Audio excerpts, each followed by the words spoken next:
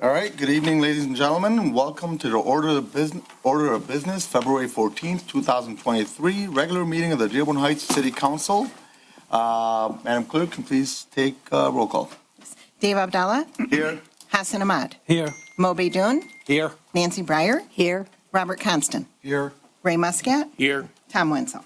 Here. Mr. Chair, you have a quorum. Thank you very much, Madam Clerk. You're welcome.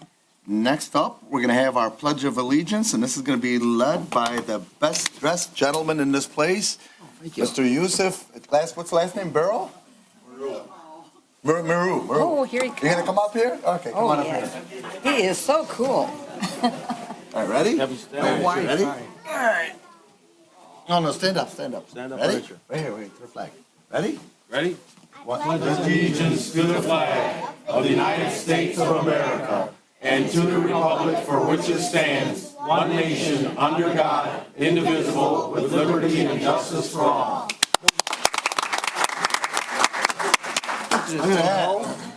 Thank you. Tell Lynn no Wi-Fi. Thank you. That was very nice. Lynn, no Wi-Fi. Well-dressed young man. Oh, yes. Okay, next up, we have our Model United Nations MUN, I'm sorry? Yeah, after that, right after this. Actually, you know what? Let's go ahead and start, if you don't mind, with a moment of silence for the unfortunate tragedy at Michigan State.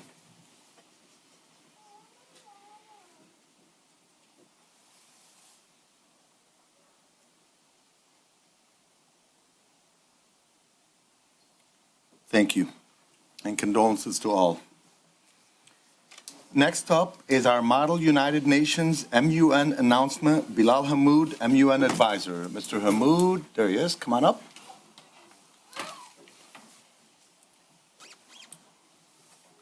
If I could have the students also come on up with him, if you don't mind. Beautiful. Look at my ass. I want to start off by saying a deep thank you to everyone here who has supported this group.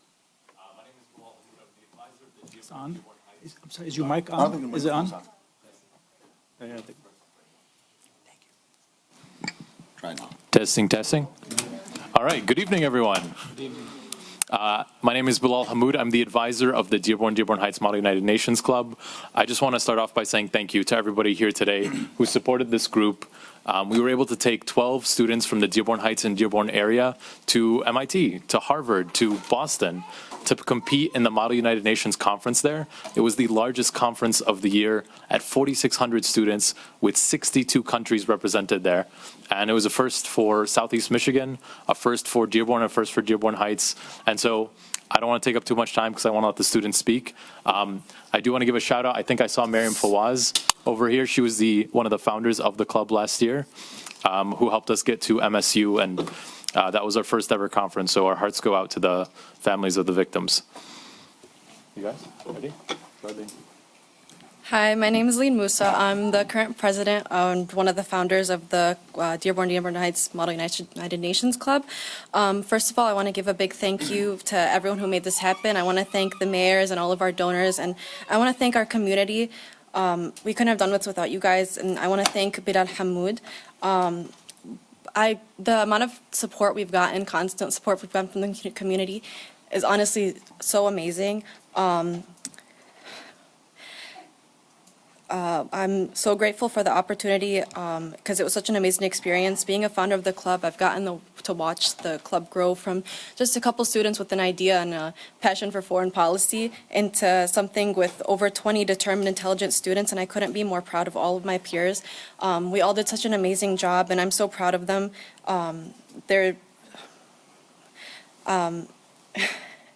We learned a tremendous amount being amongst people from all over the world, and it was truly an incredible experience that I cannot wait to watch happen over and over again every year for all the students to come.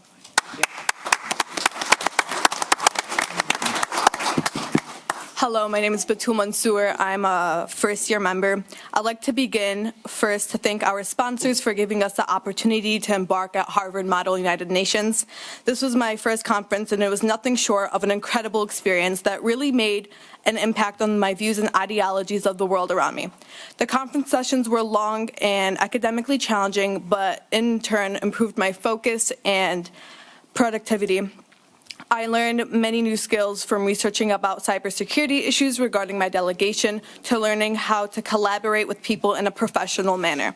Meeting different people from all different backgrounds truly was one of my favorite parts. Meeting people from countries such as Germany, Morocco, and Spain really helped me connect with different cultures around the world. This experience connected me with my peers as well. Watching my classmates come together was truly amazing. Everyone worked very hard in moving past the comfort zone to perform well at Harvard Model United Nations.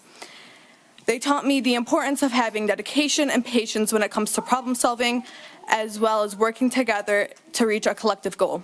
I would like to thank everyone who supported us in our trip at Harvard. Thank you so much. Hello and assalamu alaikum. My name is Islam Nasser. I'm also happy to be one of the founders of this club. As much as I'd like to share my own memorable experiences and stories, with limited time I'd like to acknowledge just one lesson I hold very dear to me. Although this lesson has nothing to do with Harvard or Model UN or even a physical award I could have packed in my luggage, it is a heavy concept that everyone in this room shares, that being this community and our burning passion for it. When arriving to a trip filled with thousands of students from different countries, the first thought that came to mind was, I need to let everyone know where I come from. Whether it was carrying the Iraqi flag every chance I got or passionately explaining my city back home, my pride only grew. I realized no other community could have generously donated a serious amount of money in such a limited time. No other community could have honored their students in such a way, and surely no other community could have served us a better home. I reminded myself where I came from, and today I hope to ease your mind when I remind you that despite unfortunate events happening at our schools, that there is still hope in the students of Dearborn today. I speak for us all when I say we are more than honored to be that clear representation of success and pride that this community deserves. Thank you. And the students just have a token of appreciation that they'd like to share with the council and the mayor. Thank you. Go ahead.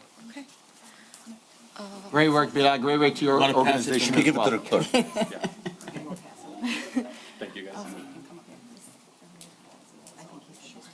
Thank you. Thank you. Thank you. Great work, guys. Next up, we have our police department presentation with Police Chief Hart. Chief, I thought I see, there he is. Yeah. Come on, this isn't hard to see over Yeah, there. yeah.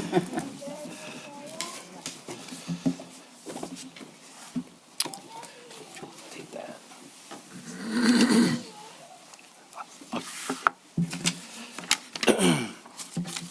Thank you very much, Council Chair, City Council, Honorable Mayor, and of course our wonderful community here in the city of Dearborn Heights. We're starting a new tradition with our newest police officer, Officer Hussein Murad. You guys want to send him in here, or are we still interrogating him in the hallway? All right, come on in here.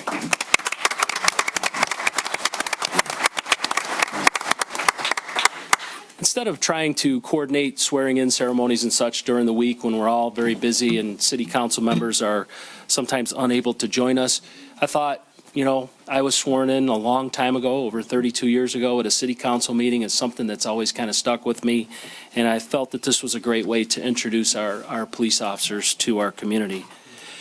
So Hussein Murad has completed all necessary steps to become a police officer with the city of Dearborn Heights. He appeared on an Act 78 hiring list. He's been to the police academy up at Oakland Police Academy. He went with Officers Keitel, and it's been a great journey for him. And I want you to give an opportunity to you to say some things to the community, right? You have anybody here with you tonight? I do. I have my family. Where are they at? You got to call them all out.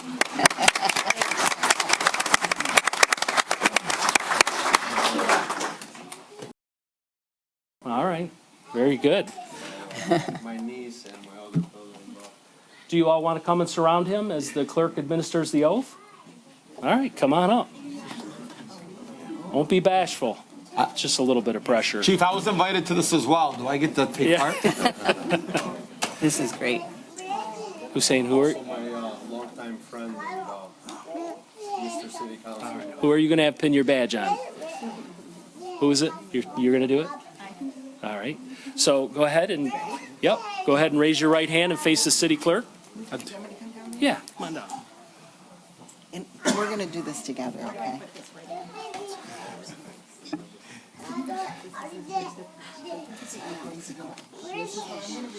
But you're going to just state your name. So raise your right hand and repeat after me. I I, Hussein Murad, do solemnly swear do solemnly swear that I will support the Constitution of the United States that I will support the Constitution of the United States and the Constitution of this state, and the Constitution of this state, and to faithfully perform the duties of and to faithfully perform the duties of the office of police officer the office of police officer in and for the city of Dearborn Heights, in and for the city of Dearborn Heights, county of Wayne, county of Wayne, state of Michigan, state of Michigan, according to the best of my ability. according to the best of my ability. So help me God. There you go.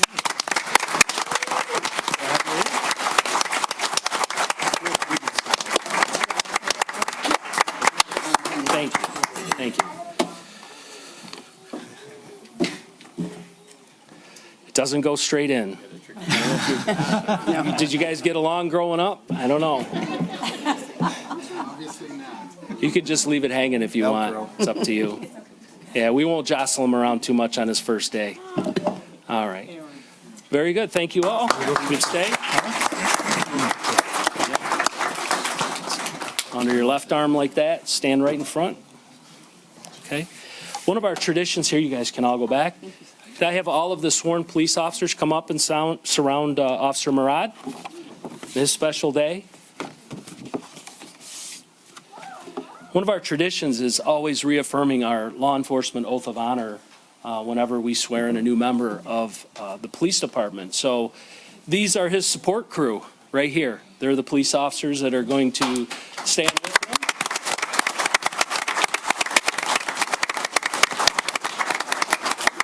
Thank you all very much. We don't all know everything our first day on the job, and these folks are going to help Officer Murad, guide him through good decision making, and help him be the best police officer that he can be here in the city of Dearborn Heights. So I'm going to come up here in the middle. We're all going to raise our right hands.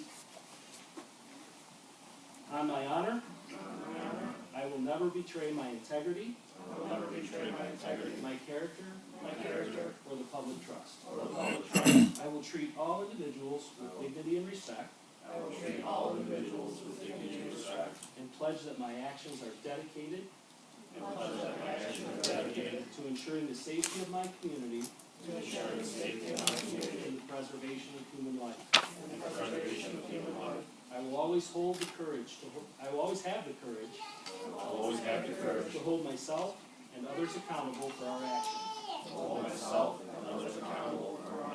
I will always maintain the highest ethical standards. And uphold the values of my community. And the agency I serve.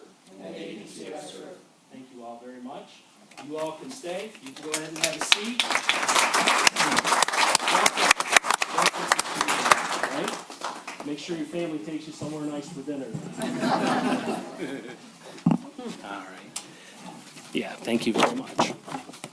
Thank you. That's the first part of what we wanted to accomplish tonight. And the second is honoring some great police work that our police officers here at Dearborn Heights display every day. I was really although a very sad and tragic event over at Michigan State University last night, it was awesome to hear our governor and our lawmakers calling out the great work of police officers who answered that call, right, at Michigan State University. There were doctors that I saw during the press conference today that have seen horrible things that were breaking down.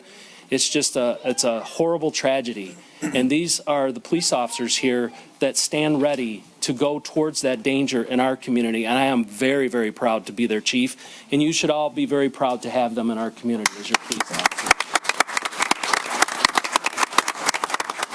So on this particular award, this is a Chiefs Unit Award, and it goes back to January 25th of 2023 at about 5:30 a.m. Dispatchers Sloan Dimitru and Esmeralda Barba received a phone call from an anonymous citizen stating that someone was walking down the street with a portable saw, kind of like a Sawzall. And I'm sure that everyone's kind of aware that there's some catalytic converter thefts and such going on. They disseminated the information very quickly. Sergeant Zopko, Officers Eunice, Shoker, Rush, Kittle, Uza, Tynan, and Horning very quickly responded to the area of West Warren and Fenton Street to look for the suspect. Very quickly, they took a 61-year-old male from the state of Ohio into custody. He was out stealing catalytic converters. And while canvassing the area, they didn't give up. This is that relentless follow-up and assessment that we talk about at the police department. They started kind of walking around the freshly fallen snow, and they see some footprints, and they see evidence that maybe there's a second suspect involved. And this is where it really gets cool. They walked over 4 miles in the snow, trailing the suspect, the second suspect, and ultimately caught up with a 27-year-old male from Monroe, Michigan. They located evidence on his person that tied him to the crime, and both of these gentlemen were taken into custody without any incident, without any use of force, without any problems whatsoever, which is further shows their dedication to constitutional policing here.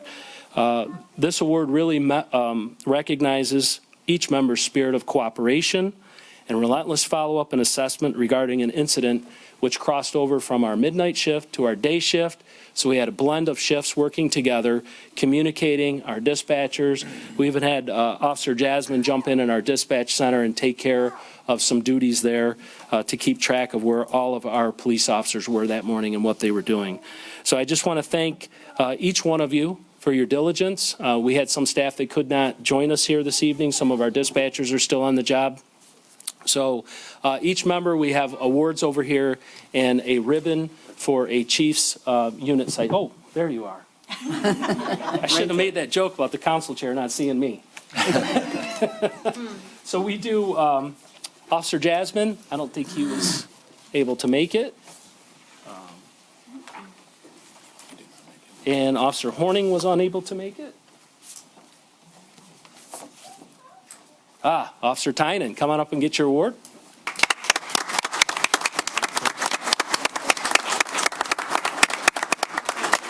Ribbon for your uniform, yep. Officer Uza.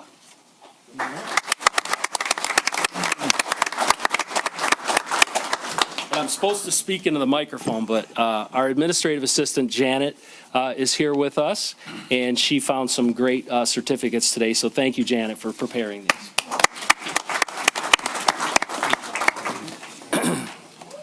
Don't forget to introduce them, too.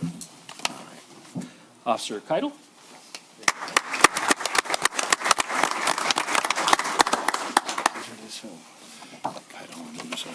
Yes. Rush.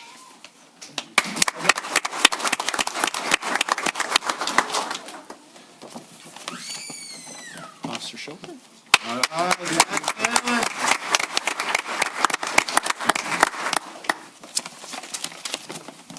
And Officer Eunice. All right. Leaders are always last, Sarge, right? All right, Sarge. And Sergeant Zopko.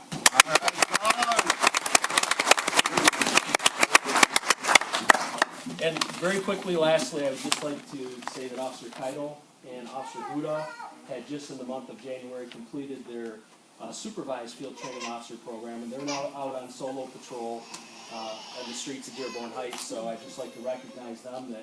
That's a huge step in a law enforcement career when you get to drive around in a police car all by yourself. So it's kind of scary and frightening at the same time and enjoyable. So well done. Good job, guys.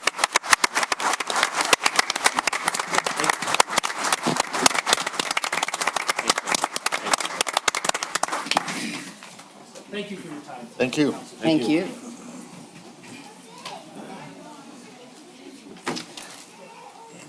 Thanks, Chief.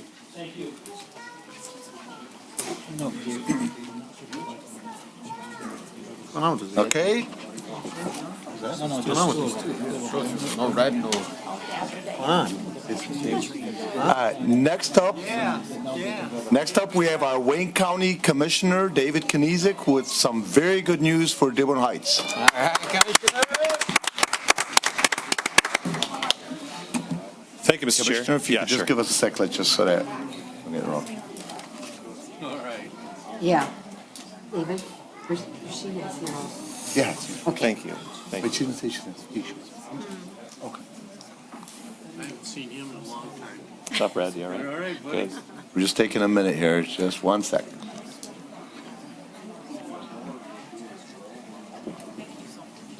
Okay.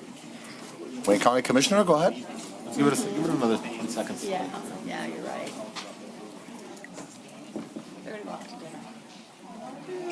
Should. Thanks. They're not leaving because of you. No, that's all right. Thank you, Mr. Chair. Really appreciate the opportunity to be here today and check in with the council, the administration, and the community on a few county matters. There is nowhere else I'd rather be on Valentine's Day as a single man than with all of you. So I did bring. Thank you for the flowers. You're very welcome. You're very welcome. I did bring flowers for the mayor, the council, the clerk, and the treasurer. And I told you, Commissioner, you got to do better than this. If this is the best you could do, It's about as good as I can do. you got to work on it. Yeah. Thank you. That's why you're single. That's one rose. Thank you. Thank you, David. Thank you. Really quick, just house cleaning for the folks that are in the audience and the folks that are watching at home. If you have an issue related to the county, even if you don't have an issue related to the county, we are happy to be a resource for you and connect you to the appropriate folks at the city, state, federal level. My email address, davidkniezek@waynecounty.com, David, Knezek, at waynecounty.com. My phone number is 313-224-0930. Again, that's 224-0930. I know we have limited time here today, so I'm just going to jump into the meat and potatoes, if you will, of the presentation. As folks here in the community know, under the American Rescue Plan Act of 2021, a number of, or I should say a significant number, of resources were allocated to various municipalities, county government, city government across the country. The city of Dearborn Heights received a direct appropriation of their own. I think it was about $24 million. Wayne County received a direct appropriation of $329 million. And under the leadership of County Executive Evans and Deputy County Executive Turfy, what the county did was engage in a process of reaching out, seeking to collaborate with the local municipalities across Wayne County. And so you might recall that at a previous meeting, I had came here and talked about the proposals that we as the county received from the city, proposals related to Ecorse Creek, the fire station, the whole 9 yards. We began the process of reviewing those proposals. In December of last year, the county approved the first batch of proposals to spend that $329 million from ARPA.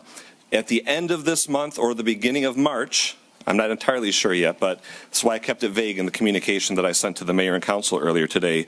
The county is prepared to vote on and advance batch 2 of that $329 million of ARPA. I am very pleased to report, and I want to be crystal clear here, I'm not standing here to take credit. This is a team effort with the administration, the mayor, the council, our federal partners. I see Congresswoman Tlaib here. She's a great advocate for this. To the county executive, deputy county executive, across all layers of government. I want everybody to recognize that this was a team effort.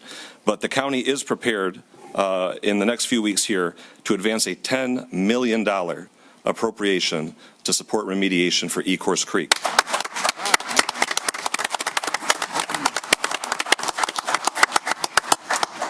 Again, a great team effort. This is $10 million that we're looking to advance to the North Branch Ecorse Creek Drainage District. That drainage district will be responsible for procuring services related to tree clearing, open channel clear out, obstruction removal, drain crossing clean out, and bank erosion stabilization.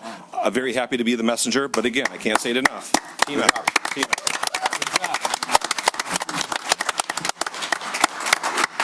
The last thing I'll say before I kick it back to you, Mr. Chair, is that this isn't enough. It's great progress. Great progress. Very happy about it, but it's not enough. And so we need to continue this spirit of collaboration between the city, between the county, between our federal partners, our state partners, to do more to support these issues. But with the city doing what it can, the county is now looking to do what we can to try and remediate and mitigate some of these issues and to make it better, to improve the quality of life. Frankly, not just for the residents here in Dearborn Heights, but all the residents along that creek. It goes through, I think, 9 different communities here in Wayne County. And so we want to make sure that we're not focused on one area in particular and then creating issues for other communities. We want the whole darn thing and to make it better for everybody. So I'm happy to open up for any comments, questions, or concerns that you may have. But if not, I'm just going to go back and have a seat. Fix the darn creek. Yeah. Yeah, just a quick comment. I just want to say thank you, Commissioner, for continuing to work on different things and bringing in additional funds to the city of Dearborn Heights. I know there's a lot of work involved, and I know you don't want to take a lot of the credit, but you and the rest of the commissioners obviously should take the credit for this. And I just want to say I thank you for continuing to worry about not only our city, but most specifically the creek situation that we have. So thank you. Thanks. Any further questions? Yeah. Councilman? I want to tell you thank you also because, I was literally born on the creek. I grew up right there my whole life and seeing it go down throughout the years and to hear any money's being put into it, especially money that we don't have to pay back or be a part of giving part of it, that's a great thing. And when did you say they're going to vote on this? So this is where it's a little fuzzy, right? We had thought that we were going to schedule, we call it a COW, a committee of the whole, similar to a full council meeting. We were looking at having that on February 28th, right before I hit send today at 4:30 to send that update to you all. It looked like it was being moved to March 1st, so I didn't want to overly commit. But what I said is that as soon as I know, happy to pick up the phone, keep the mayor, keep the council in the loop. The goal for the county is not to sit here and vote on it. We want you all to come to our county commission meeting and voice your support to the commissioners so that they see the need and the support that we have here in the community as well. So when I say team effort, I mean it. We want you to be there, have visibility, and support the community as well. Thank you for all you do. Thanks, Councilman. Thank you, Commissioner. Thank you, Commissioner. Thank you, Commissioner. Thank you. Thank you.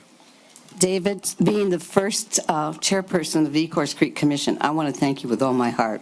We've been really pushing this, and you've come through for us. I appreciate it very much. Team effort, ma'am. Team effort.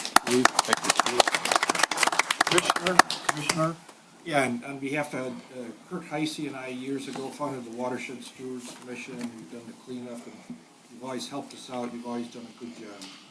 The state rep and the state senator, and now is our county commissioner. So thank you. Thanks, Councilman. I'll jump on You the guys don't bandwagon have to. over here. You can just stop. You don't have to be super. Commissioner, thank you. We appreciate you for always going above and beyond. And truly, this is something that's definitely been needed for the South End. And like you said earlier, this $10 million is not enough. It's not enough for Dearborn Heights. It's not enough for Allen Park. It's not enough for the entire creek. At the end of the day, there needs a lot more invested in this, but this is a great start. So thank you so much. Agreed. Mr. Thanks, Kinesic, Councilman. I'm just going to thank your mom for having you. Thank you, Ray. Thank you, Ray. Folks don't know this, but the day I came home from the hospital in 1986, Ray's mother-in-law lived next door to my parents, so Ray held me in his arms the day I came home from the hospital. Wow. So, Is that really the year, 1986? That's enough, Councilman. Thank you. Yeah, that's be quiet, Councilman. Yeah. Thank you all very much. Again, if you have any comments, questions, concerns, happy to be a resource. Give me a call. Thank you. Thank you. And last but not least, our Congresswoman Rashida Tlaib's got a little update for us. Come on up. All right. Congresswoman. Thank you all so much. I'm incredibly proud of this city because you gave credibility to the importance of investing in maintenance of Ecorse Creek, which is over 50% of the struggle and problems. A lot of people don't understand. It's not always the high levels, but, it's not 1 or 2 shopping carts. It's a lot deeper than that, than what comes out of there. But maintenance has been lacking, and it's been like $30,000 a year, which is nothing for Ecorse Creek that impacts 9 communities. So $10 million is a great start, and I'm looking forward to seeing the impact. I just wanted to make a great announcement. President Biden signed our budget, which include a new, so you guys know, I grew up with the Bookmobile. How many of you are familiar with the Bookmobile? Yes. Well, we got $206,000 for new library on wheels for Dearborn Heights Library. So that's coming, yes. So I'm really excited about that. we worked with the Dearborn Heights Library folks to put that request in. It was approved again in December, so we're hoping to again follow up, making sure that we get in and expand. We also, some of that money and costs will also go towards some upgrades that they needed with technology and things like that. The other thing that impacts our community in Dearborn Heights is I worked with Wayne County, and we got about $741,000 to rehab and upgrade pumping station 182, which impacts a lot of communities in Wayne County. So we at least got one of the rehabbing some of the pumping stations, as you know, was also a big issue. Again, we got the $1.67 million for Ecorse Creek last time, but that's only 20% of the problem. 50% is maintenance, and of course, the other issues. But I got to tell you, your mayor, everyone drops everything when I say FEMA administrator is coming. Or when the Army Corps, no, really, it helps when I can take somebody from the White House administration into our communities and actually showing them that people are losing their backyards, that people are impacted, and they can see it. It really does help. So I want to thank you guys, because not every city will tell me, oh yeah, come on down, because I know it takes a lot. And this is not a full-time position for some of our elected folks. So I appreciate it so much, because again, when I go back and talk about this, they can now understand the importance of it, because they came into our community and walked around with us, from the EPA administrator to the FEMA person. We took them around and we showed them hands down, like, this is why we need more investment. So I can appreciate it so much, and thank you.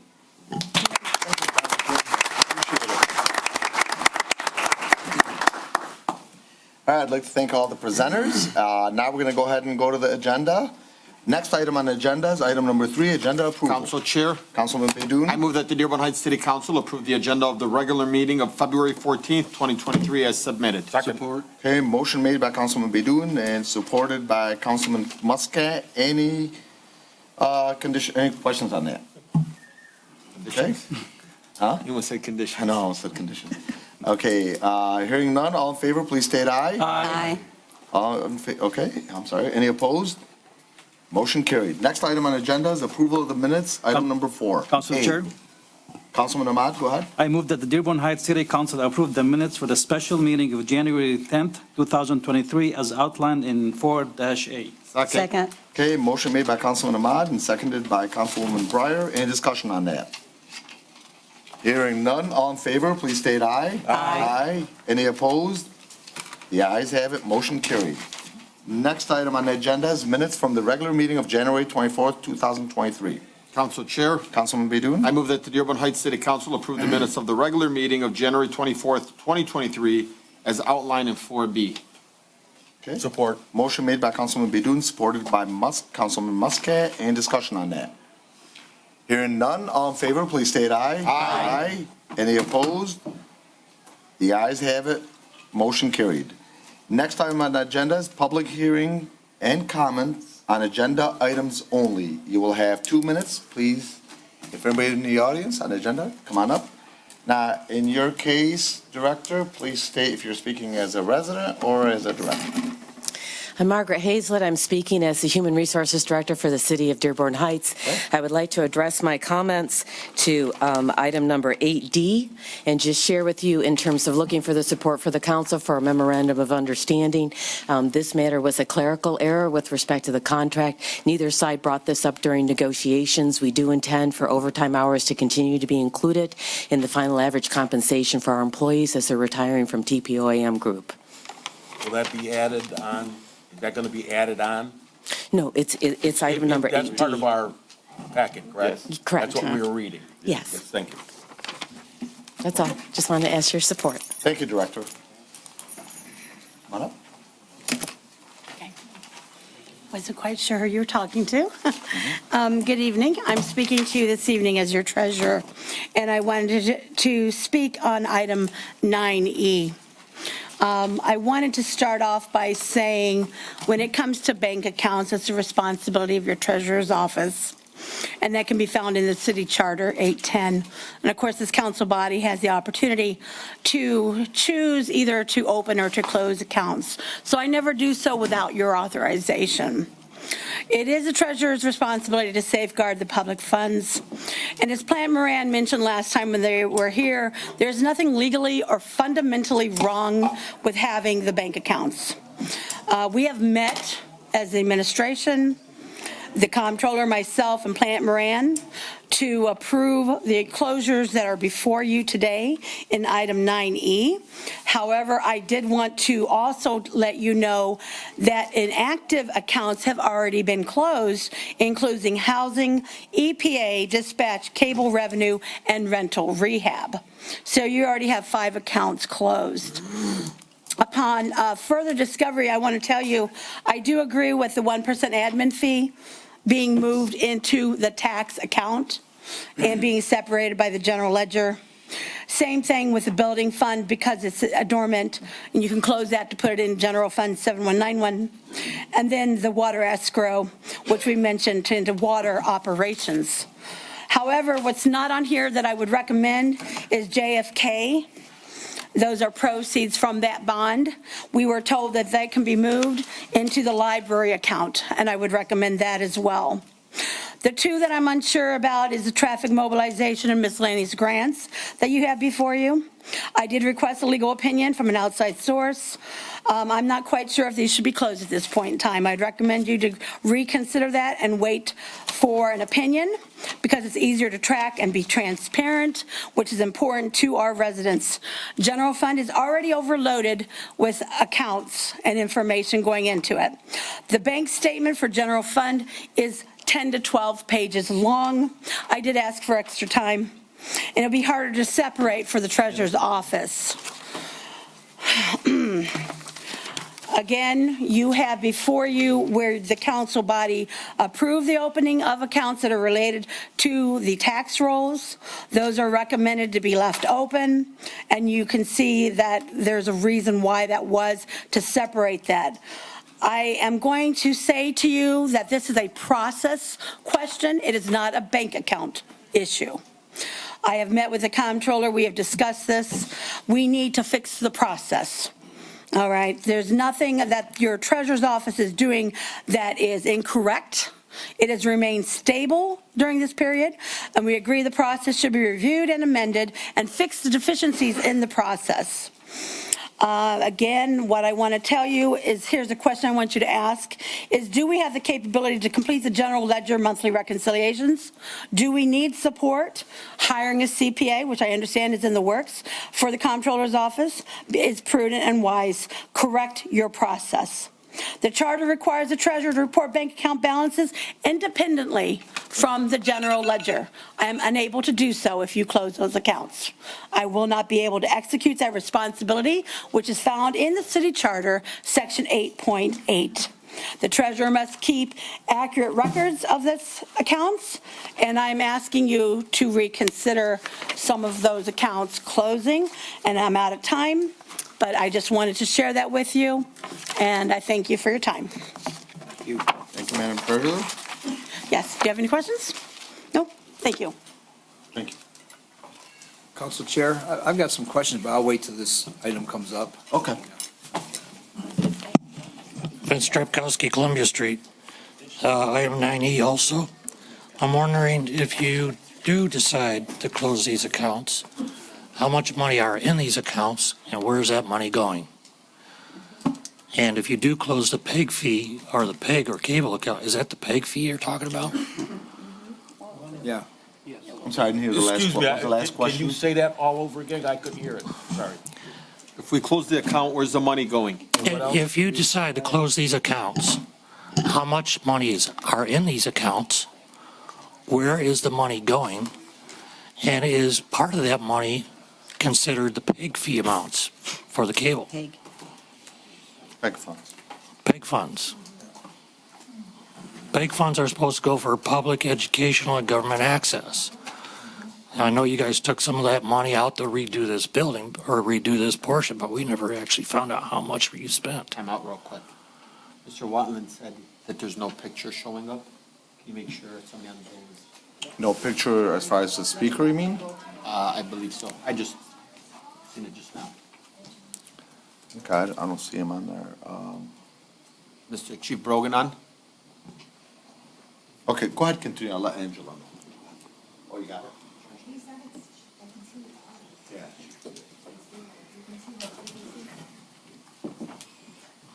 Go ahead, continue. Well, that was my concern. Are we going to know exactly how much money is being withdrawn from these accounts and where that money is going to go? And I feel myself that the PEG fee should be a separate account. We're good. So that we can have a better eye on where it goes and what's being spent. Like I said, we don't know what we spent to refurbish this. So that's my question. Where's the money? How much is there? And where's it going to go? Thank you. Thank you.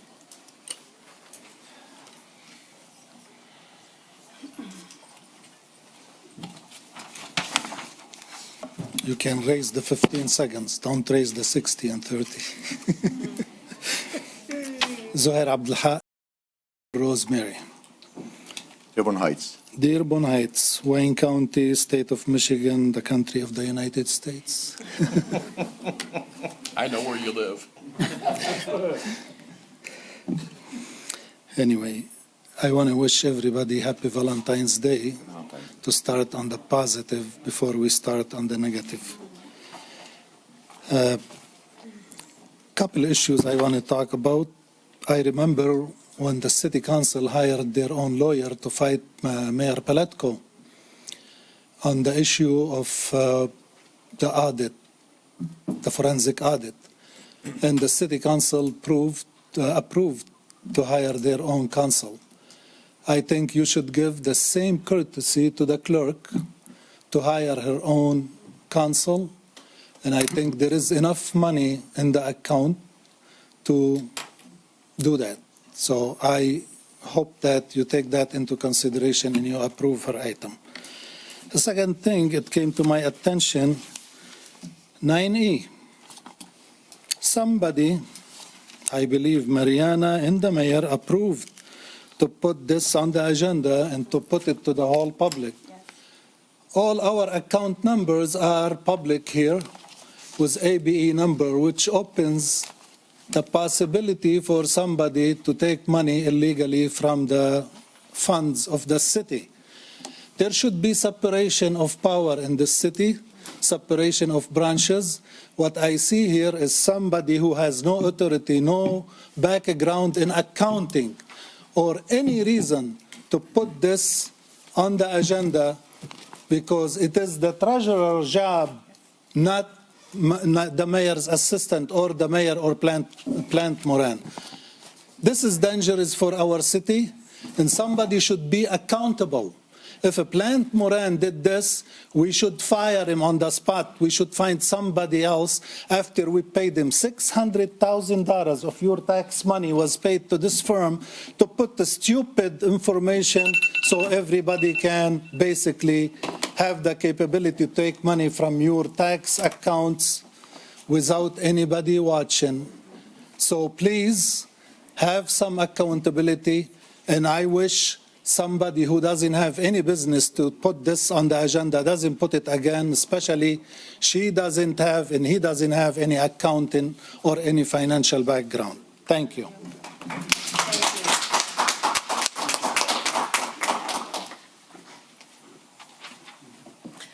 Rachel LaPointe, Merrick Street, Dearborn Heights.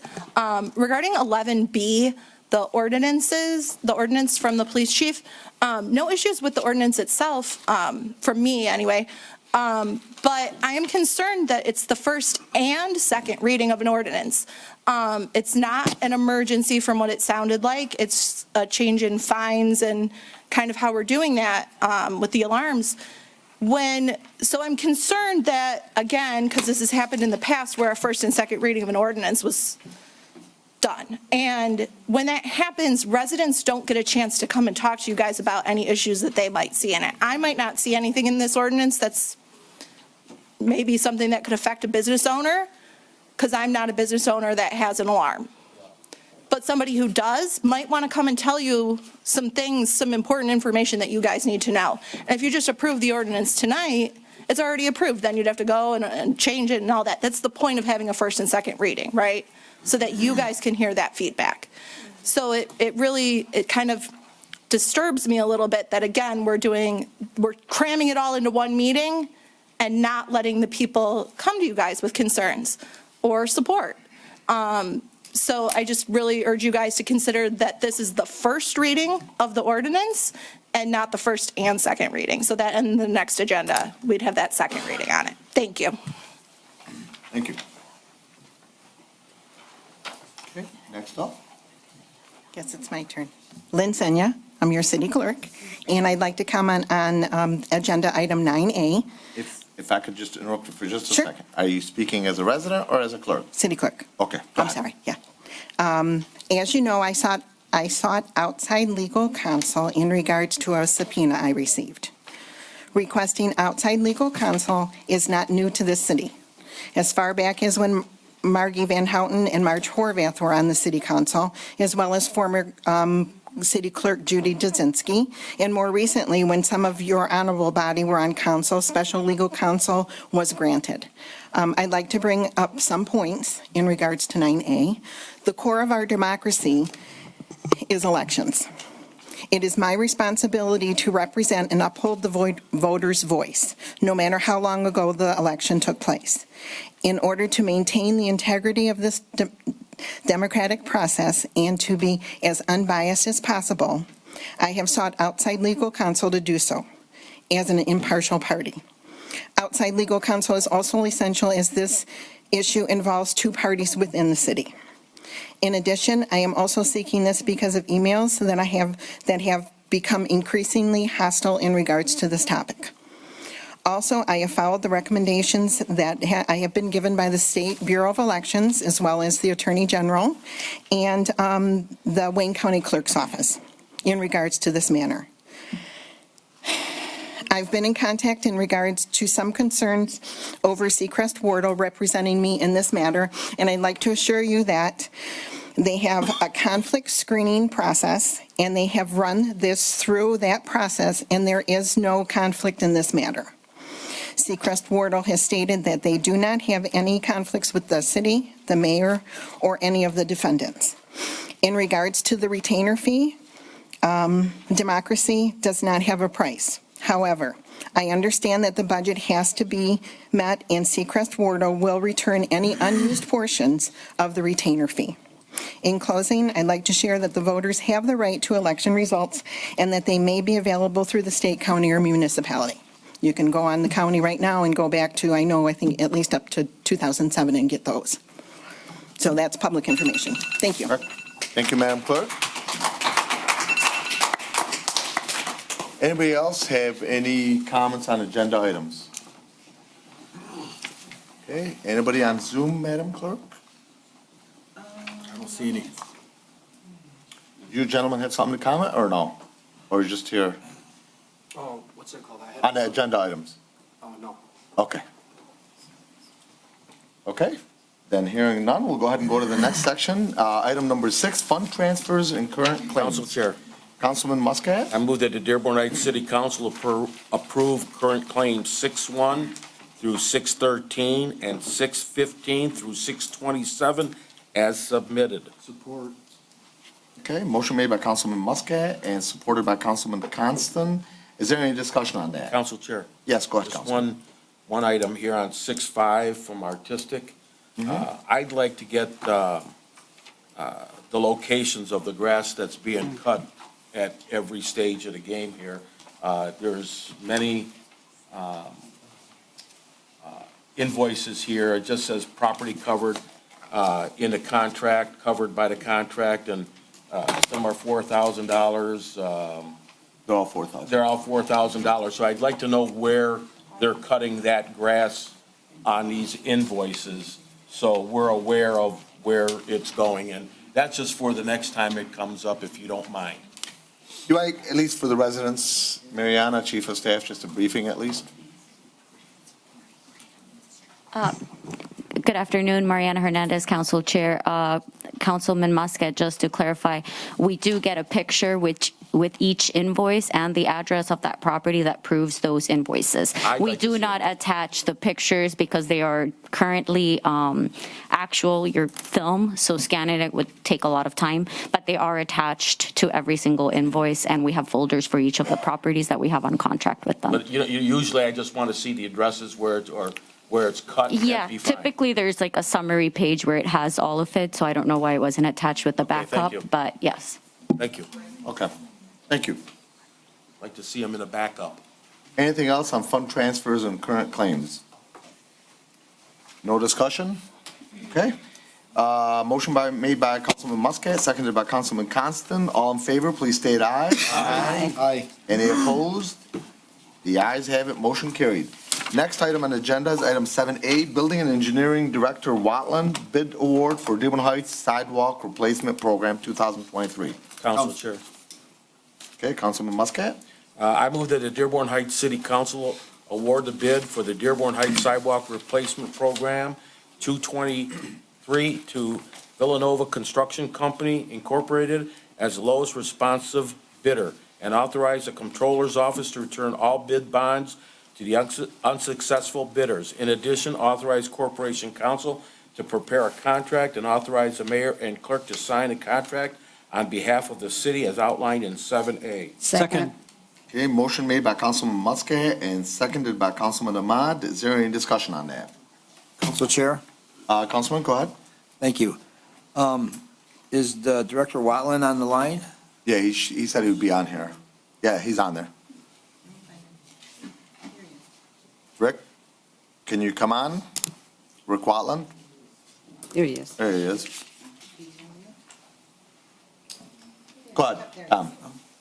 Yeah, hi, Director. How long has it been since we've had a contract with a company to do our sidewalk repair? Probably about 12 years. 12 years? When's the last time we've contracted out somebody to do sidewalk repairs? Probably about 5 years ago. 5 years? I think A1 Wait. had it. Wait, hold on, Director. I thought it was less than 12 years. Yes, go ahead, Mayor. Okay, so before there was no contract, but there was I can't mention the name of the company, but in the previous administration, there was a company that was doing work with our contract.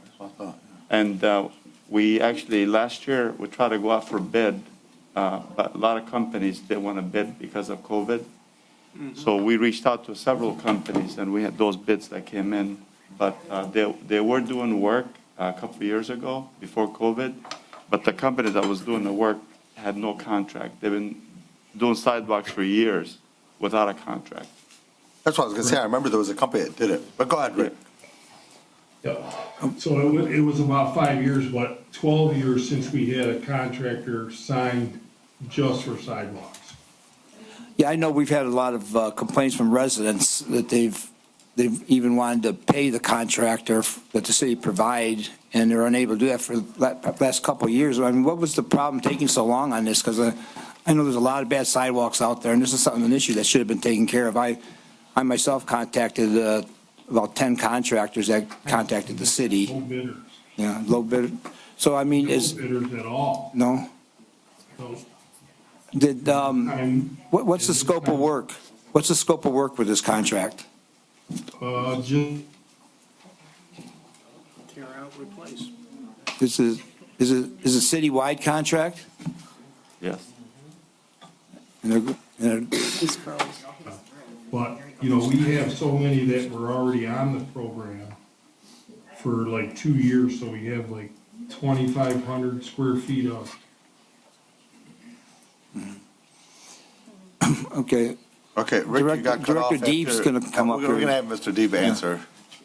Rick, you keep cutting in and out, so we're going to have Mr. Deeb answer some of these questions. Yeah, so what we have, Councilman, what we have last year, the last time we bid the contract after the mayor indicated the company that was doing it did not have a contract with the city. It was an older contract. They kept doing the work. So we put that out to bid, and we had 0 bidders during COVID. So so we were contacting, because it is a citywide contract. It's as needed, and we've collected all the requests from citizens. So the one-page form that basically states the cost per square per flag.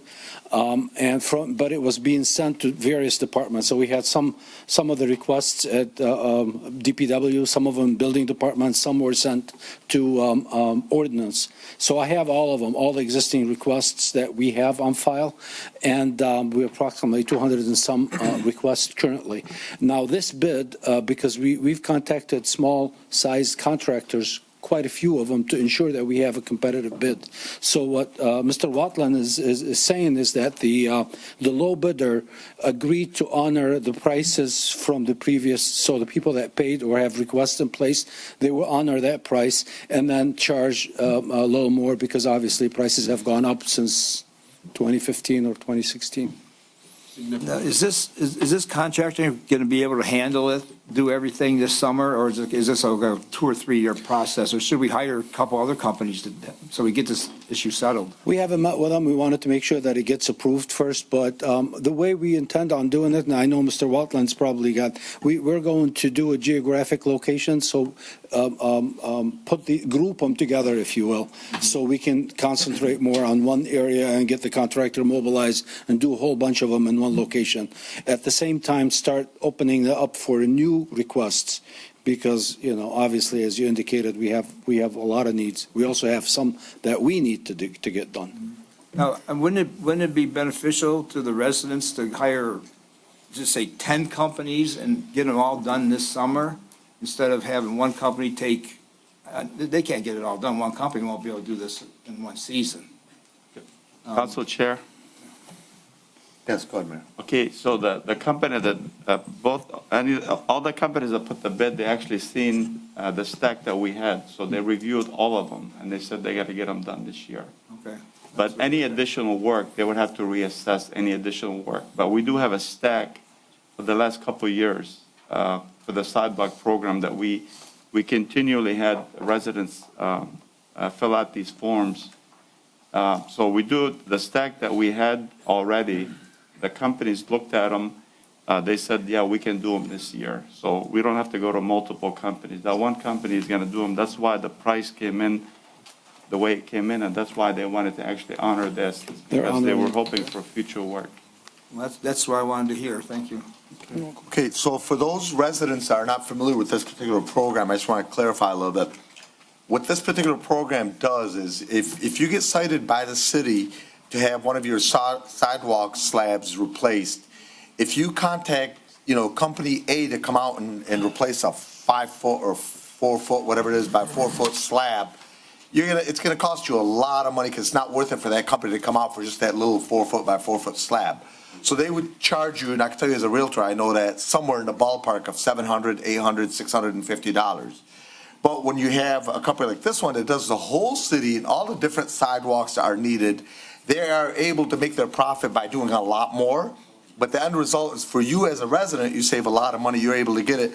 In this particular case, the bid from this particular company is $375 per slab. So if you contacted a private company on your own, you can't get it for that price.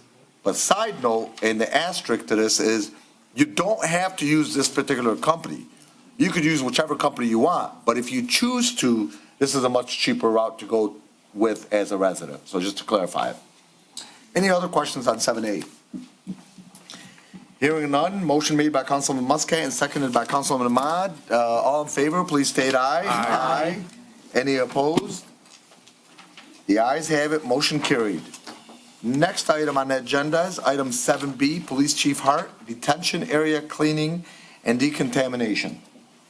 Council Chair. Councilman Muscat? I move that the Dearborn Heights City Council approve the payment to Spalding Decon in the amount of $4,356 for jail cell cleaning and decontamination services.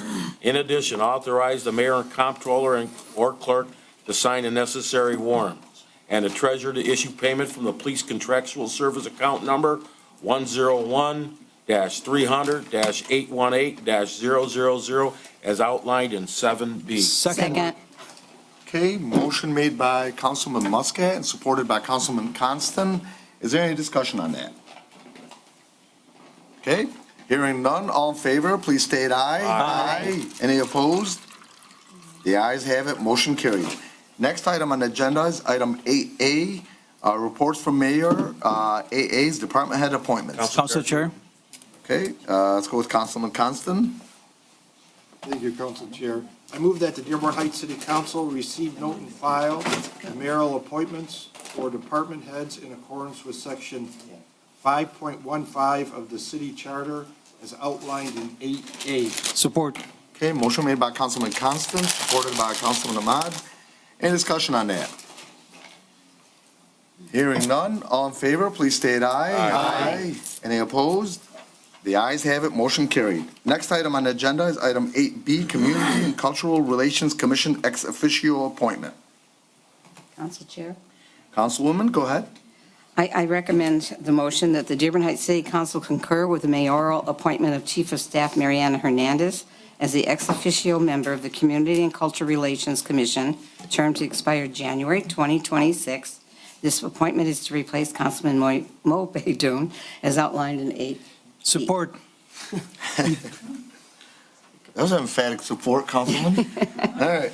So motion made by Councilwoman Breyer and supported by Councilman Ahmad. Any discussion on that? Council Chair? Mr. Mayor, go So I ahead. just want to clarify, so this here is a mayoral appointment, so the council gets, I thought you guys were going to appoint somebody from the council to be a council ex officio. So I remember you mentioned that you wanted to step down, so you guys at the next meeting, you can put a motion to put Councilman Beydoun as the ex officio from the council or anybody else. So I just Yeah, want to clarify. I didn't even know I was getting kicked out until I see. You're not What's being going on over kicked here? out.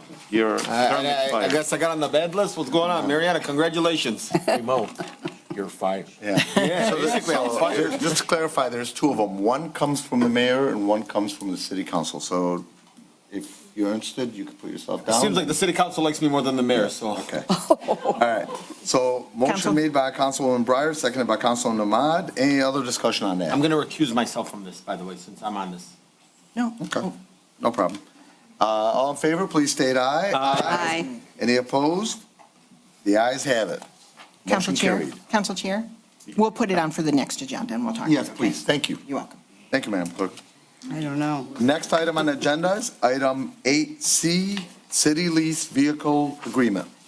Council Chair, Councilman, go ahead. thank you. I move that the Dearborn Heights City Council approve the lease of city car for Building and Engineering Department Director Watland for a 3-year lease term through Mission Ford of Dearborn, Inc., in amount not to exceed $730 a month. In addition, authorize the mayor to sign the lease agreement on behalf of the city. Furthermore, authorize the mayor and the comptroller clerk to sign the necessary warrants and treasurer to issue payments from GL account 101-371-818.000 as outlined in 8C. Council support. Okay, motion made by Councilman, Mike out there, Muscat, and supported by Councilman Beydoun. Any discussion on that? Council Chair? Yes. I mean, before you guys That's- ask the question, so can I please, Council Chair? Go ahead. So this is not to exceed number, so I know a couple of council members reached out. So this number that we put down is not to exceed that number. So since, well, actually today, I got a call from the same dealer, so they found another vehicle. It's going to be roughly about $100 cheaper. So this is not to exceed, so more than likely when we get the next vehicle, it's going to be about, I would say about $90 cheaper per month, but we got to wait next couple of days. The numbers might come down. So again, this is not to exceed numbers. So we put in a packet just to show you, how much they go. And this is a discounted price. I was able to get a discounted price to the company through Ford, for the X plan. So this plan, you can't, every dealer from here to California will give you the same price. Okay, thank you, Mayor. So it's an X Councilman, go plan. ahead. Just want to clarify it so you guys know. Okay.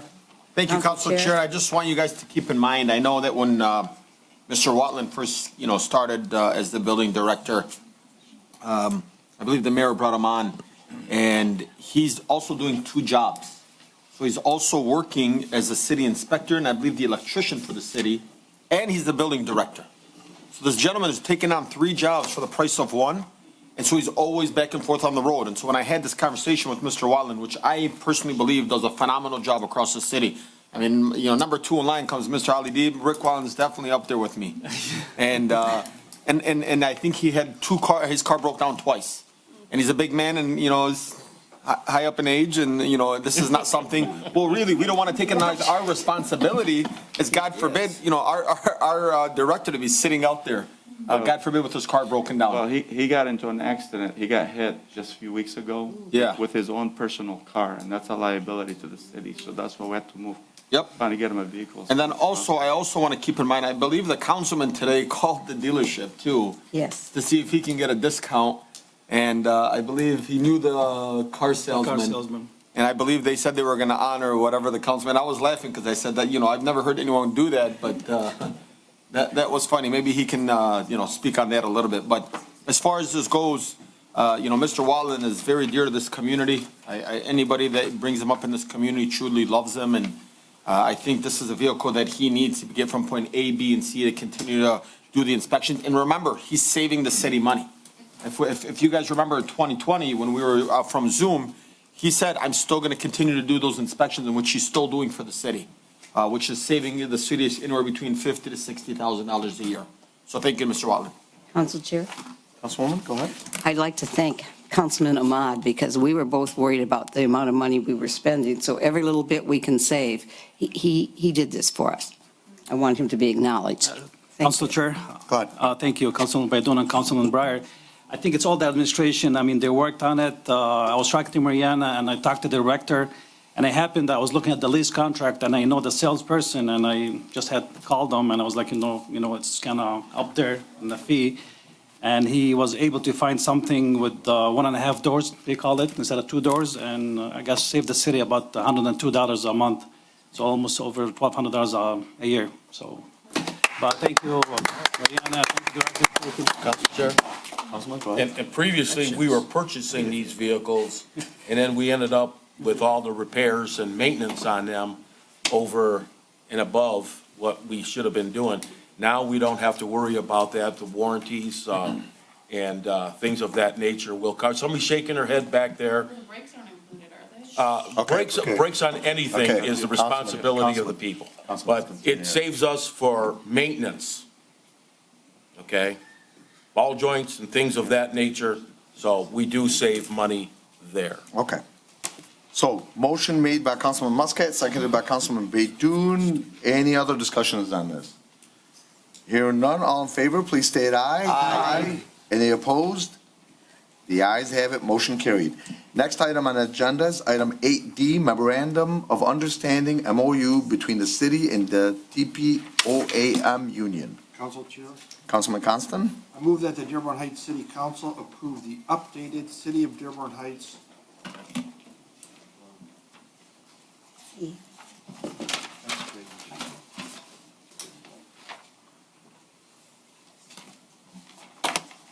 move that the Dearborn Heights City Council approve the memorandum of understanding between the City of Dearborn Heights and the TPOAM Union to include overtime hours in the final average compensation for purposes of determining pension, and further to authorize the mayor and clerk to execute the MOU on behalf of the city as outlined in 8D. Second. Okay, motion made by Councilman Constant, seconded by Councilman Muscat. Any discussion on that? Council Chair, I have a quick question. Go ahead, Councilman. Which employees does this affect? I believe this is from the courts. Is this just for the courts only? Good evening. This is for our clerks and our DPW employees. Those are the positions that are covered under the TPOAM union. This is not the courts. Yeah, okay. That's what I thought. I was wondering, this is just for the DPW clerks, or is it the clerks? So there are clerical positions and also the positions in DPW are covered under this collective bargaining agreement. Those are the employees that would be affected by it. Okay, this is in addition Sorry, I'm to the- sorry. So we have clerks 1, 2, and 3 under the TPOAM. There are also clerk positions under the court contract. So we have those job titles under 2 different agreements. So this would just be for the clerks that are covered under the TPOAM agreement. This was in addition to the contract agreed to a few months back?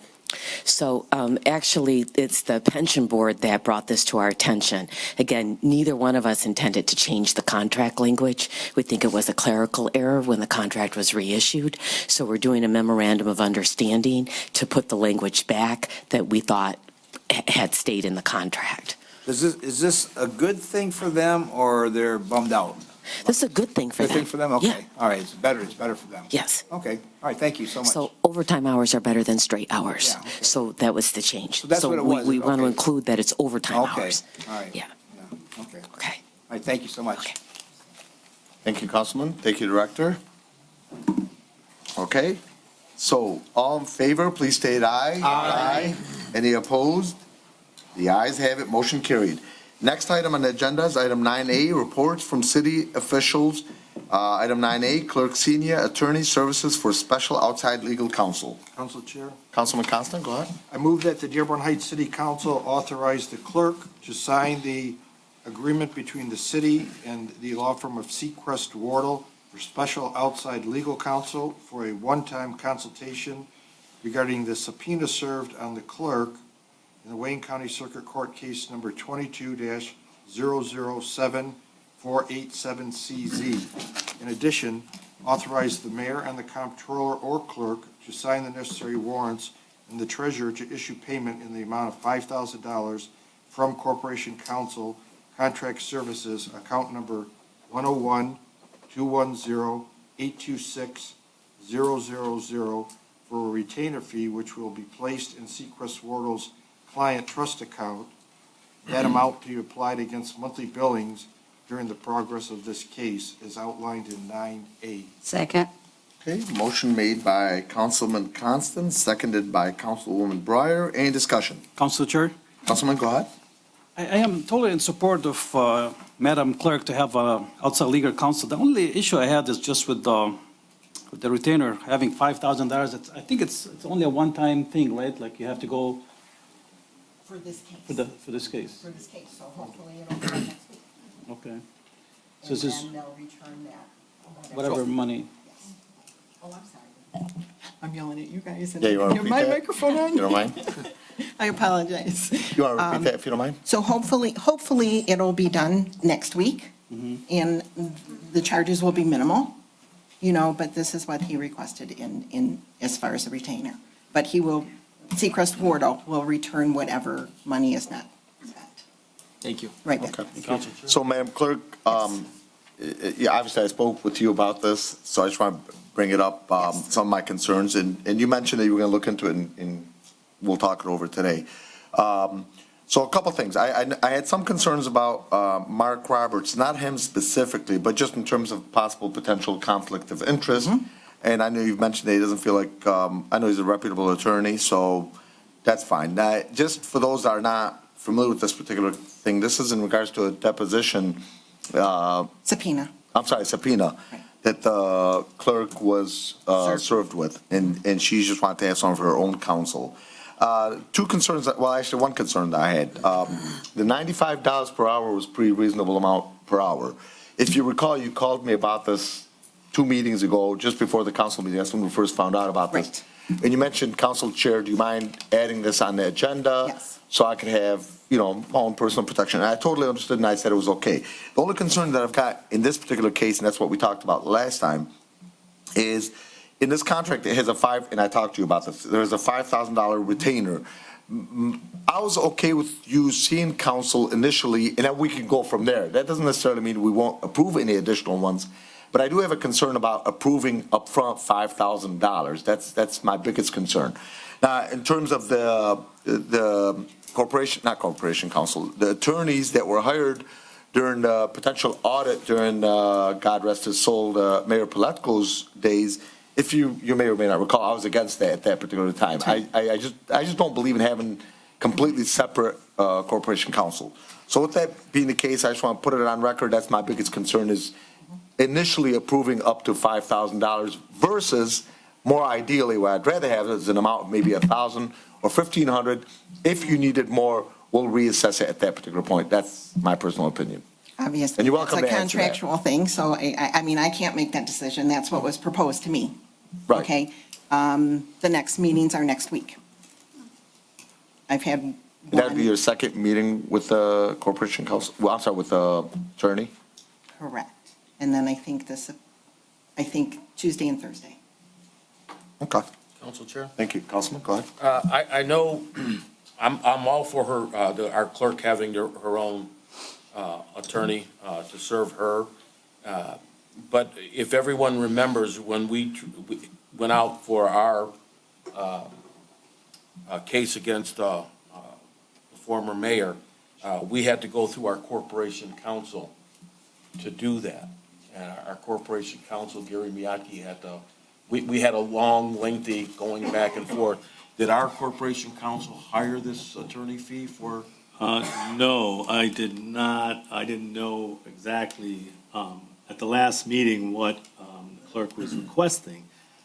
Now, I'm in favor of lawyers getting paid, and I'm in favor of getting more lawyers. I guess okay? you would. So, but my concern is what the clerk mentioned today about the AG's office, the clerk's office, the county elections committee writing or communicating. I haven't seen any of those communications in writing to the clerk. We would like an opportunity to see what that is. Actually, we're the plaintiffs in the lawsuit that's pending, that the clerk has been subpoenaed for. So I'm not sure. I think we probably would need a study session to determine all the factors that are going into this, including if the clerk needs an attorney and for what purpose that attorney would be hired, especially the amount of $5,000. I don't know. We haven't seen it. We haven't been presented with any of the documentation. The clerk has been cooperative in reaching out and discussing with me, and she's an excellent clerk to work with. But we don't know all the information, and we do need some way to look at it. And you, as the city council, need to be updated on what the lawsuit is and what the pending issues are. We're talking an election from 1964 that's been brought in, and our hired outside counsel has requested what specifics were involved in the 1964 election from the clerk's office, which I don't think they've received as well. But so I think a study session would allow us to properly make a decision on this issue. Would that be a closed session then? I think a closed session, I'm sorry. Because there was a contract? Contract issues and lawsuit, pending lawsuit. Now, I'm just going to throw this out to our council chair. If we call a special meeting this week, so we can put this to bed, and then we have our closed meeting and come back and then vote on this at that special meeting, either Thursday, because it's something that's time sensitive for our clerk. When is your meeting, Madam Clerk? Next Thursday. 2 days from now? No, next Thursday. Next week. The Next week. 23rd, I believe, is when the subpoena is supposed to be due. Okay, so maybe we might be able to schedule something possibly Tuesday. If you don't mind, Madam Clerk, if we could talk maybe tomorrow morning and we'll set some sort of a meeting. Council Chair, we got a motion on. I understand, in case we're going Yes, that. and I do want to say that, I understand that. I don't think that, and I could go back and look, I don't think, Councilman Muscat, that it went through Corporation Council as far as Schenck. I think that was strictly done by the council. It was done strictly, and there's past practice that Judy Dzinski, the old clerk, got her own. Like I said, I mentioned everything. This is important to me. This is important for the voter's voice, okay? Like I said, the emails that I've been getting have, and it's been a while, but they have been increasingly hostile. And that's why I think that it's important that I have a non-partial attorney, that we're not going to settle it here. I talked about going to the county clerk, the state Bureau of Election. That's who I go to for elections. I don't go for an attorney for that. I went to them for guidance. That's all it was. Council Chair. Okay, so let me just make sure, was there anybody else here? There, I do have Nope. somebody. Okay, Councilman Ahmad, then Councilman. Thank you, Council Chair. How about if we can amend the motion to the amount that you recommended, and then we can take it from there. Maybe she can take it back to the lawyer, and it's a city, and. Council Chair. Okay. Council Chair. And I One do second. have a. Councilman Wenzel's next, and Councilman Bedun. I'm sorry? Gary Mackey has his hand up, too. I know, but I can't, Okay. only on the agenda. Okay, go ahead, Councilman Wenzel. This is kind of Could ridiculous clarify. because this is an issue brought, the plaintiff brought in the clerk into this issue over a 1964 election which is all public knowledge. Everything's out there. You don't have to get, it's not top secret information. It was public information that was given out. And for her to be in this situation is ludicrous in the first place. The city spends hundreds of thousands of dollars on things in the last 6 months, and we can't give $5,000 maximum to one of our elected officials. She was elected by the people. And so I think this should pass. This is a no-brainer. Council Chair. Okay, Councilman Bedun? Thank you, Council Chair. And if you read on the bottom here, and it says that the $5,000 from Corporation Council, it basically says that this is going to be put into a Wardle client trust account, and the money will be applied against the monthly billing during the progress. So basically, it's basically like a credit card. We're approving a $5,000 credit card. You're approving up to 5,000, correct. And if it's not, if this ends next week after Tuesday's meeting, guess what? Well, whatever they bill for, at $95 an hour, anything after that will come back to the city council.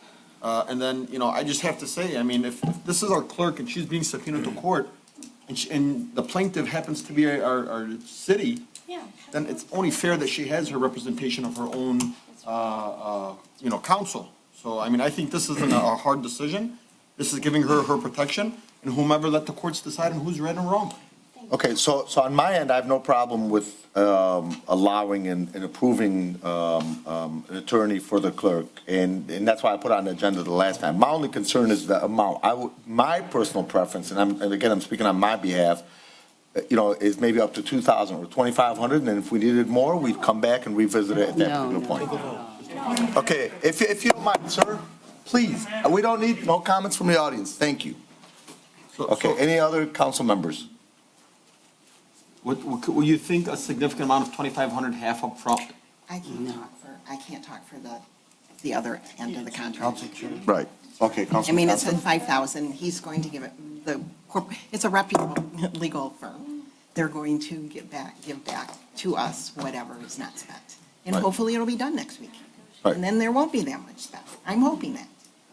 Understand. Quickly, regarding the amount of the retainer, I mean, their department at Sechrest Wardle, the head, Michael Updike, he's authored books on municipal law, so a $5,000 retainer, that's just an advance payment for work to be performed. No, I understand. If he bills $3,000, then we get $2,000 back. Correct. It's not a non-refundable retainer.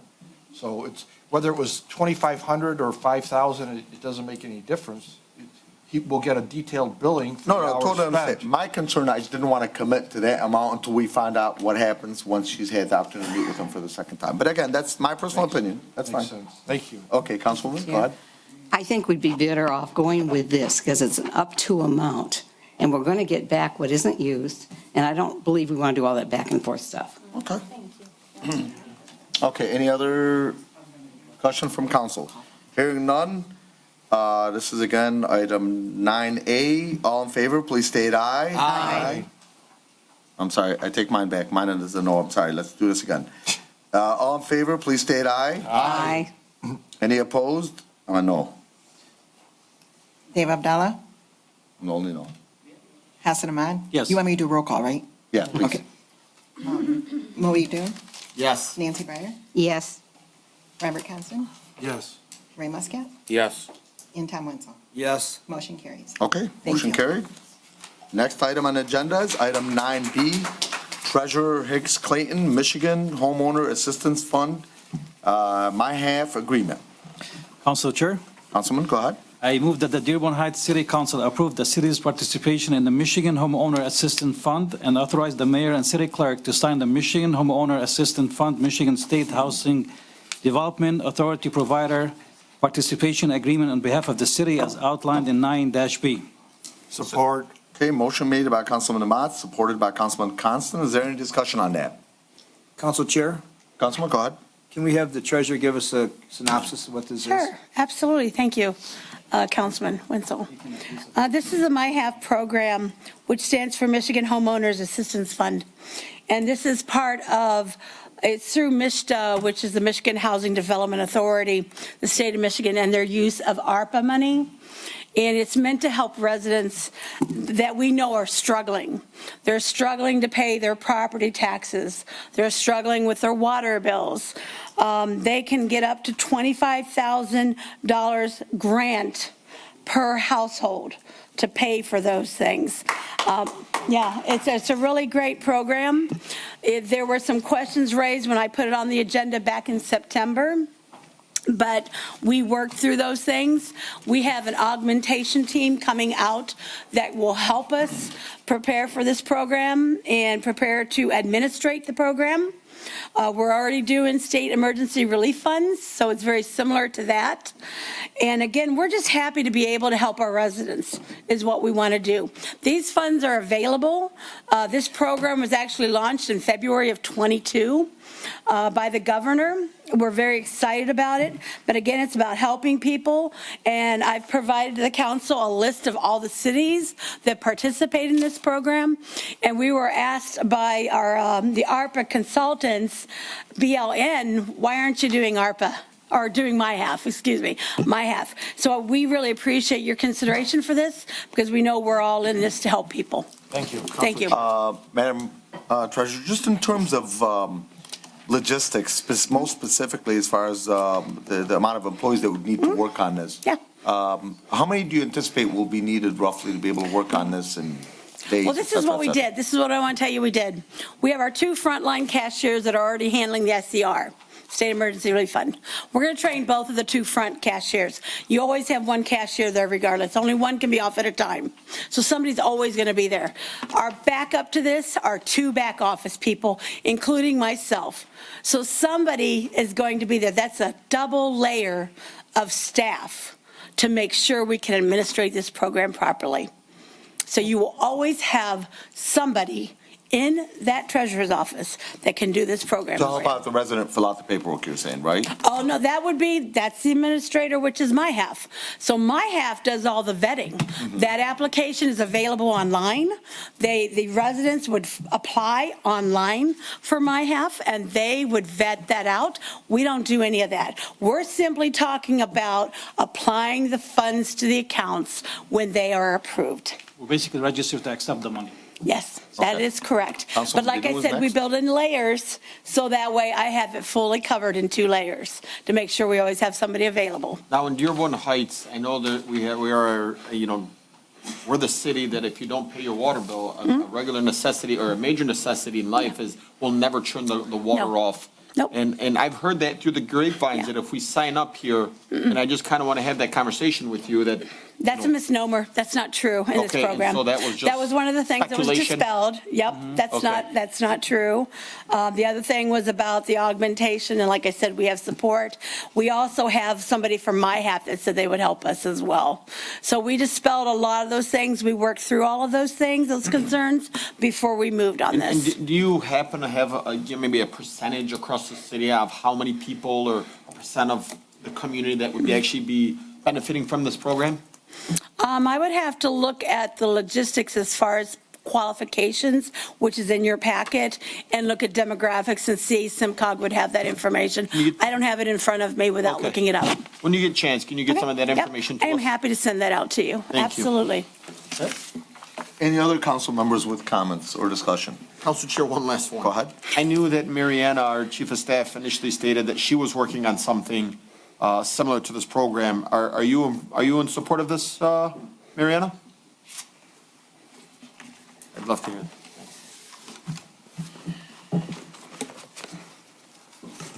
Yes, there are various programs that our city provides. RAP is another program that we currently have active that supports water. There's another one coming up soon called LEWAP, which is also for water. We also have CDBG programs for those individuals that fall within the poverty line.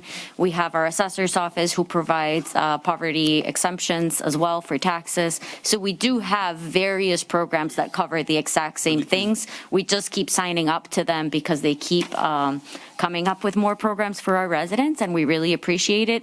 It's just a lot of the questions and logistics behind that is what we needed to work through to make sure we have the appropriate process in place, and so that we clarify questions that the contract wasn't very specific on, such as do we do water shutoffs? And we don't do it as a city, so we needed to clarify that with them.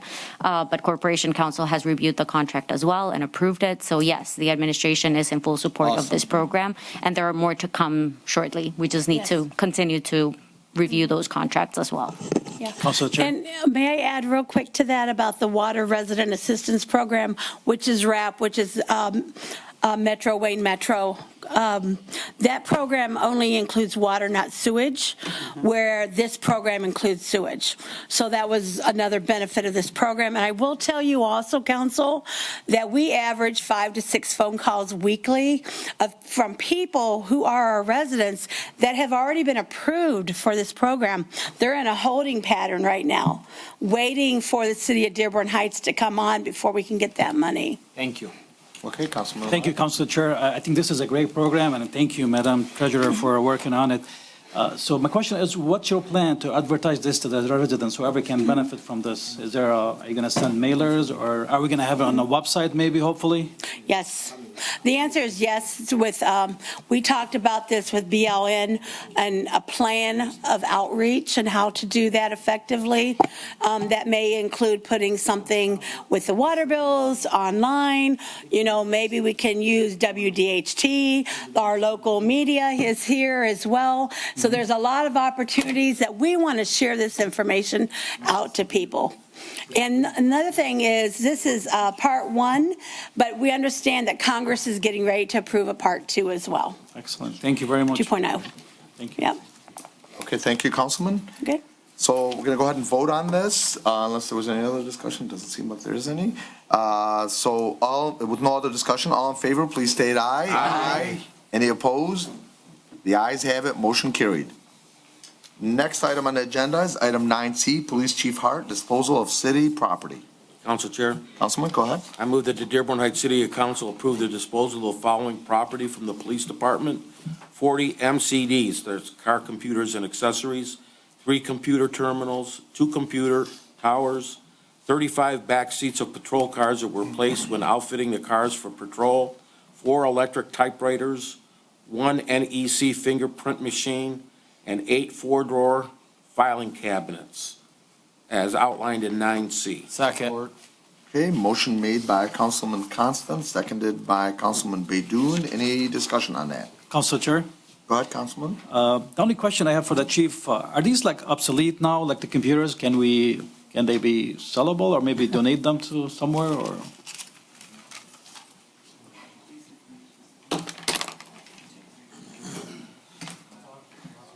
First of all, Chief, if you don't mind, for some of the younger generation, if you could explain, please, what electric typewriters are, if you don't mind?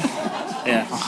That's why I mentioned the computers. Yeah. I forgot, somebody asked me for one. Was it you, Lynn, or somebody else? No, that was me. Yeah, somebody's looking. Hey, it was awesome if you had one with autocorrect. Right. Yeah. And then you have arrived. You were the in big college. shot. Yes, you were the big shot. So yeah, these are end of life. We have a lot of, Mr. Cooper and the directors and I have been working over at the police department to upgrade the technology that we're limping along right now. So I don't know, can't remember the exact percentages, Mr. Cooper, but about 40%, I think, were maybe 6 or 7 years old, and we have some 10 years old. Okay, so these are even predate those. So yeah, this equipment that there's a lot of junk drawers. Over at the police department. It's just been sitting down there, and we're just trying to go through a cleanup. We're really aiming to showcase the Justice Center, the police department, later this year for our 20th anniversary of the building. So we've had Mr. Conrad's crew over there, and many kudos to our folks over in that department that have been busy painting and repairing.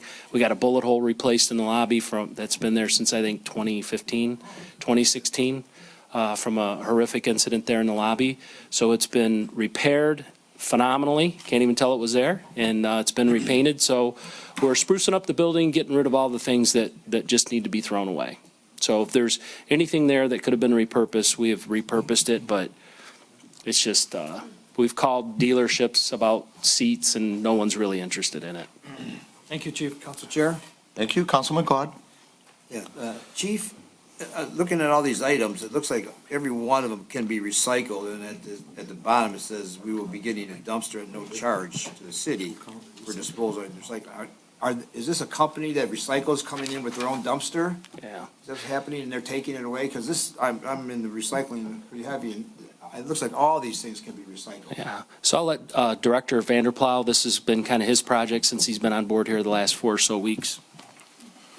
Good evening, Councilman. Your question again, can these be recycled? Yes, everything that we can recycle. We are moving to find a proper place, whether e-recycling, metal recycling.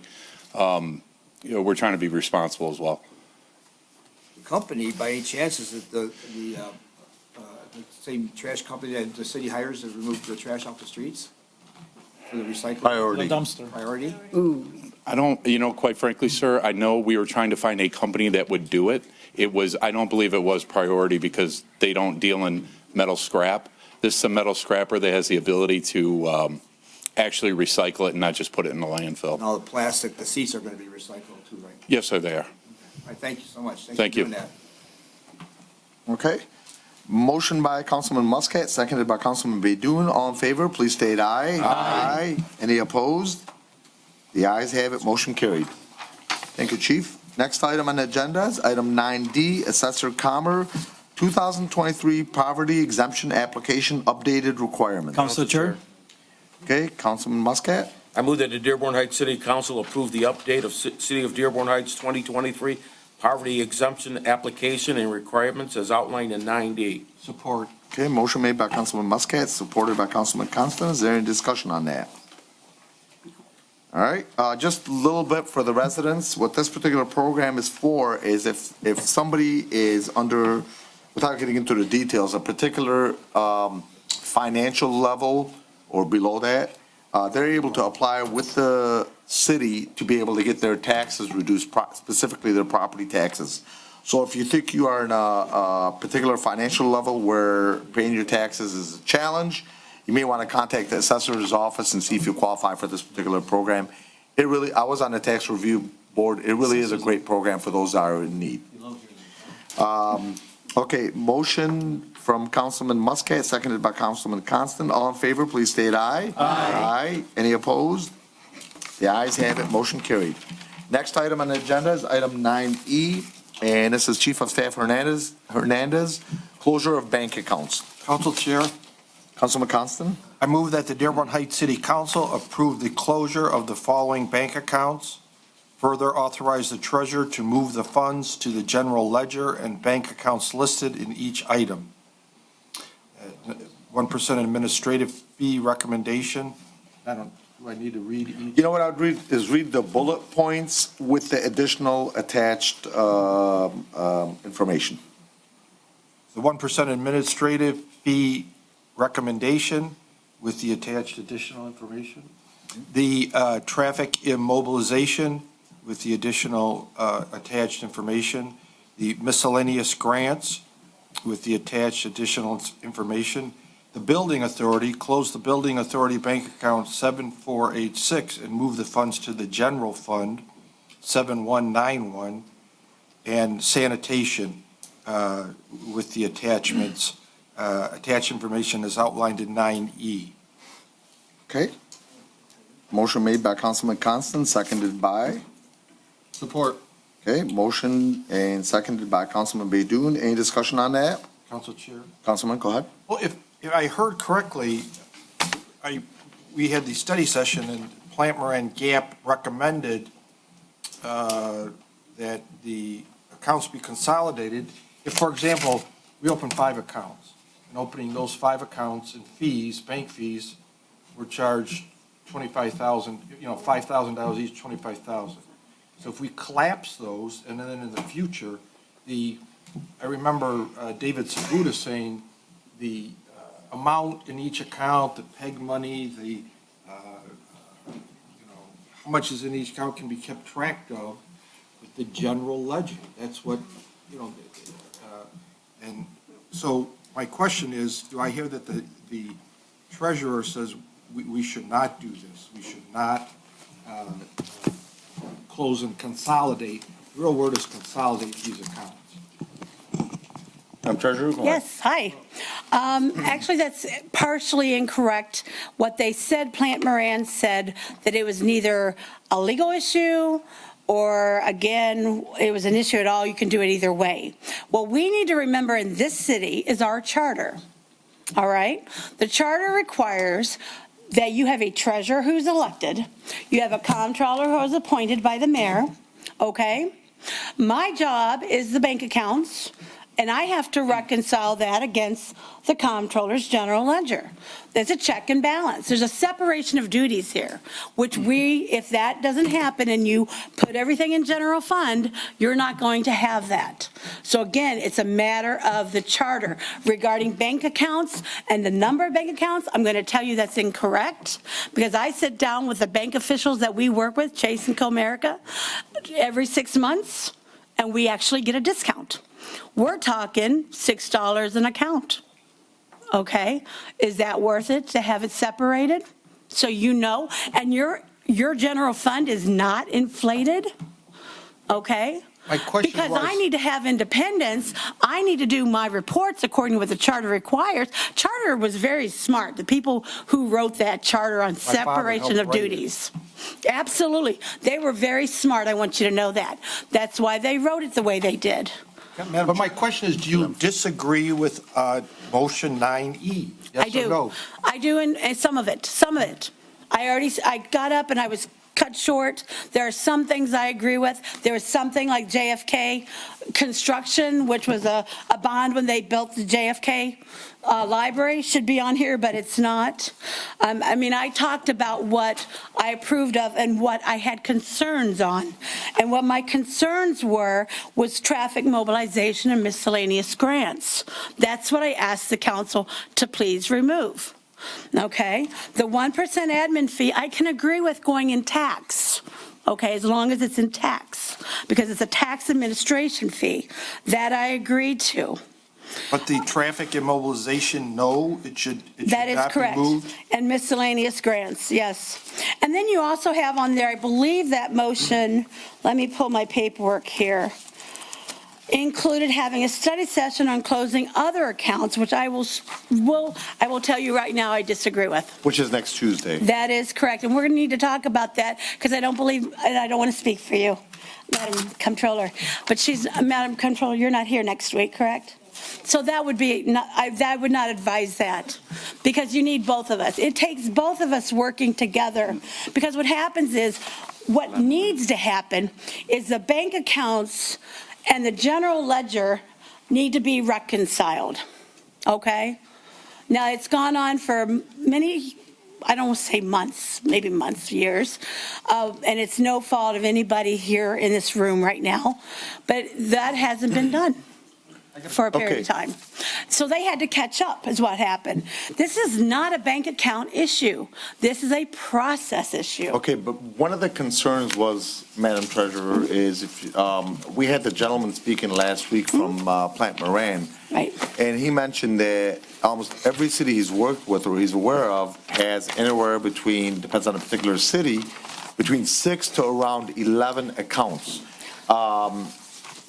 We have, I think off the top of my head, I'd have to sit and count them, but I think it was like 28 or 40 something. I'm sorry, No, 40 that's- something. Yeah, that's. Yeah, 40 some They're counting accounts. investment accounts. I That have is the list just here. way too many accounts based on the professional's recommendation as far as how many accounts they have open. With that being the case, that's why I said a study session to be able to discuss this most specifically. Well, we're going to close these accounts, but then there's additional accounts that we're going to go ahead and discuss. These are the accounts that were recommended by the mayor's office at this particular point. I got a quick. So, go ahead, Councilman. And it should come from the treasurer, by the way. Council Chair, Madam Chair, and, I can see your frustration on that. You know, I see your frustration, but I got a quick question. And Sure. really, I was kind of really blown away, and I think most of the council here was to hear that we have 44 or 48 open accounts. You told us there was about 25. I have the I want list you to be here. able to explain yourself on Yeah. that, because we were getting two different information. Yep. You say there's 25. Plant Moran, who's been going through our books and, auditing our stuff, I believe They're Mariana counting gave us. investment accounts like the money that we invest with Morgan Stanley. That's not this, in my mind, the same thing. That's investing funds so we can earn, interest, okay? That's not the same. You would need to look at, by the way, this was made public information. It should not have been. Your account information was put online, okay? This is why it should come from your finance, from your treasurer's office. Okay. So if you want to know about the bank accounts, they were listed until yesterday. So, and that put us at a major liability risk. I can't begin to tell you the work I have to do now. Okay. No. Wait, 1 second. We Do you want to speak with the account numbers treasurer? all the time. So if you look at your recent list, okay, I don't know if you can tell, but you have 1, 2, 3, 4, that's closed, 5, 6, 7 at Morgan Stanley, not just Stanley, Chase, at Chase. Okay, this list is not even correct. Excuse me. Okay? Council Chair. Okay.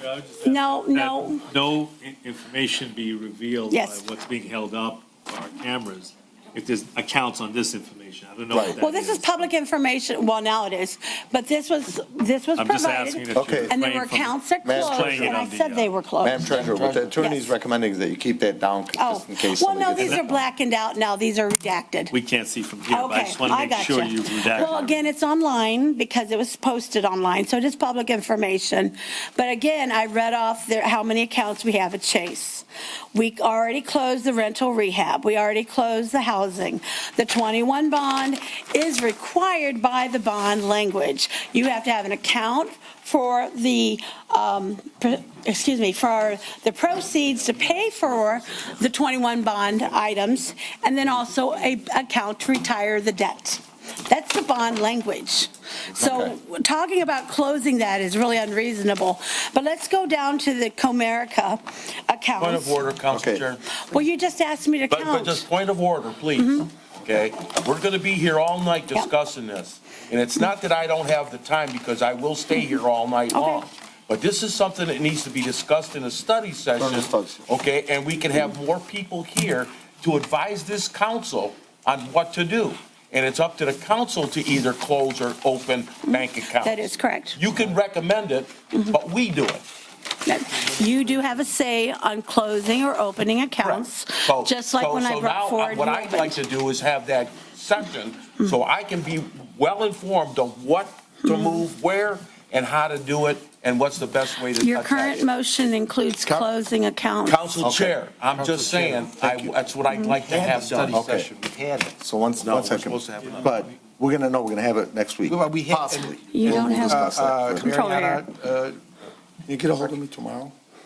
Controller, Can you call me tomorrow? Even if it's Okay. another day. All right. Chief of Staff had something to say, if you don't mind? Come on up.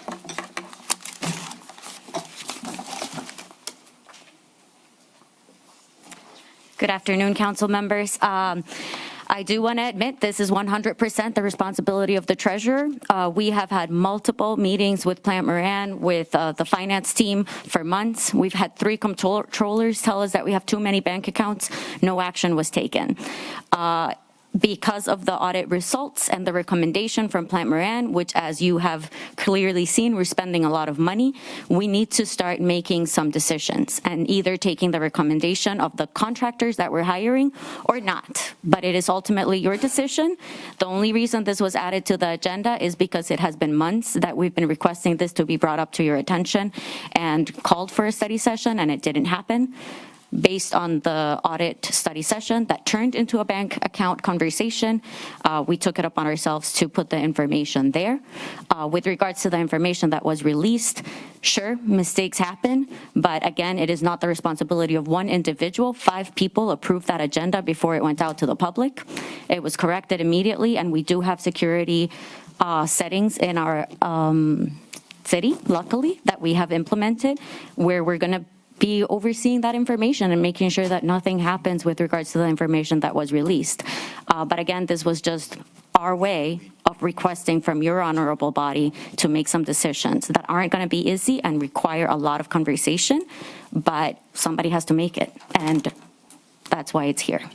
Council Chair? Thank you. Council Chair. 1 second, go through the chair, please. Go ahead, Councilman. Well, just briefly, I mean, we're reviewing it, we discussed it, the recommendation from Plant Moran Gap, and we're voting on it now, so the brother Councilman Ray Muscat's comment, we're reviewing it, discussing it, and we're voting on it now. It's the recommendation of the administration. Okay. Any other council members? Go ahead, Councilman. Thank you, Council Chair. First of all, I mean, our current treasurer probably only opened a few of these accounts. Most of them were all opened by our previous treasurer. And every account that's opened is approved by city council. They don't have authority to just open an account on their own or close an account. So that'd be approved by city council, opening and closing an account. But this seems to be a money issue, how much money we're spending on fees. So we should get a breakdown of how much each account's costing us, and not just because it's a certain kind of an account or PEG or something like that. If that's the case, let's find the ones that are costing us the most and get rid of those, or combine those. And it says in here that on December 20th, the city treasurer, the comptroller, chief of staff, and Plant Moran met and made these decisions on these accounts. Is that, were you in agreement with these items here? I was not in agreement with the two that I mentioned. Okay. Okay? All right. I already mentioned the ones that I did have an agreement with, and I mentioned why I wanted another opinion, which was not presented for the other two, which is what I'm asking for. Yeah, because I'd like to know how much each account's costing us. And we're happy to present that. How much because, we're saving. By this proposal here, how much are we saving? Are we saving hundreds of thousands of dollars? Are we saving $10,000? We get a discount based on our volume, so actually by decreasing it, you will lose your discount, That kind of is what will breakdown would happen. be helpful for us to make this decision. Yep. And there's And an I can issue. present that. There was an issue about account numbers being put somewhere. Now, we've got, in our statement here, we've got, all the account numbers are, They're redacted there. redacted. Now, Yeah. all the entire account numbers were made public? They were originally until I said something Monday morning, and I followed up after the department head meeting, that those numbers were listed in their entirety online, which puts the city at risk. All due respect to chief of staff, whatever securities you have with the city is not security with the bank. I called the banks immediately, told them what was going on. They told me about several things that we would need to do to maintain. We have ACH positive pay on 3 accounts, which is the general fund, the tax and water. All the other accounts do not have that, which means somebody could lift the numbers because they were presented, the bank accounts and the ABA routing number, which is general information online, and they could be doing ACH transactions without our authority on any account. I would just object to any description of what could possibly be done or any indication that would open the city to liability by you describing possible fraudulent activities, and you're not qualified to do so. I'd ask not to go into that. The city is in a already, public all due comment, but you can respect. do it to the city council. All by due email. respect, the city is already at risk now. Okay, I've talked with the banks. Closed accounts are. I would need to close the accounts or add, yes, Madam, I'm just advising. treasurer, yes. All I can do. Yes. So I know what the options are because I've talked to the bank. Okay, both of them.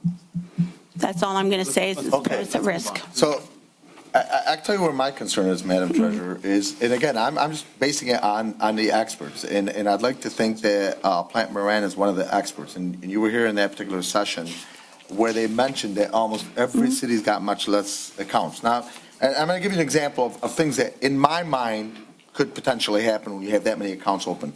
You look at, for example, Treasurer's monthly report. If you look at, this is a part of our packet. I do a And this monthly is just a prime report. example of things that can happen, again, as with anything else, even in our own households, when we have too many of one thing, things can get confusing. Look at the traffic mobilization account 1632 that we are voting on today. If you look at that one, as of 12/1/2022, beginning balance, 2,303,226. No outflow, no inflow, but then you have a balance of 230,326. Obviously, those numbers don't jive. This is the potential thing that can potentially happen when you have too many balls being juggled. Now, I want to make something clear. You yourself did not open all these accounts. No, I This did is not. a accumulation of many years of, I think we've had 3 treasurers most recently. So obviously, over the years, different council members have approved different accounts. But we are where we are today, and in my personal opinion, we have way too many accounts open. And then I listened to a recommendation of the professionals are saying we have too many accounts open. That's why I'd like to streamline that to have much less accounts open. That's all. That's my Council personal Chair. opinion. Also, can I Bud, Mayor. bring something also to your attention? I don't know if you guys look at the monthly reports. If you look at the monthly reports that you guys get, it's, like, to me, it doesn't make sense. You know, you have, some accounts, you have like a beginning balance, you know, let's say, $1,000. Then you get outflow, let's say, $50,000. So it doesn't make sense, you have, I mean, that's what, there's a lot of confusion. Again, a very reputable company came in and gave their recommendations. There's a lot of mistakes that are being made right now, and that's what we're trying to do. We're trying to limit the amount of mistakes that are being done. I mean, you look at monthly reports, you see mistakes in every monthly report. If you guys pay attention to it, you will see some of the beginning balance does not make sense what the money is being outflow. There's money being moved so quickly that we can't keep track of it. And there's also, Plan Moran said the same thing, we can't keep up, there's so many movement of money that even Plan Moran cannot keep up with this, with the amount of bank accounts that we have. So Plan Moran made a recommendation, that's what we're going by. It's not something that, we cooked up. This is something Plan Moran's been working with us for the last 6-7 months. They came up with these decisions, and they discussed that with the council body, and they made their recommendation. That's what we're going by. This is not something we came up with. And for the last several months, we've been mentioning that we need to do this, and nothing's being done. We were going to put this on our agenda last meeting. Then, we were told, no, let's hold up. It's going to get put on, but nothing is getting done, Council Chair. And Plan Moran is very adamant that we consolidate some of these accounts. Again, like they mentioned, much bigger cities than ours have less than a third of the accounts. Why is that? It doesn't make sense. I'm going to have the last comment from Councilman Muscat, and then we're going to put this thing to bed and go ahead and vote on it. Go ahead, Council Councilman. Chair, right now, I'm torn between of what to do here and what not to do.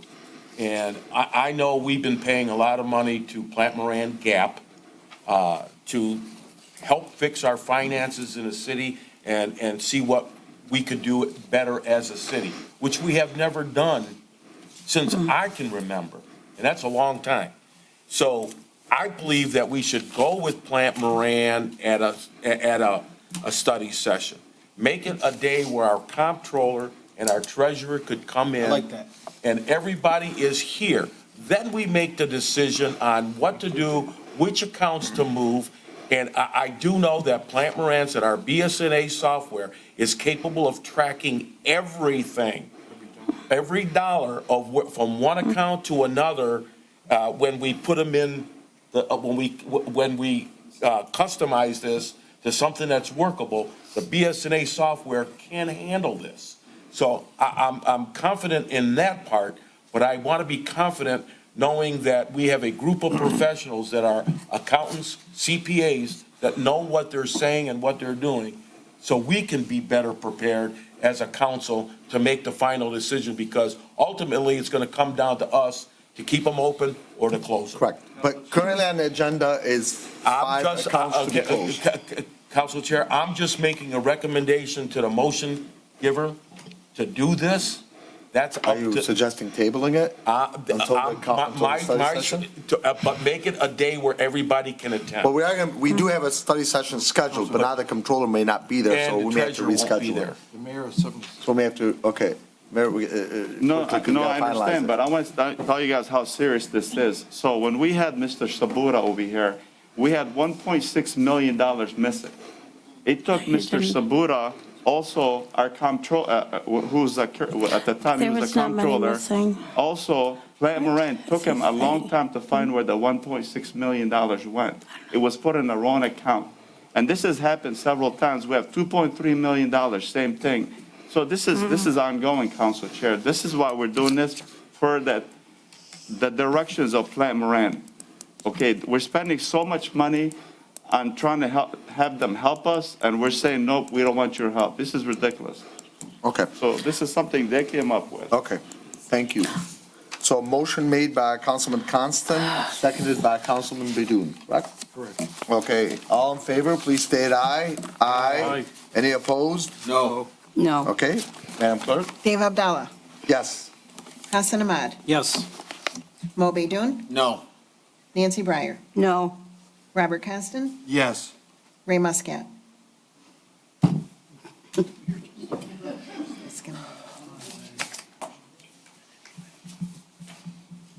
No.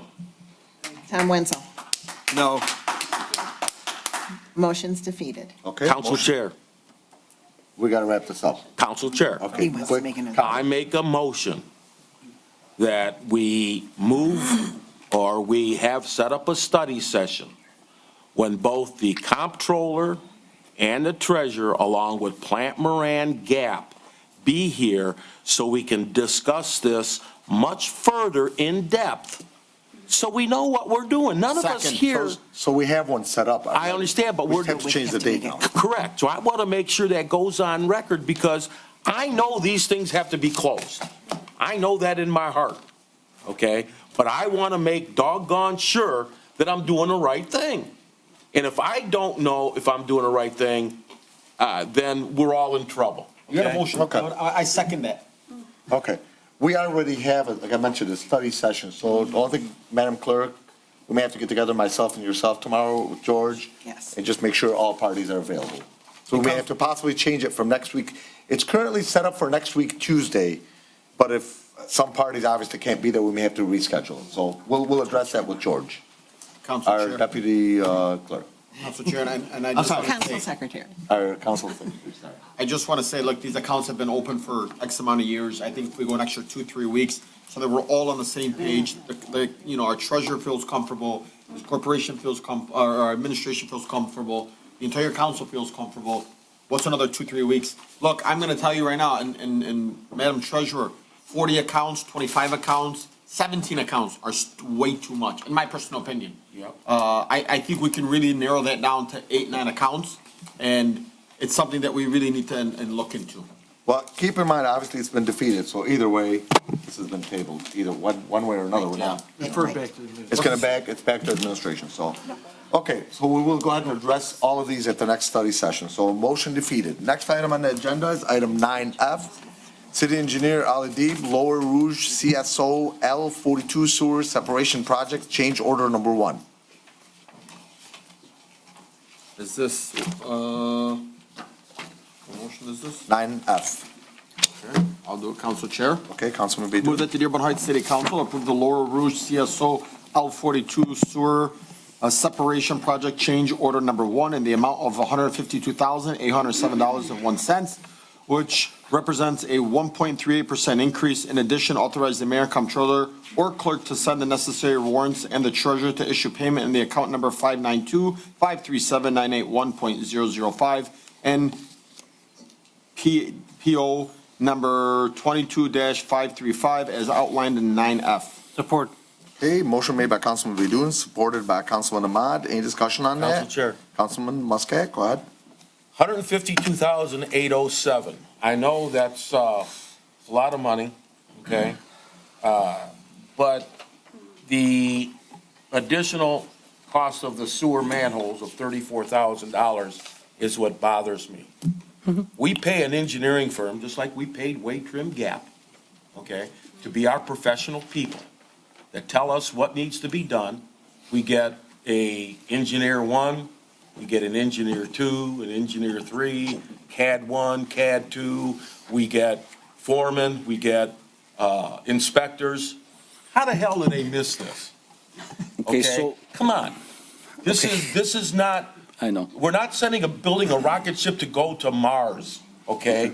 This is 2 manhole covers. How do they miss it? They've got the prints, right? It's not a manhole cover, it's actually. Or manholes, complete manholes. Okay. But how do they miss? They got the prints of where the water lines are. No, the field conditions varied from our records, any records. So when you open cut, when you excavate in the field, the records show a utility in one location. And if you open that ground and you find that not exactly in that location, you can't bend sewer line. Anytime you bend a sewer line, you have to go build a manhole. I understand You go that. So basically, there were a couple locations where utilities were not exactly, and that's not unusual. Records, even those of Ms. Dick. I'm not trying to defend the designer, but we go through change orders in a fine-tooth comb before and negotiate field conditions with contractors. So what you see before you is not the first submittal. That's after going back and forth a great deal to make sure that they are legitimate, the costs are appropriate, legitimate. And if you notice in your backup, we don't let the contractor dictate prices on change orders. We hold them to the items in their original bid. So if they bid a $10 per linear foot, they can't claim $12 on the change order. So we hold that. In the particular, in that item on the manhole, it was because we had to avoid existing utilities and realign a pipe. And when you do that, you have to put manholes. So you can realign them. You can't just bend that. Just seems it happens a lot to us with our But engineering. sometimes it's been less. I understand it, but it happens Sometimes a it's lot. gone down. Field, yes. Not very much does it go down, it always goes up. I know. 90% Field of the conditions, time. even on buried utilities, and especially in an older communities. So this particular location, I'm going to say south of Avondale, the extension of Beach Daily, you're looking at really old utilities. So when you have records of those things, they may not be as accurate as you want them to be. So the outfall is on the extension of Beach Daily. So if you go to the end, there is no, it ends on Avondale. You go south, that's where the outfalls are. And we can only, I mean, the best available records were used during design. They were accurate to some extent, but not 100%. So they're being, those changes now are being added to the print?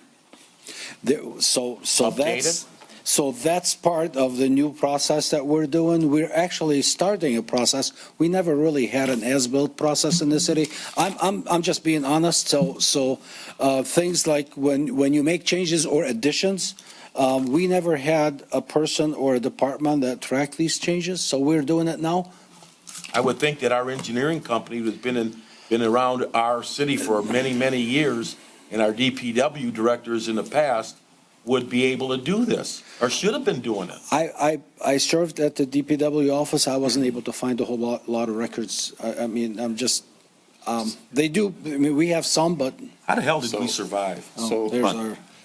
So, good evening. My name is Vaughn Martin. I'm with Wade Trim. I'm your consulting engineer. You can sign the mic, please.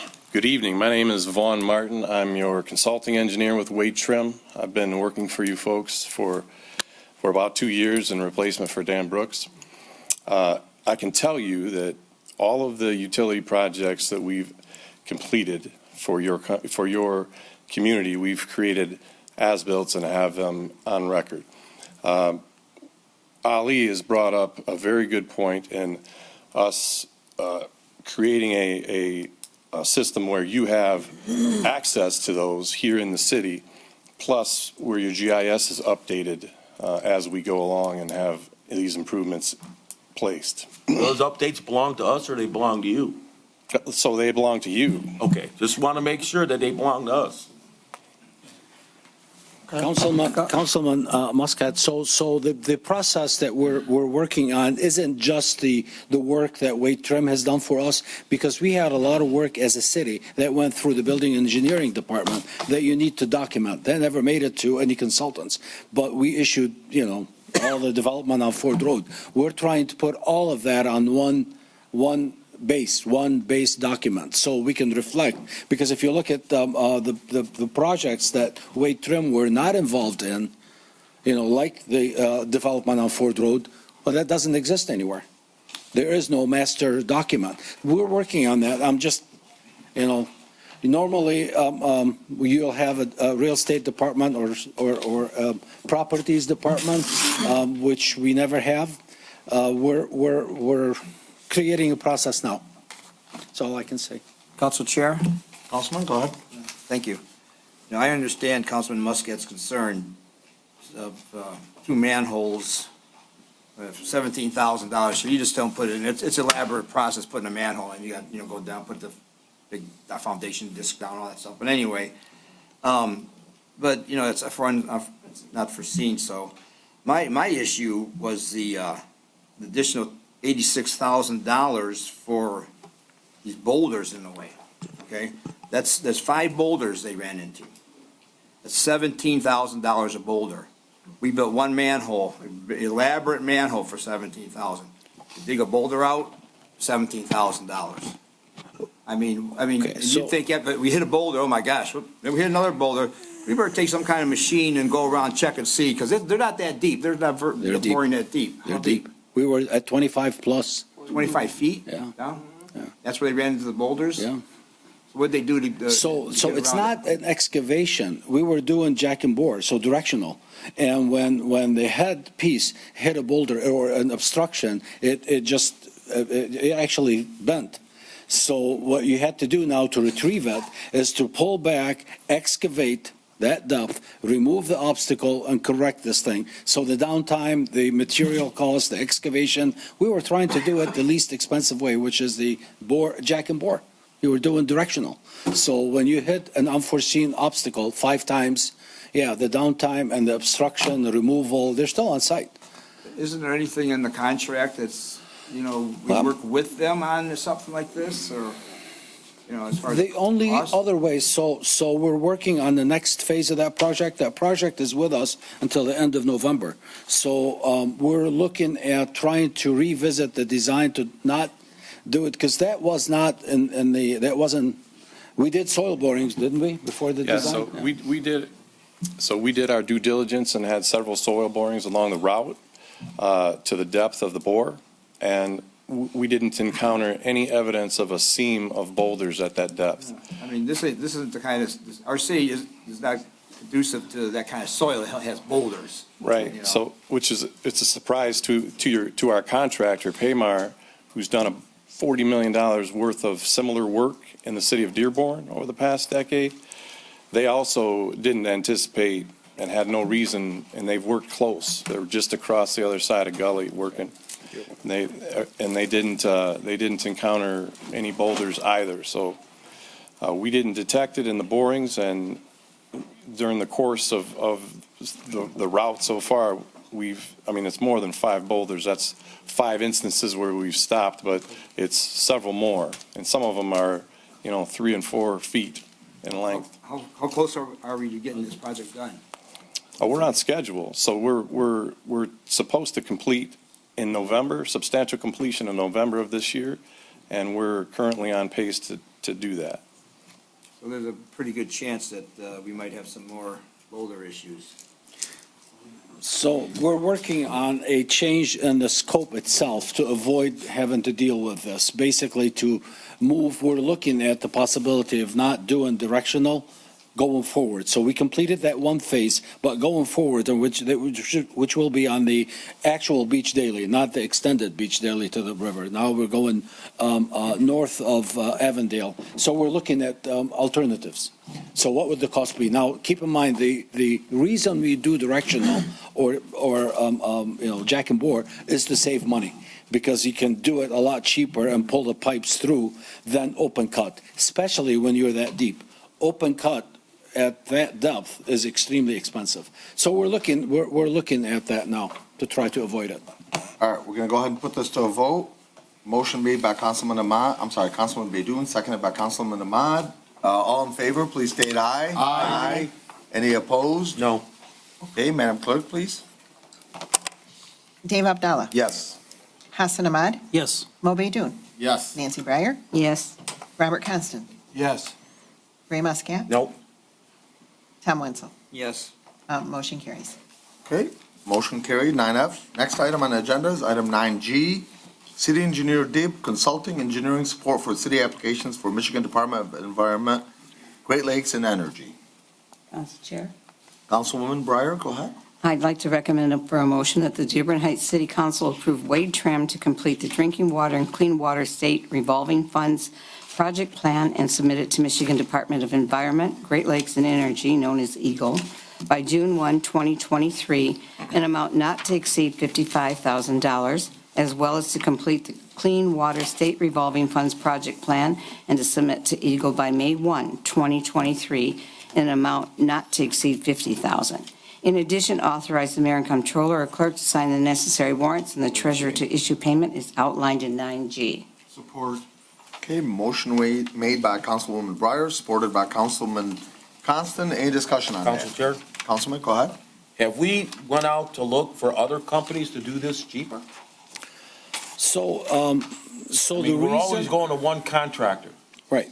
So the reason, just let's step back. The reason we're going with this particular consultant is because this process started, these projects that are on the intent to apply form have started with a commitment to Eagle years ago. And that commitment and the meeting and with Eagle had been done with this particular consultant. So they've already done a lot of the work needed, which is what, so for instance, you take one of the projects, the CSO 41, it is currently funded under our bond, and it was put with an agreement with Eagle by Wade Trim. So a lot of the work that got us to this point has already been done, and for us to go at this point and select a different consultant, we'll just have to start over and pay him for, the same work again. Thank you. Yes, sir. Okay, I do want to point out that I spoke with the director, and if this goes through and everything works out as planned, there's a total amount coming into the city of around $31 million, potentially, with the potential of almost one half of that being forgiven through this particular project. So I think everybody working on this, and if this works out, this could be a great thing for the city. Okay, so motion made by Councilwoman Breyer. Who seconded this one? Council Chair? I just want Oh, you had a question? Go ahead, Councilman. Wouldn't this be covered by the recent agreement we had with Wade Trim to handle? No. So the Scout agreement was to look for funding opportunities. This is different. This is actual work. They have to produce, as part of that process for Eagle, they actually have to produce some documents. We have to do due diligence on these projects. So up until now, we met with them once. So we did the intent to apply, and in November 1st, on November 1st of 22, we met with Eagles, and they reviewed all the projects that we intend to apply for. As the chairman indicated, this is actually a loan program, and the loan, SRF loan, because of our designation as disadvantaged communities, they fund up to 50% of the cost, and then the loan forgiveness because of our it comes afterwards. So we presented all these projects, $31 million worth of work, and then we met with the staff, and we didn't want to spend any money until we found out if we actually have a chance, because it is a very competitive climate. A lot of the cities, and this is something that the city of Dearborn Heights hasn't done in the past. We just always funded our own work. We took out a bond, we sold bonds to pay for our CSOs and things of that nature. So what we're trying to do now is find a different way to fund our projects. So when we met with the staff, they went through all of our projects, and they made some great recommendations, and we rated high. So they put us in the next step. Now you need to actually get into the meat of the work and provide some documentations. So that's what we're asking, what we needed to do now. Correct me if I'm wrong, these projects here, it's, three of them, the water main replacements. Yep. Water meter replacements. Yep. I mean, lead water pipe replacement and water main improvements. Isn't that what we approved the bond out? Yeah. And it's costing us more? Is that what it is? No, it's actually the bond that you approved, what, three years ago? 3 years ago? Okay. The bonds that you approved 3 years ago was for a list of projects, and we're going through them. The CSO is one of the projects that we're spending. So we're on project 2. I don't think the amount was enough, so we're running out of money. We're going to not have enough for the 5 projects that we sold the bonds for. So in lieu of selling more bonds or going back to rate and pay for them, we're trying to find alternative funding that will augment what we have left to finish those projects. Instead so we of get taxing someone else. the residents. I don't want to add more debt service. Okay, well, one other thing, we're basically trying to get a loan, right? It's obviously pay interest on it. We're sitting on $22 million of ARPA money. Can we use any of that money for this? And so for the drinking, we have more project needs than funds, including ARPA's. So we truly do. And we're currently completing our 5-year capital improvement program, and the numbers I'm looking at are pretty scary. We have a lot of needs. So what we did, and I give you an example. So if you look at the documents for the drinking water state revolving funds, the 3 projects Eagle recommended to combine together so they can rate higher are the water meter replacement, which you're correct. We do have some money. How much?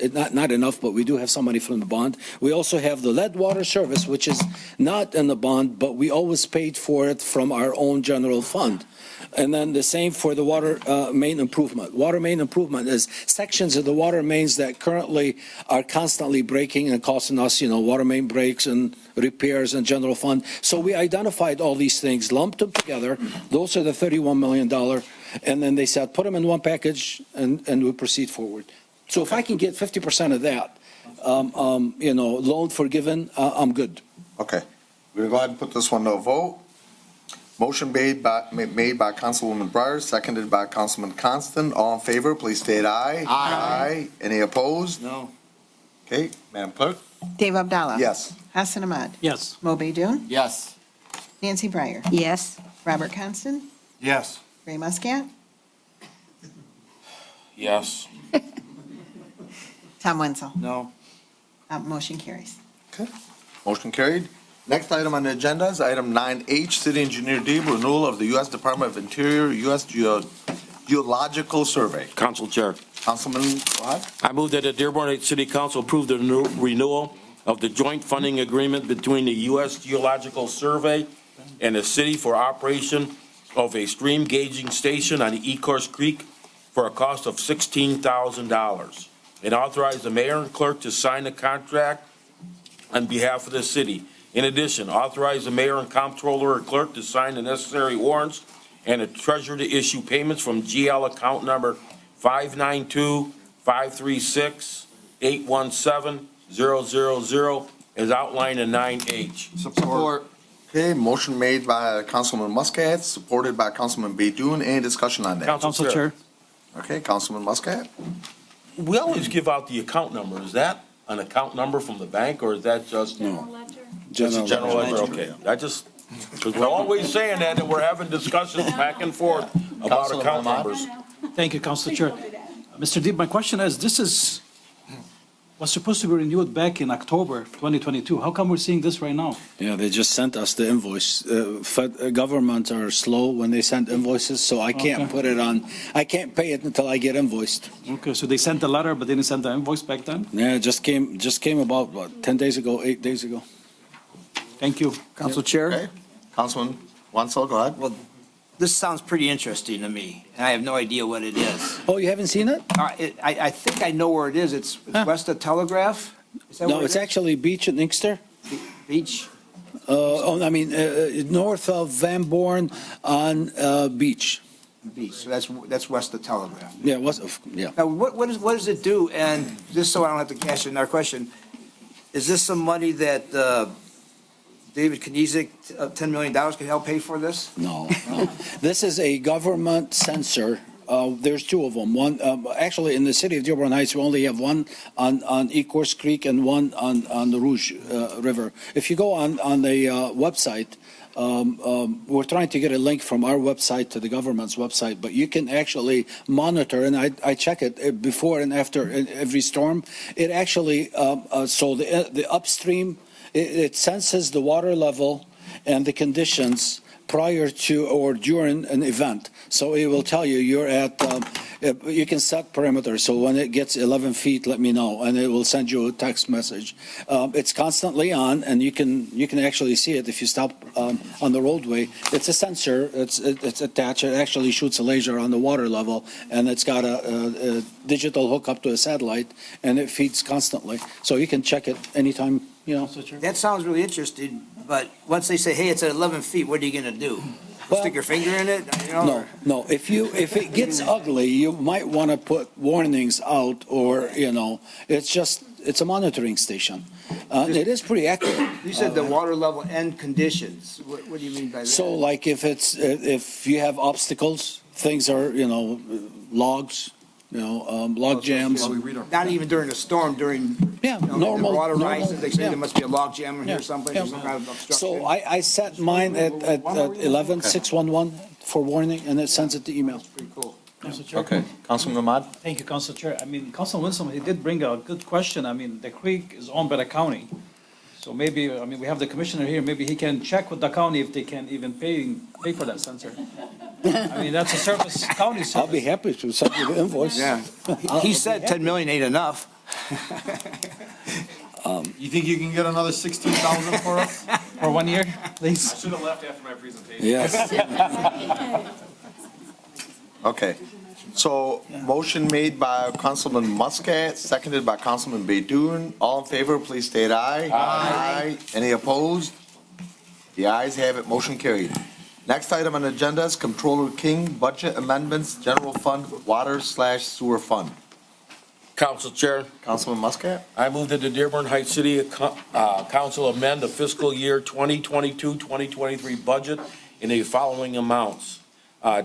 Increase overtime account by $10,000, decrease salary account by $10,000, increase retire prior years account by $4,394.93, increase public notification newspaper account by $500, decrease the professional contract account by $500, increase millage election accounts by $19 and a penny, decrease professional consultant account by $19.01, increase training account by $207, decrease the travel education account by $207, as outlined in 9I. Second. Council Chair. Motion made by Councilman Muscat, seconded by Councilman Constant. Go ahead, Councilman. Thank you, Council Chair. I do have a question, Part E, maybe for the Comptroller, please. I don't know if this is a typo, but for the travel, education part, so the current budget is 2,500, the amended budget is 480.99 cents, and the change shows negative 207. So, Is that, You see it, Comptroller? yeah, I'm sorry, I don't have anything in I know she doesn't have the actual paper in front of her. Is that account 253? Oh, yeah, that's definitely. Yeah, it was coming from your. So it should have come from, it should have came from this in training, because training was 0, but not from here, it should have came from mileage. Oh, you're taking it from mileage instead of Yes. travel and education? Yep, yep. Yeah, and Okay. mileage, I don't remember what it is. Okay. If that would correct that. That is definitely a typo. I do apologize for that. Thank you for catching that, Councilman. you're welcome, Councilman. Going above and beyond. So we're going to have to change that because she doesn't want it coming out of travel education. It will be coming out of her mileage account. I don't have that in front of me to tell you what those Do you totals want are. to table that particular part of it then, Sure. for maybe a different council meeting? The $207, yes. Council Okay. Chair, I Go move ahead, Councilman. to amend my motion To exclude. to exclude the increased training account, decrease the travel education. Refer that back to the comptroller to be brought back. I second it. Okay, Councilman Baidoon seconds the amendment. I'm sorry, Councilman Constant, do you second the amendment? Yes. Okay. Our clerk wants. Okay, Council Chair, thank you. I just want to, while Comptroller King's up here, this is just, I think account description is incorrect. That On is ours. correct. Okay, That it is should be, I correct. just want you to note that. The 1901 comes from mileage elections, or we're putting it into mileage elections, and we're taking it from clerk's mileage. The code is right. It's the description that's incorrect. So we'll have to change that. So you're saying the It's part of numbers are motion. correct? I'm sorry, the amount is correct. The account description is incorrect. So The that's D, GL is Council. correct. Account name We're talking is about D, right? incorrect. Just the name is incorrect. That's correct. Okay. But Councilman Ahmad, I believe you were talking about. account He's E, talking right? about something different. That's Mine is correct. E. Yeah, Madam Clerk is D. okay. There's two typos on here. I do Can we apologize. clarify, change D right now for the clerk to put it in the minutes? Yes. So what would it be there for the clerk? For the description, it's just the mileage, correct? Mileage clerk instead of. Mileage Mileage clerk clerk? instead of mileage GL as elections. The general ledger number is Okay, correct. but E is gonna go back. Yes. You're E bring it is back going on to go different council back, meeting. yes. Okay. All right, so motion made by Councilman Muscat, seconded by Council Councilman Chair? Constant. Council Chair? Yes. Thank you. When I first looked at this, I was wondering, why are we doing this? Is this, we need money, to put money somewhere, and we're skimming off of different things, or why do we do this? Because you're over on your budget. Over on the budget? Yes, so they're taking it from one other area to compensate for the area that they're over. So were these departments, were they contacted and said, hey, you got to give us 5,000 somehow out of your budget? Is that how that worked? or No, how'd that work? it's in their own department, in their own budget. They're just moving it from one allocation to another. Oh, it remains in there, and the money It's- doesn't go to the general fund or anything? No, this is Let's in their see, own budget.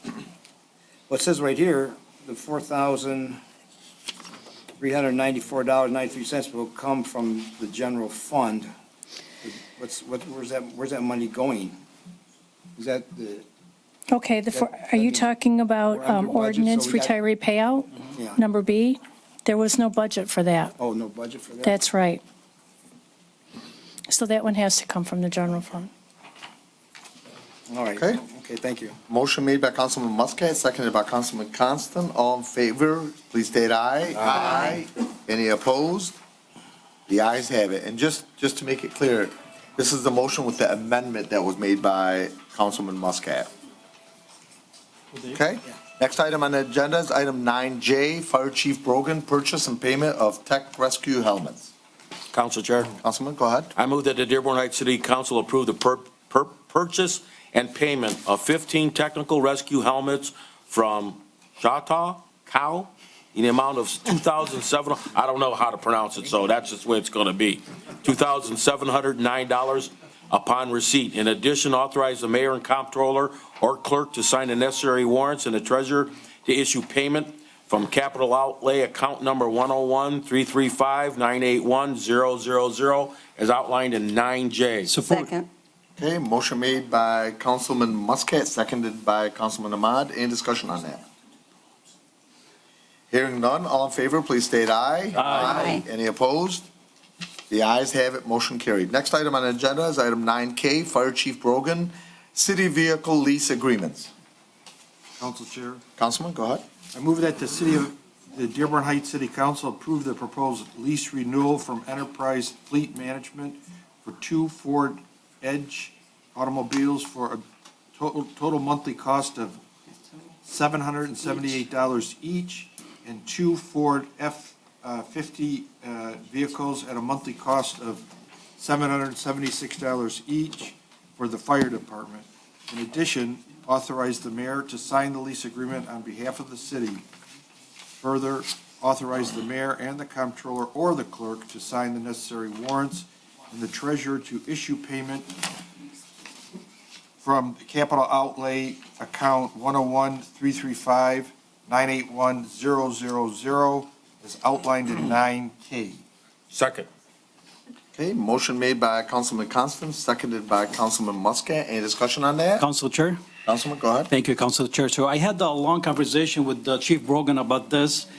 So we're talking about almost $800 for a Ford Edge, and he's on board with this.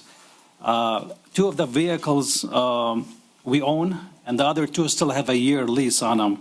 So this is not, we're not in a rush to get new vehicles. So after I discussed it with him, and he was kind enough to put me in contact with the enterprise personnel, which I wasn't sold on it, but I do recommend if we can table this for a study session so we can have the enterprise people over here, or maybe just not approve it now, and because we still have time, and he's okay with that.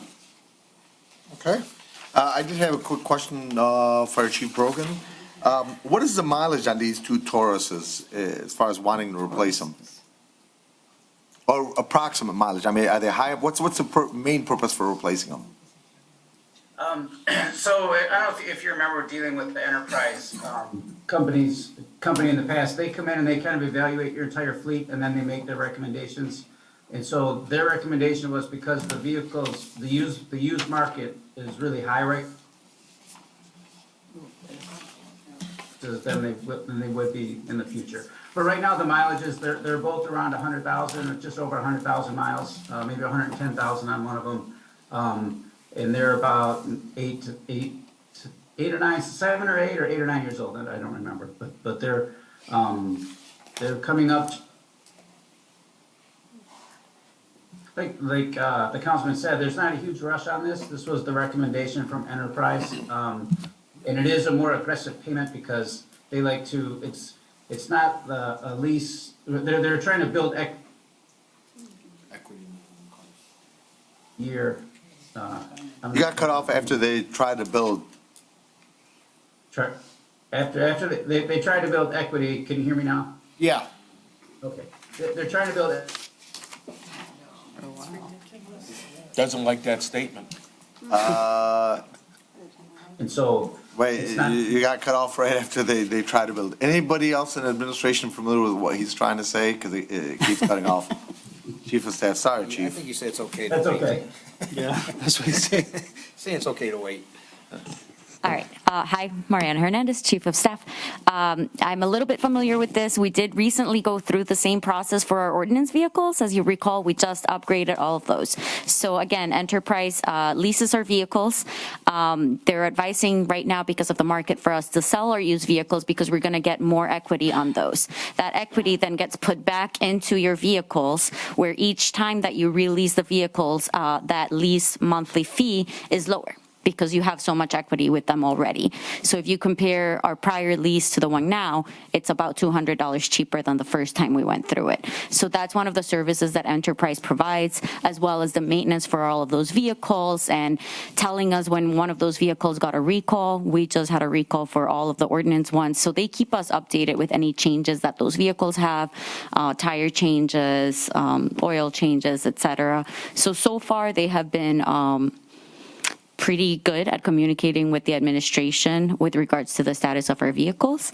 Again, you could always choose other things. They're happy to come present to us, and we can definitely call them if you would like to meet with them one more time. I just thought that we recalled it from what we did it a few months ago with ordinance, but we can do it again. Just a quick comment on this, not necessarily a question. Is obviously the trade-in value is much better because I've been looking for, I've dealt with vehicles most recently, so I'm somewhat familiar.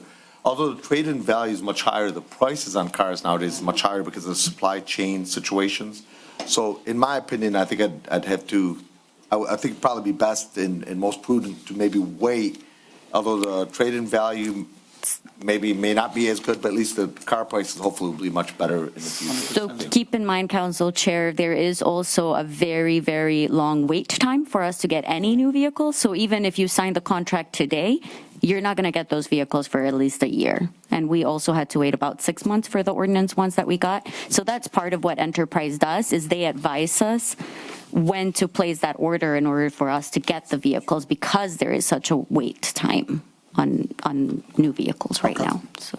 Councilman, go ahead. I agree with Mariana, Chief of Staff. I ordered a car back in September, and it's still not built yet. So anyway, but one question, why do they have to be F-250s? And can we go to F-150s instead and maybe save a little money? I mean, if there's a reason for the 250s, I can accept that. To the council, to our Chief Brogus. So, can you guys hear me again? Yes.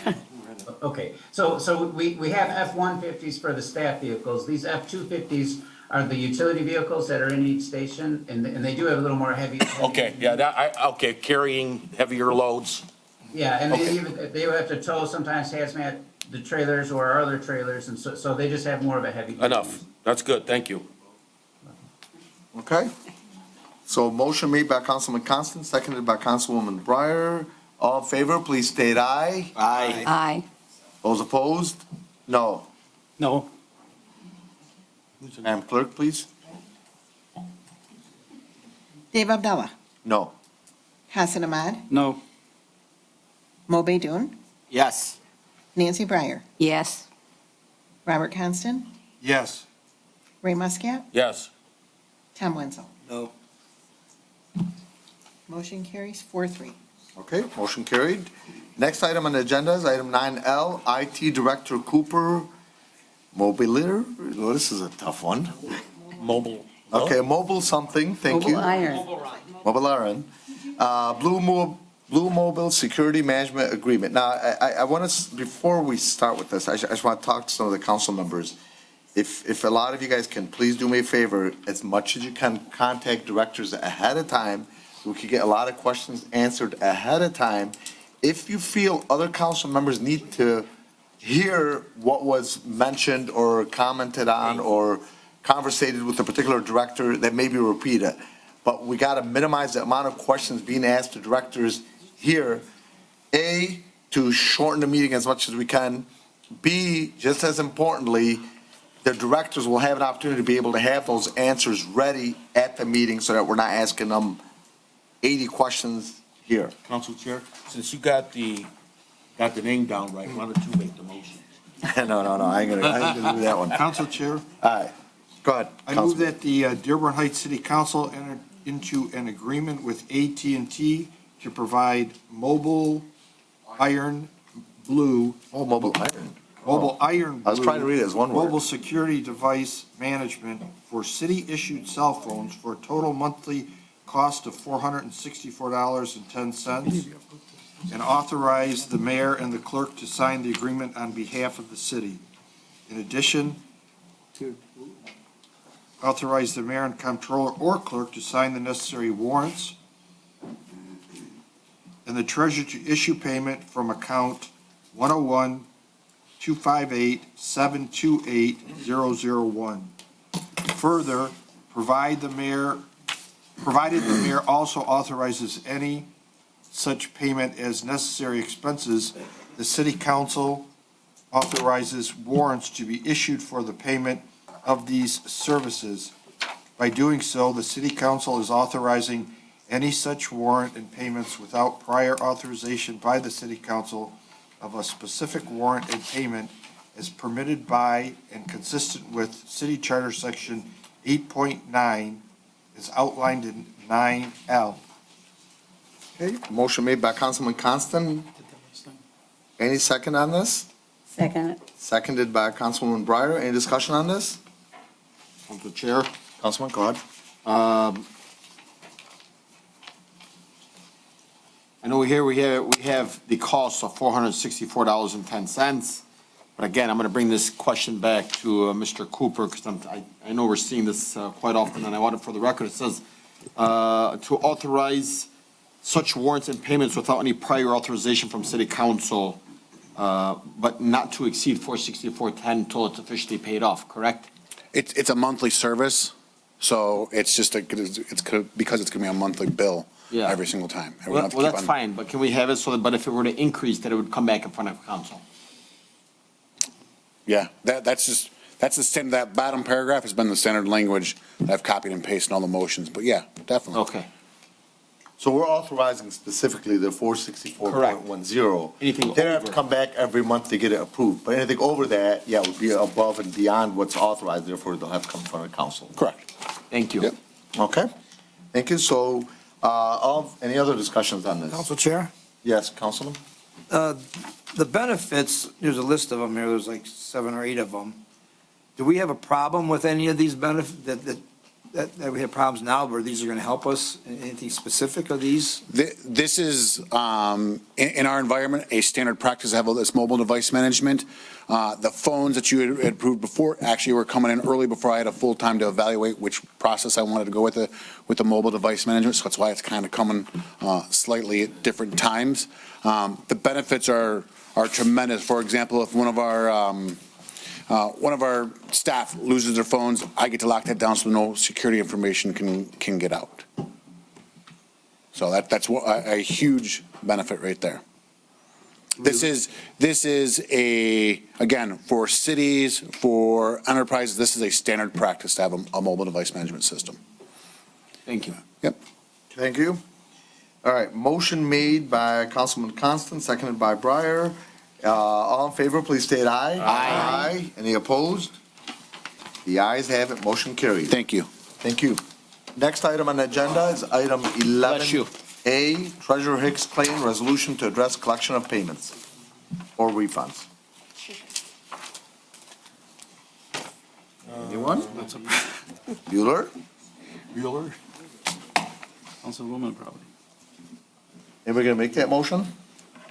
I don't know. Council Chair. Councilman? I'll move that the Dearborn Heights City Council adopt a resolution to address the collection of payments or refunds on taxes over $10 as outlined in 11-A, whereas the General Property Tax Act of P.A. 206 of 1893 as amended requires the treasurer for the city of Dearborn Heights to collect real and personal property taxes. The treasurer is responsible for collecting all revenue for the city, whereas taxpayers and mortgage companies, etc., pay their taxes by personal or bank checks via U.S. Postal Service, electronic or credit card, as well as cash. Other payments are made to the city, such as utility billing and other invoices, whereas on several occasions, the treasurer has received payment for an incorrect amount, both deficient and excess of the amount due, whereas this has resulted in refund checks totaling less than $10 and/or a request to the taxpayer to submit the balance due, often amounting to less than $10. Therefore, be it resolved that the City of Dearborn Heights Treasurer will not request a secondary payment due of any payment amounts totaling $10 or less once the primary payment has been received. Be it also resolved that the City Council approves underpayment to be taken from the interest earned.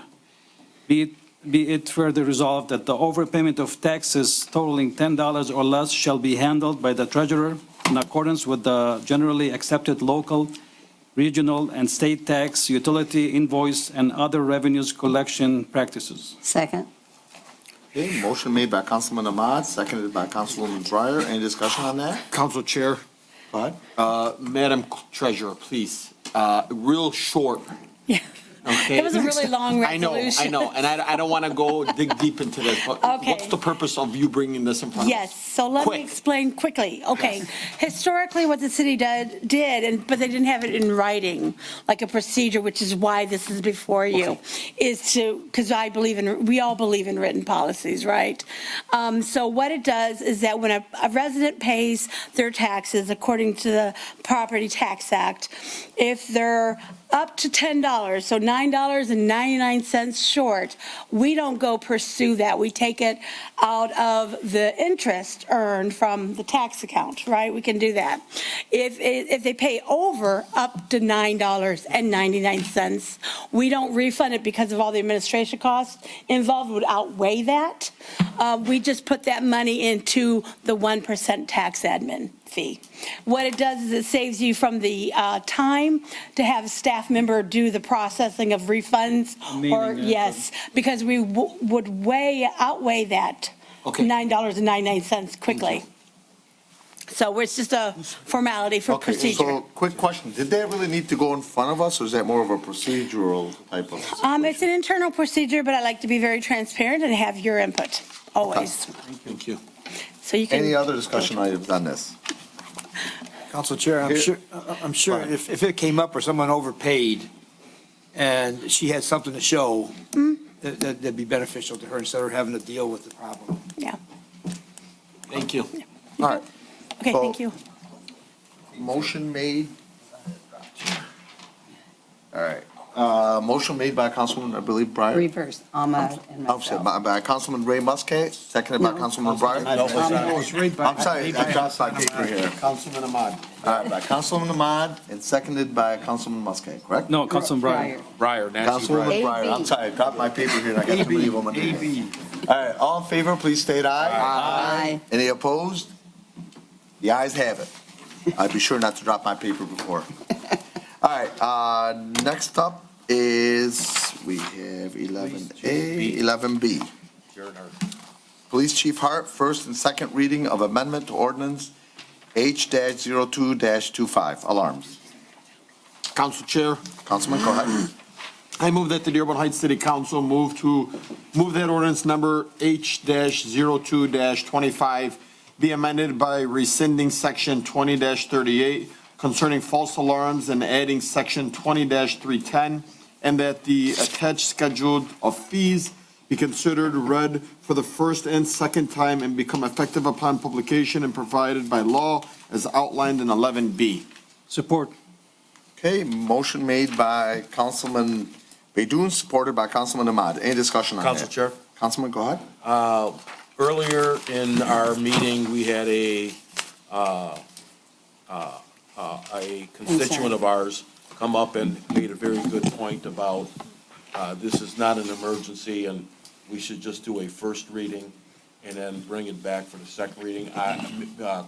Chief Hart is there to explain the reason by it, and we'll see what the expert has to say. I just wrote the memo in the background. I didn't ask for a first and second reading tonight, so it doesn't matter to me. Yeah, I feel maybe just a first reading and then bring it back. That's my opinion. Somebody would have to amend. Okay. I amended. Any other, well, before we go to that, any other questions to the chief? Go ahead. I'm sorry, Chief, thank you so much for bringing this forward. And I understand the resident that brought that forward here today and requesting a first and second, but I think this, approving the first and second, which was probably put this way, was so that it goes effective immediately.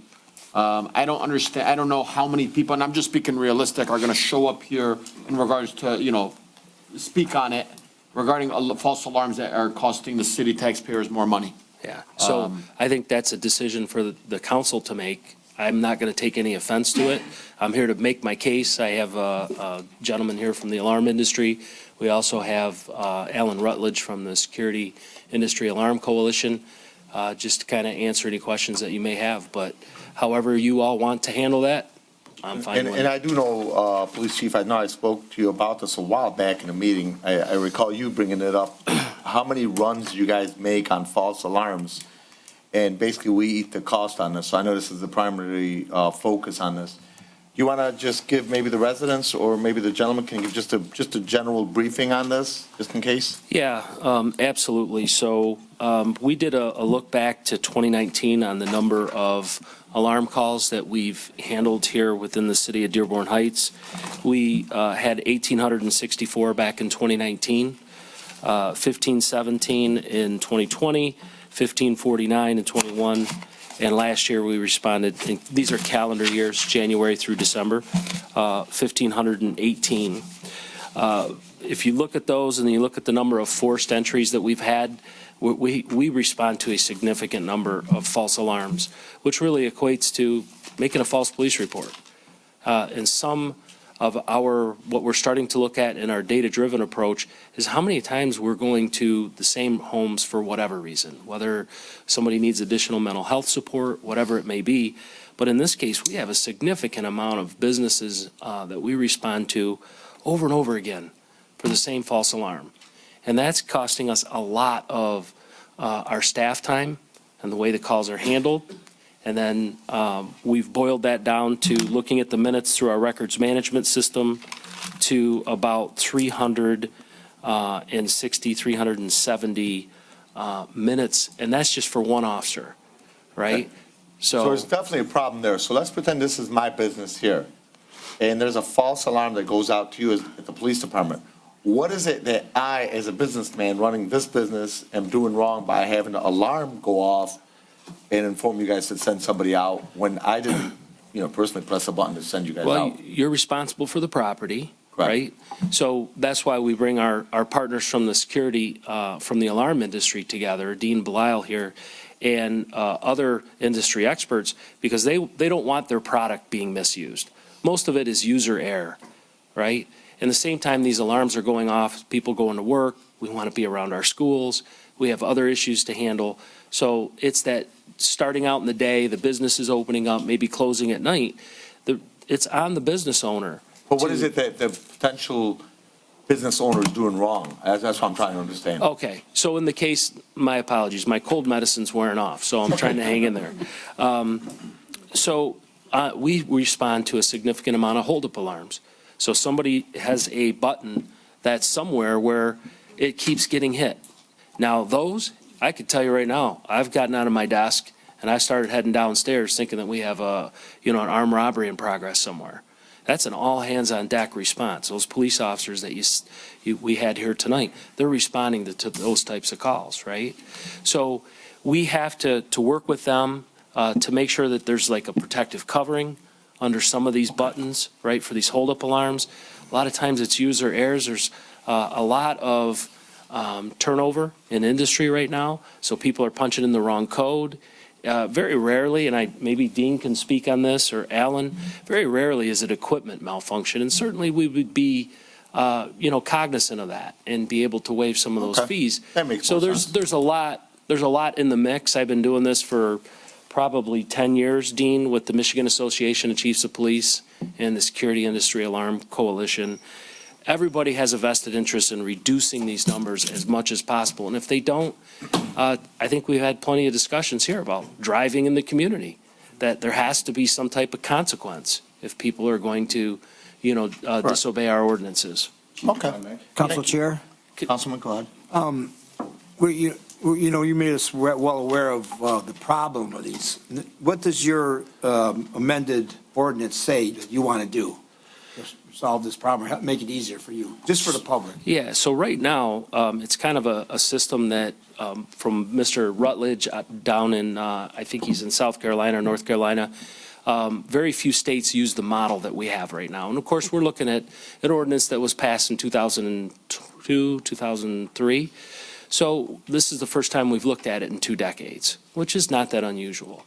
This business of trying to track the alarms and then writing a ticket and putting it on the court docket and going through a court case, it's not working because we've had thousands and thousands and thousands of alarms since 2019, and the courts collected $750 in fines, right?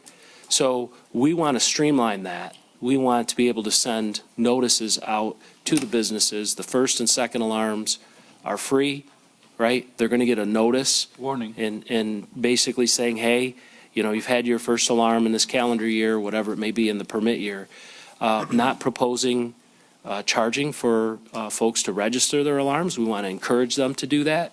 So we want to be able to send them a notice that says, this is your third alarm, and per our ordinance, this is how third false alarm, and this is how much it's going to cost you.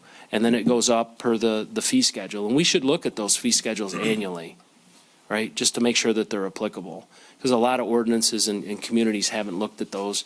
This kind of right around 2000 became a pretty important topic for law enforcement. And then now, with fewer and fewer police officers throughout the country, we need to be mindful of our resources. How much of this problem is residential? I didn't break it down that way. I didn't look. I'm not even going to guess, because there's so many pages of data to look at, because we're having so many alarms. Yeah. Dean? Nationwide, about half. About half residential? You can step up here. You got to speak into that so everybody can hear you. You get a false alarm for residential, is it something like a dog runs through a sensor or something like that, or is it? It could be. What we find is the idea of something like this ordinance here is responsible alarm usage. So if you leave the dog out and the motion detector's on, obviously the dog will trip the motion detector if they run around the home. And obviously if we accidentally forget to put them in the room or the crate that they normally stay in, that could happen. But it shouldn't happen more than once or twice a year. And what Chief Hart said is basically, we call it a 2 strikes you're out rule. You get 2 false dispatches in a year. And I think it's important to note the difference between a false alarm and a false dispatch request. I have 4 daughters, a dog, and 3 cats in my house right now. We trip the alarm accidentally on a regular basis, but we don't allow a police dispatch request on it. We contact security company, we cancel the alarm in the proper procedures, and there's no request on the police department. So proper usage reduces those elements. I hope that answers your question. That makes a lot of sense. And you'd asked earlier, Chairman, about businesses. What can you do? One is proper education of your employees and your team. We've got some case where you've got 8, 10, 100 employees that have a code to the alarm. They may not use it once every 6 months. And when they do, they don't remember what to do. And often enough, they come in on a Saturday morning, first time they've used the alarm in 6 months. They forget their code, they accidentally trip it, and instead of calling the security company or someone in their own company to cancel that alarm, they just go home. And then we're forced to dispatch the police, we waste a run, waste resources. And we talked about the expense of the police resources, but let's look at what we do to these fine men and women we had up here tonight. We send them out on false alarms where nothing's happening. And we breed complacency. And with police officers, I mean, Chief, you can probably answer better than I can, complacency is probably the most dangerous thing we can impose on them. Right. Okay. And Thank you. I want to also bring out one other difference in the ordinance is we're doing the enhanced, what are we calling out? Enhanced call verification? Enhanced call verification. So Chief Hart has an alarm on his house, it gets tripped, they have to call my number, the alarm company, and they have to call a second number, a different number. They don't call me twice. They try to get a hold of my wife, whoever it may be. So we're trying to eliminate that false alarm dispatch. And of course, if we get dispatched on, or get canceled, I'm sorry, on the way to the run, then that wouldn't count as a violation. Okay. So motion made by Councilman Baidoon, seconded by Councilman Ahmad. I'd like to just make a suggestion as per the resident, and I agree with her, it should be just a first reading. But Councilman Baidoon, would you like to amend it? Council Chair, I really don't see the back and forth on this one. It's up to you. Okay. It's something we need to enact quickly. Okay. I mean, they already have. Procedurally, All right, it's so different. motion made by Councilman Baidoon, seconded by Councilman Ahmad. All in favor, please state aye. Aye. Those opposed, no. Madam Clerk, I think I'm the only no. Oh, Dave Abdallah, No. Hassan Ahmad, Yes. Mo Baidoon, Yes. Nancy Breyer, Yes. Robert Constant, Yes. Ray Muscat, Yes. Tom Wenzel. I'm changing mine to no, because I think this is something, I like the idea, but I'd like to look at it a little bit more. Motion carried, 5-2. Okay, motion carried. Thank you. I'm gonna have 5 police cars following me outside this meeting now. Guaranteed ticket, right? Well, the good news is they'll be in our neighborhood. I'm going to trip the alarm on your car. Yeah. All All right, next item on the agenda is item 13A, business license renewal for Famous Auto Center at 25996 Van Born. Council Chair, Councilman Muscat? I move that the Dearborn Heights City Council renew the business license for Famous Auto Center at 25996 Van Born as outlined in 13A. Support. Okay, motion made by Councilman Muscat, supported by Councilman Baidoon. Any discussion on that? Council Chair, Councilman, go ahead. where is this business at? That's between Beach Daily and Inkster. Beach Daily and Easter. I tried to find it, I didn't see it there. What, is it It's on the south side. is it a used car rental, or used car sales? It's on the north side. What's that? On the north side. North side of It's Van gotta be Born. on the north, it's gotta be on the north North. side. Yeah, it's on the other. Have we had any issues with them at all that we know of? No, as this document says, there's zero. No water bill payment problems I or looked at anything? that already. Okay, so, motion made by Councilman Muscat, seconded by Mo Baidoon. Councilman Baidoon. All in favor, please state aye. Aye. Any opposed? The ayes have it, motion carried. Next item on the agenda is item 13B, temporary food truck tent cart business license application for the Burger Company and A1 Dogs and Burgers. Council Chair, Councilman Baidoon? I move that the Dearborn Heights City Council approve the temporary food truck / tent / cart business license application for the Burger Co. and A1 Dogs and Burgers as outlined in 13B. Support. Okay, motion made by Councilman Baidoon, supported by Councilman Ahmad. All in favor, please state aye. Hold on. I'm sorry, in discussion, sorry about Council that. Chair. In discussion, go ahead. I'm going to vote yes on this, but I've been talking with the ordinance director for quite some time about food trucks. And I'd like for him to come on and explain that the problems that they're having with some of these food trucks. So these owners are well aware of what needs to be done if he's available on Zoom right now. Bill Disroom. Bill Dishoon, can you unmute? There we go. Go ahead. Yeah, can you guys hear me? Yes. About this issue. We have a lot of these food trucks and carts that seem to be popping up in the city. I just want to remind everybody, including the council members, we have a process in place to get them licensed properly. They have to go through the billing department. They have to go through the clerk's office to get a business law. Just like these guys are. these carts and trucks. pop Wait, up. you got cut off, Bill. I'll just repeat that particular part. They start at the building department, they gotta make sure that they got a health department okay from Wayne County, then they go to the clerk's office for final approval, and it comes back to the city council. Yeah, they have to go through the building department as well. They have a process. Correct. They have to get inspections done. Just make sure that they're going through the whole process and not setting up and starting before they get approved all the way through city council. We are issuing tickets if you're in violation. And that could, or if there's a violation, you could have your permit revoked if you have one through the city. Thank you. Okay, thank you, Director. Council Chair, Councilman, go ahead. I just want to give out a statement. I got a phone call the other day stating that I was the one who, or a rumor by a resident, or I'm not sure who, because I wasn't disclosed information, that I single-handedly got A1 dogs approved. I've never once disclosed that. I never once tried taking credit for that. That's not my character. This is a team effort. It went through the administration, it went to the building department, it went back to the clerks, it went to city council. So just for full disclosure, I actually called the gentleman after. I said, hey, did you happen? He said, no.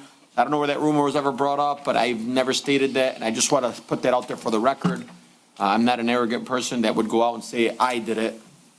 That's just not who I am. So I just wanted to make that clear for the record. And the gentleman also, I called him. I said, did you tell anybody I said that? He said, no. So I don't know where that rumor came from, but it's not true. And I Thank heard you. you're getting hot dogs for life. No, not getting hot dogs for life either. None of that is true. 10 years. I'd like to go on record that I tried their food, great food, guys. Good job. Okay, Council Chair, go ahead, Councilman. I'm kind of in favor of food trucks. They're kind of cool. You get a wide variety. The only issue I have with them is, they're competing with brick and mortar stores. And, I like them. I'm walking them in. But the brick and mortar stores, it costs them a lot to establish their business. Plus, they pay property tax. And to the best of my knowledge, I don't think these food trucks pay any property tax.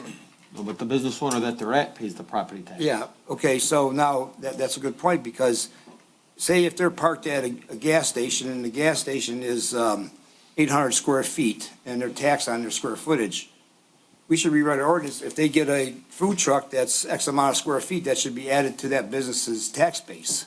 I mean, just to be fair, But because you're not expanding their actual business, though. on that property you are. No, the property is not. It's being added on, you're adding a food truck to a land that's already built, that's already been Yeah, I know, but you assessed. tax on the size of the building and the sales area. That's a different conversation that That's something we should look into. I mean, I'm not against food trucks, but let's everybody pay their fair share. Personal property tax. PPTs. Okay, Personal property tax. so I do want to say, Councilman, a lot of times people get concerns with that. My personal thing on that is I always want variety for the residents. I was the one that was pushed for the food truck ordinance. The reason I pushed for it, because there was a lot of food trucks, carts, et cetera, that would open up without licensing, without going through the permits, et cetera, et cetera. A lot of cities have this. It just gives the cities good vibe. It gives people other options. But also for a lot of the food truck vendors, what they do is they try out that particular product at a private setting, and if it works out good, a lot of times they end up opening up their own restaurants. Council But Chair- also, let's keep it in mind, Don't there's a misunderstand total what of I'm saying. around five or six food trucks right now, so it's not. I wouldn't mind if we had more food trucks. I mean, I like going to a different kind of food truck. You're driving around, you go up there and they're fresh, cooked right there.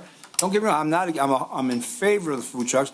It's just, I think it's a little unfair the way they don't have to pay their due diligence as a store would. You build a building, you pay rent on a building, you pay utilities, you pay taxes. I just want you to know something. Also, keep in mind, Councilman, some of these food trucks, to build up a building is gonna cost you to renovate inside about $150,000. To buy one of these food trucks is about another $150,000. These aren't cheap.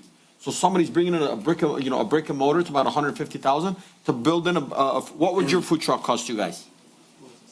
Yeah, I know they're 100. There's a trailer, actually. I talked to the owner of Cinnabon. I know how much they cost, Yeah, so they're very and- expensive. Yeah, and I'm not, like I say, I'm not against a food truck. I don't care if there's 10 of them parked out there. Well, I will. Okay. You know, but I'm just saying, we should maybe look into this ordinance in the future and say, hey, maybe that business that they're parked in, they're getting more business too. So if someone comes with a food truck and then they get something, then they might go into that business, do some work. So it's beneficial to that business where they're parked at too. So, there's businesses out there that just are strictly a building and they pay their property taxes. So that's what I'm just saying. I'm not against food trucks at all. Don't misunderstand me, but I'm thinking there should be, we're losing out on some tax base. Okay. Councilwoman, go ahead. I have one remark for ordinance, if it could be checked. There are 2 food trucks parked at Annapolis and Beach Daily. One's in an alley. They're aware of that, and they're. That doesn't look good. Okay. Councilor, I just want to add just a little bit of sugar, but just a closing remark. All right. And I want you to keep in mind, so the gentlemen that are parked at Ford Road and Telegraph it's actually at the Shell gas station. It's been through 3 different ownership. And one of the reasons why each owner sold it is because they were struggling to keep ends meet there. And so this latest owner parked this food truck there in hopes that, this will attract more of its patrons to come inside. And so that they would get some support and in hopes that he would have to close his doors. So you have to keep in mind, this is a two-way street here. This gentleman said, I'm not able to compete with, because he felt that Telegraph and Ford Road was a busy gas or corner. He felt that, it was safer to go down the street. I don't know. But I know that since he's been there, the gas station kind of picked up a little bit. Right. He's seeing a little bit more of a success. So now it really is benefiting these business owners and helping out small business owners in the city. Okay. Thank you. So we got to take this to a wrap. So motion made by Councilman Baydoun, seconded by Councilman Ahmad. All in favor, please state aye. Aye. Any opposed? The ayes have it. Motion carried. Next item on the agenda is comments from council members. Council Chair. Men and women. Council Chair. Council, men and women. Let's keep this as short as possible, please. Council Chair. Go ahead, Councilman. Who's first? Ahmad, go ahead. Thank you, Council Chair. I just want to mention that my heart goes out to all the families of the victims of MSU. I'd like to give my sincere condolences to the families and my prayers for a speedy recovery for the injured. Moreover, February is the Black History Month, so I would like to recognize and celebrate all the achievements and contributions of the African American to our great country. And before I wish everybody a happy Valentine's Day, and in the wake of the couple of incidents that happened in our local schools, I would like to ask our wonderful students to try to show more love and compassion for each other. MLK once said, "Darkness cannot drive darkness, light can do that. Hate cannot drive out hate, love can do that. Be like Commissioner Kenizik and show some love." Thank you. Okay. Councilman, go ahead. Again, my heart goes out to the MSU students. I've got relatives that had to come home at 3:30, 4 o'clock in the morning, early this morning. And I tip my cap to the staff at MSU, the MSU Police Department, State Police, for doing a job of minimizing what had happened there, and kudos to them, and hopefully everybody can recover from this. But this, I see Mr. Mayor is gone, but a while back, I made complaints about these utility poles laying all over the city. Nobody seems to know who they belong to. Well, the one that I've been complaining about a lot was the one at Sheehan and John Daly. Somebody knows who that belongs to, because I drove by there last week. They've got an angle iron bolted to the pole and driven into the ground so nobody picks it up and moves it. Now, anybody that's got a crescent wrench or a 5/8 square drive socket, you can go over there and take that thing off.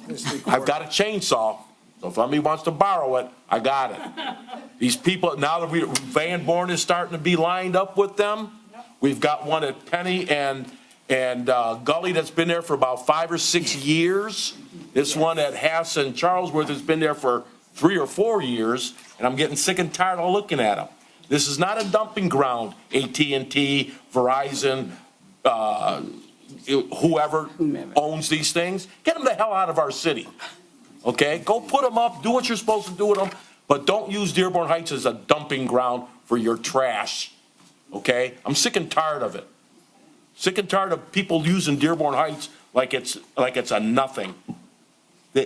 Go see it, Mr. Deeb. They've got it bolted to the ground, okay? And then my complaint about the low-hanging wires at Charlesworth and Sheehan, I'm gonna tell you, it's gonna come down. Somebody's gonna hit it. Now, this is not the first, second, or third time I've ever said this, so I want to see some action here pretty soon, okay? Okay. Thank you. Next comment from council members. Council Chair.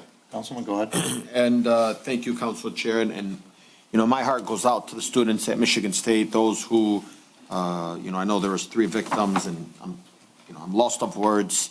I know that there was also a huge earthquake inside, Turkey, Syria, Iraq, parts of Lebanon, and so there are still actually people under the rubbish, and my heart goes out to them as well. But, you know, I just have to remind, since we're here, it's seasons changing. We're going to start seeing some nice weather, hopefully. We're going to start seeing some kids that are going to be speeding, adults will be driving speeding. Let's just, be mindful of our neighbors, of our residents. Also, I know this is something that has to be brought up, is we know that we're going to start seeing some rain. And when it rains, we know that Dearborn Heights is a place that, we start seeing flooding. I know we're going to see it a lot on the south end.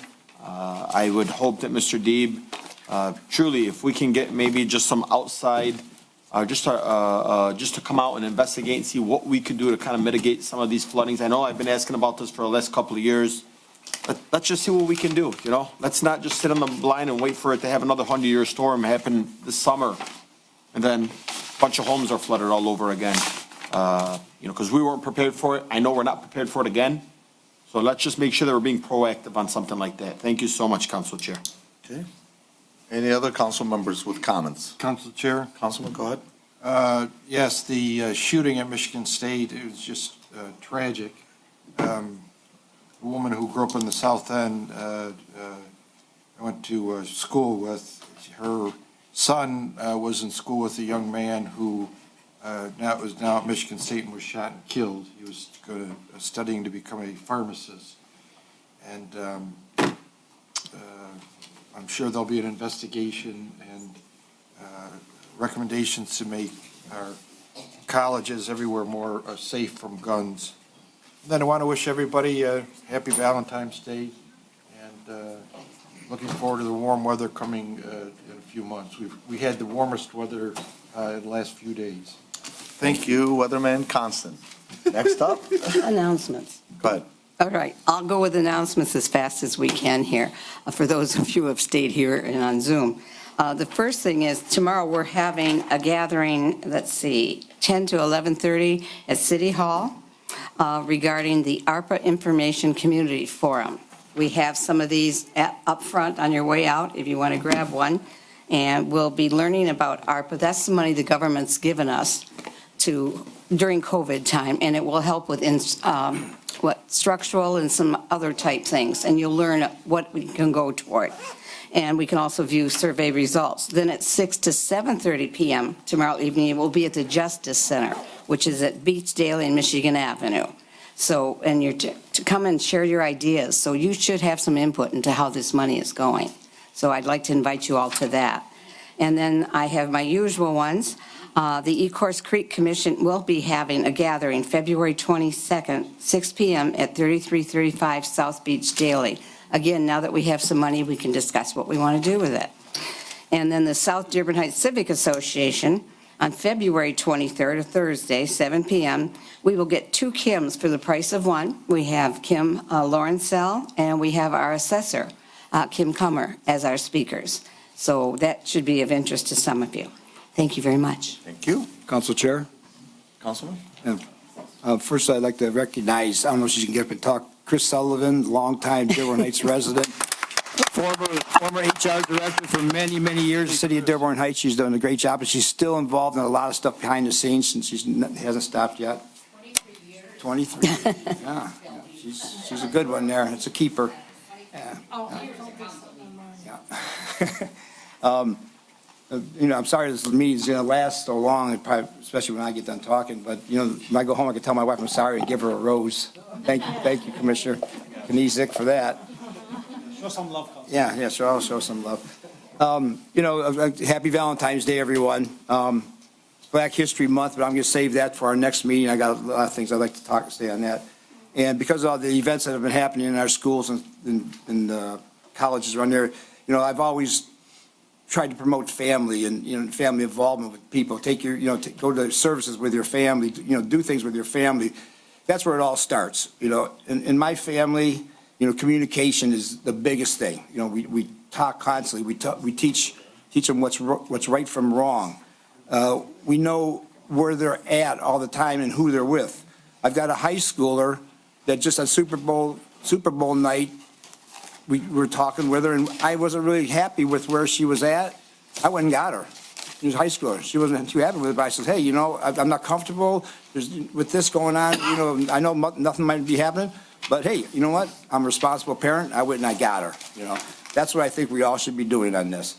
And like I said, go to services with your family. Do stuff with your family. Make it where you know what your kids are doing instead of, them just taking off. They don't care what I do. When I'll take off and, cause trouble or whatever they do. I'm not saying all kids are that way, but, obviously a lot of them are. Something really bothered me at the last meeting, and I felt it really, really odd in relations to the Warren Valley Golf Course, and some pipes froze and broke. The Councilwoman Breyer thought it was a leaky roof, and she was kind of chastised and said, hey, you should have talked to somebody else, and you would have found out it's not a roof problem, it's water pipes, breaking, because we had an issue with DTE. We couldn't get the power turned on, and the pipes frozen. So I did a little investigating.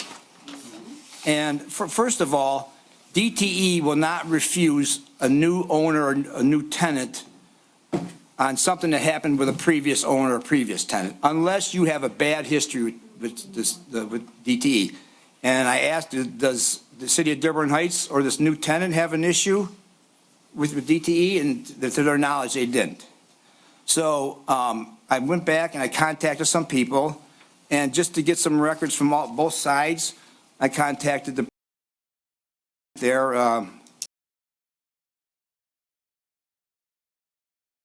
and I got some records from them, and these are official DTE documents. And according to DTE documents, and I've got some here, took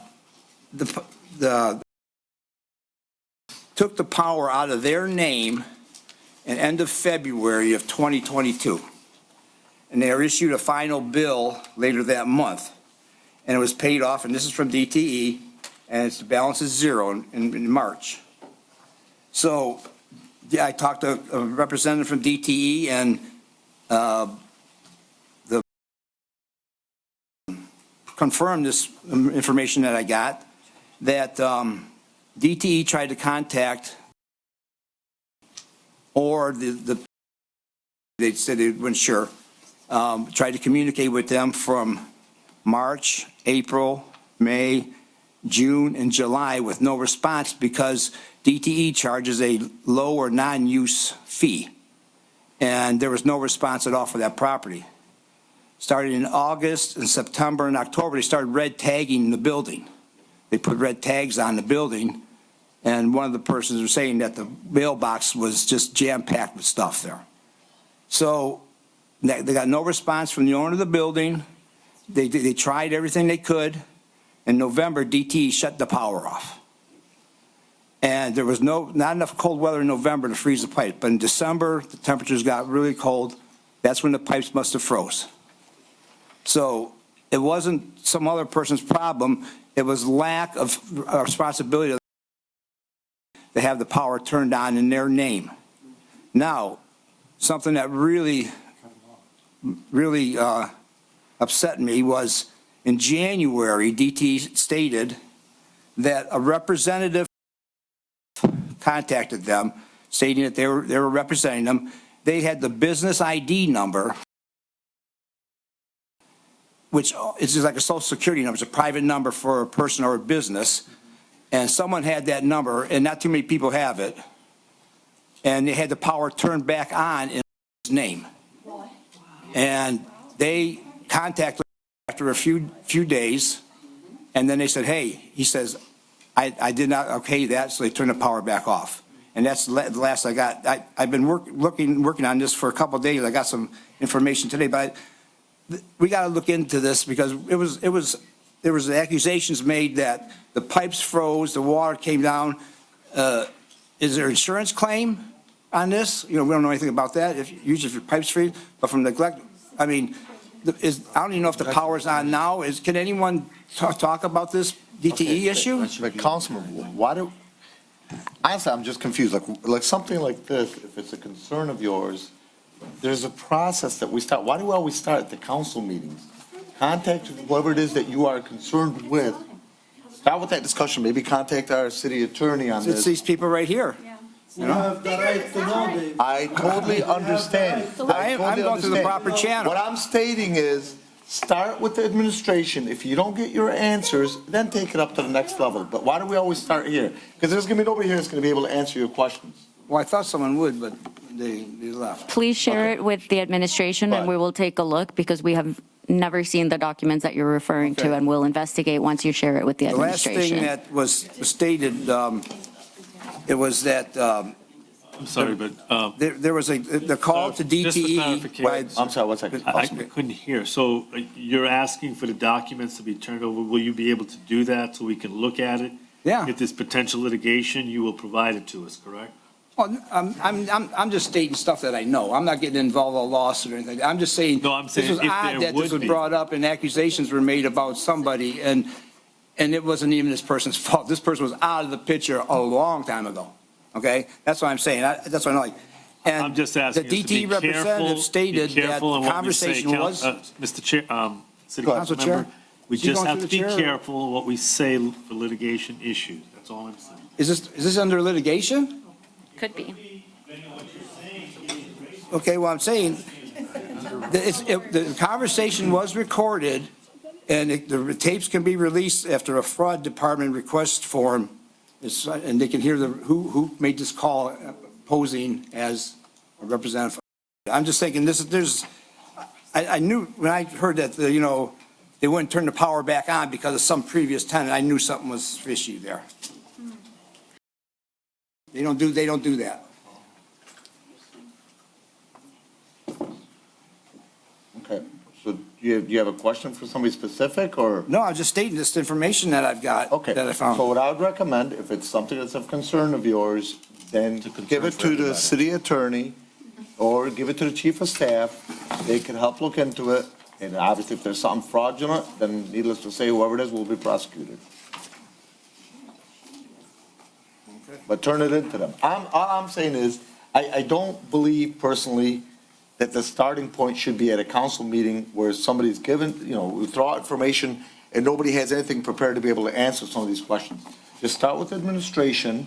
If you feel the answers are not coming to you, to your comfort level, then obviously you're welcome to bring it to I'm just being council. transparent with the residents. We're not asking about not being Yeah, I'm transparent. saying. We're saying, like, right now, when you present something like this, nobody has got this data to be able to answer. I'm not you. answering any questions. I didn't ask any question. Or I will just add, I wish I would have, you've had this, and No, I just got this morning. Okay, but you also have said to the administration many times that you wish you got information prior to it being told to us here at council. Maybe you should have reached out to us this morning as well. Hey guys, this is the information that I received. I got this sent to me, an email sent to me this afternoon. So, I mean, And I hope whatever you're disclosing right here, one is factual, and two, if somebody did do that and used somebody else's EIN number, they definitely be held responsible for that, whoever it is. If somebody's doing something fraudulent, from a top on down, turn it into the right authorities. And really, I would call If the it's FBI fraud. and have them submit it. Submit well, it. okay, I'm not going to sue anybody. I'm saying that I'm just stating that I'm hearing these things, and I'm saying, wait, something's up. I'm being transparent. I'm being transparent with the residents and let them know what I found out. Everything I'm saying came from DTE. Here's the statement here's the letter from DTE, and there's the statement for showing a zero balance as of March of 2020. Honestly, Tom, if I can give you some recommendation, I'm no attorney, I would give that to the FBI. Have the FBI deal with it. This is way out of my pay grade. Any other council members have any comments? Okay, with no other comments, any other announcements? Hearing none, next up is public comments. Oh, I'm sorry. Sorry. Go ahead. Councilwoman Breyer stole my spark today, but I am here again to remind you about the American Rescue Plan meetings that are happening tomorrow. They are, again, at 10 o'clock here in City Council. It will also be available on Zoom. And then we will also have one at 6 o'clock at the Police Department, which will also be available on Zoom. We did print out physical forms for the survey. We are still looking for more input. So again, we encourage everybody to fill this out. I apologize to the few of you that I handed them out who were sitting next to me. But please share them with your friends, with your neighbors. We want to get as much input as we can. We now have an additional $10 million that we need to figure out what to do with regards to the Eakers Creek. And having the input of the residents is a priority for us. So please try to participate. There's a box by the mayor's office where you can find these forms, fill them out, and attend the meetings tomorrow. And if you have any questions, again, feel free to reach out to the mayor's office. If you can't make it to either of these meetings, they will be recorded. But we're always open if you have any concerns. Okay, thank you. Only recorded, there's nothing, not on Zoom. It's on Zoom and it's going to be recorded. So just like the council meeting. Okay, You're thank you. welcome. Madam Clerk? Lynn Senya, City Clerk. Just real quick, we finally got the dates for the election for the three city council positions that will be open and will be running from January 1st, 2024 through December 31st, 2027. Deputy Clerk Flamont and I are going to review our packages tomorrow, and we will have them available after 10 on Wednesday, February 15th. What are the dates? The dates for Primary in general. August and November. I don't know off the top of my head, but that's on a Tuesday. It's on a Tuesday. I'll look at my calendar and let you know. And it depends on August, it depends on how many poll for the August one. Right. Okay. It's going to be in April. I'm not going to, that's what we're reviewing to make sure that we have the dates. I could tell you, but we want to double check. Okay. But it is towards the end of April. Thank you. Hello. I am Mary Christina Sullivan Rathwell. I live on Annapolis Street in Dearborn Heights. And first of all, Commissioner Knizia, you made my heart happy with that 10 million. I'm here tonight to request that the City Council reappoint the Eakers Creek Commissioners. Our terms seem to be up. We want to continue our job of helping to mitigate the problems of the Eakers Creek flooding and to educate our public on their role in this process. I have flooded since the day I was a Mayor Canfield. 1968 was my first flood. John Canfield. John Canfield, yes. And Cap Herring was the drain commissioner for Wayne County when Wayne County had a drain commissioner. They held a meeting at Annapolis High School in 1968. That was my first meeting on and they promised that they were going to fix the flooding. That's over 50 years ago. So now residents deserve and are demanding permanent solutions. That 10 million is going to help a lot. It's the first positive step I've seen in a long time. But the Eakers Creek Commission is made up of very dedicated, experienced, problem-solving residents. This is democracy at work. Local community members working hand in hand with government to solve our problems. Mayor Bezin, I'm sorry he's gone, has had a proposal out to combine the Watershed Stewards Commission with the Eakers Creek. In truth, I used to be a watershed. I've been a Watershed Steward Commission. I don't think it's a bad idea, but not right yet. It may work at a later day, but now is not the time. Our work on the Ecorse Creek Commission is not finished. And until we can bring a permanent or some workable solutions that bring relief for basement flooding, our job is still to be done. It's not finished. So on behalf of the Ecorse Creek Commission, I ask the City Council to reappoint us to the City Ecorse Creek Commission and let us continue our work. I thank you for your consideration. Thank you. Okay. Thank you. All right. That was nice. Council Chair, Yeah. I got dates for you. Council Chair, Yes. to follow up to answer Councilman Baydoun's question, the primary, if needed, will be August 8th, 2023. And the November is November 7th. I had them with me all along. It's been a long day. Are you speaking as a treasurer As or? treasurer, I was waiting, though, to Okay, so come under to the podium. announcements? Okay, come on up. Yes. I'm speaking as the treasurer. Good evening, Lisa X. Clayton. I live on Gully. So again, speaking as treasurer, you know, it's been a really long night, so I'm going to go right to the chase. I've had folks ask me and inquire, and I feel as your treasurer, I have a fiduciary responsibility to share with you some figures for the month of February, if I may. Okay? Oh, I got figures. You want figures? Yes. Okay. We have, for the general fund, there's 1.8 million in the checking, which is, of course, already spoken for. We move the money to that account when we need it to cover accounts payable, which leaves us with 1 million in what we call the pool account. That's what we can pull from. It's a J fund, like a savings account. What I want to tell you is based on revenue expectations for the month of February, which is about 750,000. That's 1.75 million. Okay, I'm sorry, Madam Treasurer, are we doing an announcement or? No, I'm doing an announcement. It's your cash flow. So as your fiduciary responsibility, I hope you would listen to this. Okay, so that's your announcement? Okay, go ahead. Yeah, that's where I'm going with this. I'm giving you direct numbers, not making it fluffy. So again, you're looking at 1.75 million is what you have available for your revenue, including the 1 million that's in the pool account.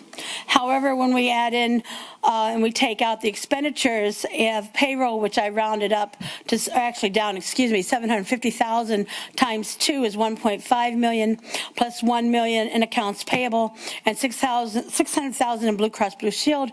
That gives you 3.1 million. As you can see, 3.1 million to 1.75. This is what happens to your scale. I just want to let you know that, and I apologize. I wish I had better news for you. Thank you. Madam Treasurer, real quick, are you insinuating that there's a deficit? I'm not insinuating. I gave you direct numbers that come off of your cash flow. I can also give you the numbers from January, but those are exact numbers from January that I can give you this evening, but I do not want to waste. I mean, it's been a long night for everybody, but I do have that with me as well. Thank you. Madam Chair. Thank you. With no other announcements, public comments, go ahead. You have up to 3 minutes. I'm sir. just a public comment. Bob Davis, live on Loch Lomond. I'd like to thank Dearborn Heights City Ordinance for parking. They were parking commercial vehicles on our street. And I talked to the gentleman that was parking it, and, you know, he said a few words to me. I said, nothing. That's when I went to city ordinance about it. And they took care of it, and it was removed. But I'd like to see some signs posted around where commercial vehicles can't park in driveways and on streets overnight. And if you drive around, you'll see some of that's happening. The other thing I want to talk about, and it'd be real quick, they're doing water line and sewers on our street, on Avondale and that. So some of the homeowners were concerned, well, the two ladies on each side of me, because their easements, the grass, you know, sidewalk grass has been destroyed, and some sprinkler systems are being destroyed, and more than likely they're going to have to replace all the driveway approaches coming in.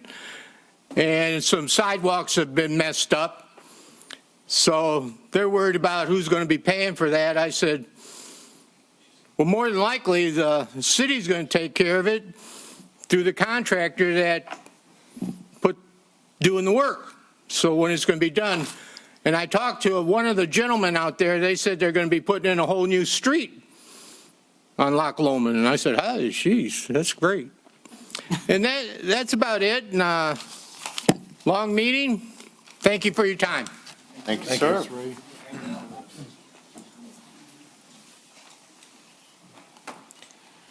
Drapkowski, Columbia Street. I'll make this short. I want to make a recommendation to the city council to have all our department heads here or directors so that we can actually hear what they have to say without any interruptions until this issue is resolved with our internet. I brought that up to one of the council members in the past, but obviously I don't know if anything was mentioned to the administration or not.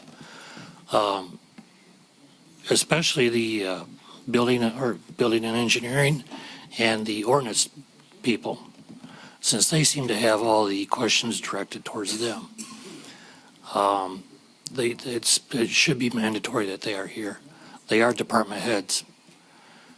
Okay, and if you don't want to do that, then we can go a different way and file a complaint with the Americans with Disabilities Act. And I don't want to do that. And also, have the mayor take his mask off, because people who rely on reading lips cannot understand anything that he says, and that's another violation. Okay? Information will be relayed. The last meeting was interrupted 280 times. I counted it. Thank you for your On time. Zoom? Yes. Oh, okay. I agree with you, it's terrible. You're not going to get an argument out of me. Okay, thank you for your night. Thank you. Thank you. Come on up. City, street name. Rachel LaPointe, Merrick Street, Dearborn Heights. So a few things. Regarding the lawyer for our clerk, I was very disturbed that our corporation counsel is advising her when he is the one that subpoenaed her. That seems to me, as a resident and just an American, really, that's a conflict of interest. That's a huge ethics violation, and the whole discussion should have been clear that he was the one that issued the subpoena, and he should not be advising on this matter at all. Not at all. I think. Honestly, I don't need a response for this. This is my opinion. I'm going to be looking at the lawyer, like the bar ethics rules, because this is absurd. When it comes to the treasurer and the bank accounts, it seems clear that the treasurer is the one in charge of the money. That's basic government 101 in high school kind of thing, right? Our charter seems to be very clear that there's a separation between the comptroller, the mayor's office, and the treasurer, correct? The people elected the treasurer to handle the money and to advise on it. We chose her versus the other people that were up. We are expecting her to make those decisions. We are not expecting her to do what the mayor's office or the clerk's office or city council tells her to do when it's something under her responsibility. Just like we wouldn't ask you guys to do the clerk's job. When it comes to the golf course, it seems clear that there is fraud happening in some manner. There are, my opinion, please. Okay. It is clear that there are some sort of shenanigans going on. There are people that are extremely concerned. The contract, y'all said it when you voted on it, that it was a bad contract. I looked at it again today. It's terrible. A child could have written a better contract. It doesn't even say that they can use it for golf. In the permitted uses, it does not include golf. So if they have golf there, it seems they're in violation of the contract. What Councilman Wenzel brought up is extremely disturbing. There's already been so many insinuations against the previous person that it's embarrassing. And it's clear that none of you will listen to Councilman Wenzel when he brings anything up. I don't know why you're asking him to bring it up to the mayor before bringing it up to you guys when you all know the mayor's not going to listen to him. You've seen how the mayor treats him. Like, let's not beat around the bush here. They don't like each other, or at least the mayor doesn't like Mr. Wenzel. Like, it's obvious, guys. So don't ask him to do something that you know is not going to happen. Okay, thank you. Council Chair. Yes. Point of clarification, because this is a factual basis, I did not issue any subpoena to the clerk, and the clerk would attest to that. I'm not handling that litigation. It's an independent law firm that's contracted by us, just for the record, Contracted by, I'm sorry? by us. Oh, okay. Yes. Yeah, I thought Not by it's myself. part of corporation, not this corporation council, but it was the labor. Nobody from the audience, please. Thank you. Go ahead, sir. Zohair Abdelhad, Rosemary, Dearborn Heights, Michigan, if you want Wayne County. No, it's the clerk. Always And I just did making sure it's send you, I need extra time. I sent you email. When did you send it? Yesterday. I didn't receive nothing from you. That's okay. I hope I will not take more than 10 minutes. Yeah, I What are we gonna? Anyway, Wait, it's okay. I'll 3 try. minutes enough, yeah. I'll try to, to finish in 3 minutes. On October 14th last year, somebody called from a house in Dearborn Heights to the police station asking for help because there are people who basically stormed into his house with weapons trying to take 350 pounds of marijuana and to basically harm him.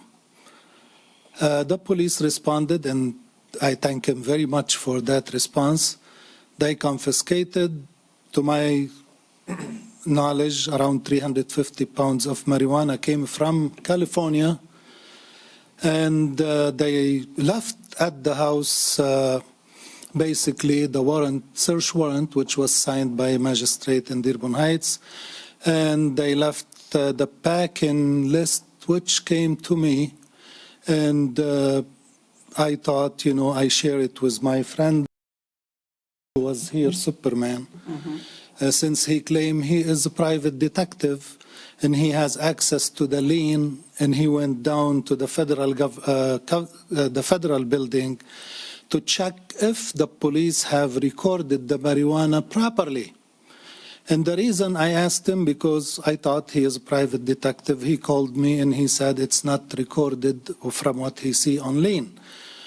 He came to the city council, basically claimed I'm distributing a scene of a crime and all these things. And he's going to file a police report next day, and I hope he did. So what I did, I FOIA'd the 911 tape. I FOIA'd all the documents related to that incident. I really need time because this is safety of the people. People came to a house with M16s.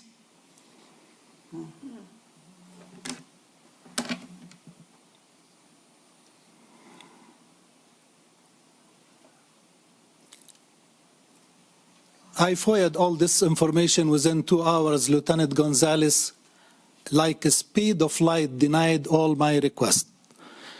I appealed next day to the mayor. Since then, I did not hear from him whether he need an extension or anything else. The reason I bring this, because previously, years ago, some of the confiscated items which are worth money used to end up in the back room of a restaurant on Warren Avenue, and it was sold and split between the previous chiefs, and I am responsible for this. I know, but these types of accusations. No, it's not accusation. I have witness who worked in that place and came to my office and told me what was going on. If that's the case, no problem. Turn them into the police. If you don't feel comfortable turning them into the police, turn them into somebody above. What, you turn it to the person who's doing it? I'm sorry. No. Come on. Like I said, anyway. If that's not good enough, turn it up to somebody above, FBI, whoever. But I don't know if this is the right venue, because we're the legislative body. The reason I'm doing this, I support the mayor with his effort to reconcile and to reform the police department. I with him 110%, and I applaud him for it. But it has to be done for the proper reason, the right reason, in the proper way. Okay? We don't want to end up with lawsuits and we just go and suspend commission which was established by 16,000 to 7,000 in November 3, 1964. I mean, I want things to be done properly. There are lots of good cops in our city, lots of good men in that department. They put their life for us every day. They need to know that we have their back. They need to know that they're going to be promoted. They need to know that these people are getting everything they need to have. That's why I'm asking to do things properly. The second thing, Madam Treasurer, do you have enough money after you take the $5 million from the restricted funds? Do you have enough money today to pay your bills until June 30th? You're saying without the restricted. Without the restricted, Because we cannot use the restricted funds. do you have enough money? So my concern would be no, by the end of the, we can't make. This is your answer, That's Mr. why we need ARPA. Baidoon. You do not have enough money. You have ARPA money, which you are allowed up to $10 million to put it in the general fund. Why until today the treasurer did not move it? Can you tell the council why? Yeah, well, do you want me to come up to the mic? Yes, Okay. please. Okay. So, no, let me, please, No, if I may. Okay, answer. but you guys, these things. I know, but you know I would have approved extra time. I did not get any type of announcement, so please, Madam Treasurer, if we could please rush it. Yes, Okay. so you're allowed up to 10 million from ARPA money. You have appropriated already July 1st, 2.2 million because we couldn't make cash flow, which means we couldn't make payroll. That was in July with the beginning of the new fiscal year. That leaves you 7.8 million that you're able to take, and I would recommend that. Thank you. And we already spent some million and some to bring some company to teach us what to do with the ARPA, and tomorrow we're going to talk to them. If you have heads of department who are not capable of knowing what they're going to do and what project they have, they should be fired today, not tomorrow. Council Chair, I will add for any time that facts are thrown out without any supporting document, as the treasurer just did, that has to be open. I'm speaking, ma'am, Okay, please. hold on. That we have to follow a format. If this is public comment, then it has to be labeled as such and not as a factual representation of the finances of the city. And I'm not sure the capacity she's stepping in or the accuracy of the information, and we have to be clear to the public. Right. Her fiduciary responsibility. Madam Treasurer, see, this is what I'm talking about. Why have are the these things motion always here. brought up at council meetings? I have the You motion, guys, sir. you, the Madam Treasurer, yourself, the mayor, the administration, all the department heads are all there at City Hall all day. Why do we wait until a city council meeting and then to present it? And then, as a council body, we don't have any of the information in front of us. We're not the decision I've already makers. presented it, and I have a fiduciary responsibility. All I'm I have the saying- motion, though, to answer that question. Okay, go ahead. It was just raised. The council approved the fund transfer. It's motion number 22-326. Again, I'm not going to hold it up to the camera, but it is here. Motion by Councilman Baidoon, seconded by Councilman Muscat to approve transfer of $2.2 million for American Rescue Plan account to the general fund pool account. In addition, authorize the mayor and comptroller clerk to sign the authorization and the treasurer to transfer the funds as outlined in 9C. This was dated on July 28th, and it was approved unanimously, except for absent of Councilman Ahmad was not there. So I'm not making anything up. I also have the bank account. Again, I'm not going to be able to show you because I was told I cannot show you, but I have the bank account that will show the amount that came in for ARPA when it came in 2 payments. Council was made of that. You knew this. Yeah. Okay? And then minus the 2.2, it's basic math. Thank you. Thank you. Council Chair, but now it's got, somebody's got to come to us and tell us that they need a money transfer. That is correct. So nobody has done that. You haven't done it. You want me to talk? Okay. No, I just said you didn't do it. That's my Don't statement. get that. Nobody came to this council and told us that. And I did, yes, yeah, I have talked about it. I've been telling you over and About the over. 2.2 million, yes, but all the rest of the stuff now How many was not times? told. I'm not going to go back and forth on this. Okay, we're way It's- past public Okay, now comments. that's time now. Okay, let's go, But Gary Matkin I will be will able to tell speak. you, I've come to you many times. Okay, thank you. Come on up, ma'am. I'm just being quick on this. Pam Swerple, Dearborn Heights. Obviously, the cash flow is an issue. Street name, I'm sorry. Kenmore. Thank you. Obviously, the cash flow is an issue, but the police department's an issue. You guys have known for a very long time, they're bleeding officers leaving. Officers are leaving this department at a very rapid rate. And we're not replacing them all but one at a time. So the safety of the citizens is my major concern. The cars are racing up and down, spring's coming, spring is the fights, spring's going on with a lot of other issues. And with the cash flow that she just brought up, how are we going to retain, or how are we going to recruit officers to this department saying, hey, come here, but our treasurer is telling us that we're pretty much bankrupt unless we take ARPA money. And then that's still just spinning the wheels for the next couple months because there's no new cash flow, but we keep paying out more than we're receiving in. And Mo, you told me months and months ago that you were told if we didn't stop overspending, the city would be bankrupt. And guess what? The tires have still been spinning, and we are out of money. And now we're out of officers. So now we've got a problem. And everybody wants to fight like toddlers, and everybody wants to sit and say, it's not me, or I don't want to deal with it. But everybody needs to get together and stop this and figure it out, because this city is rapidly declining without the safety. So someone's got to figure it out. And I've been saying it from the rooftops, and people are just looking at me like I'm crazy, but it's happening. And I told you a long time ago, Dave, a long time ago, that this was going to be happening. Oh, I hope it's not true. Get ready, it is. I told you. It's going to be bankrupt if we don't stop spending. But guess what?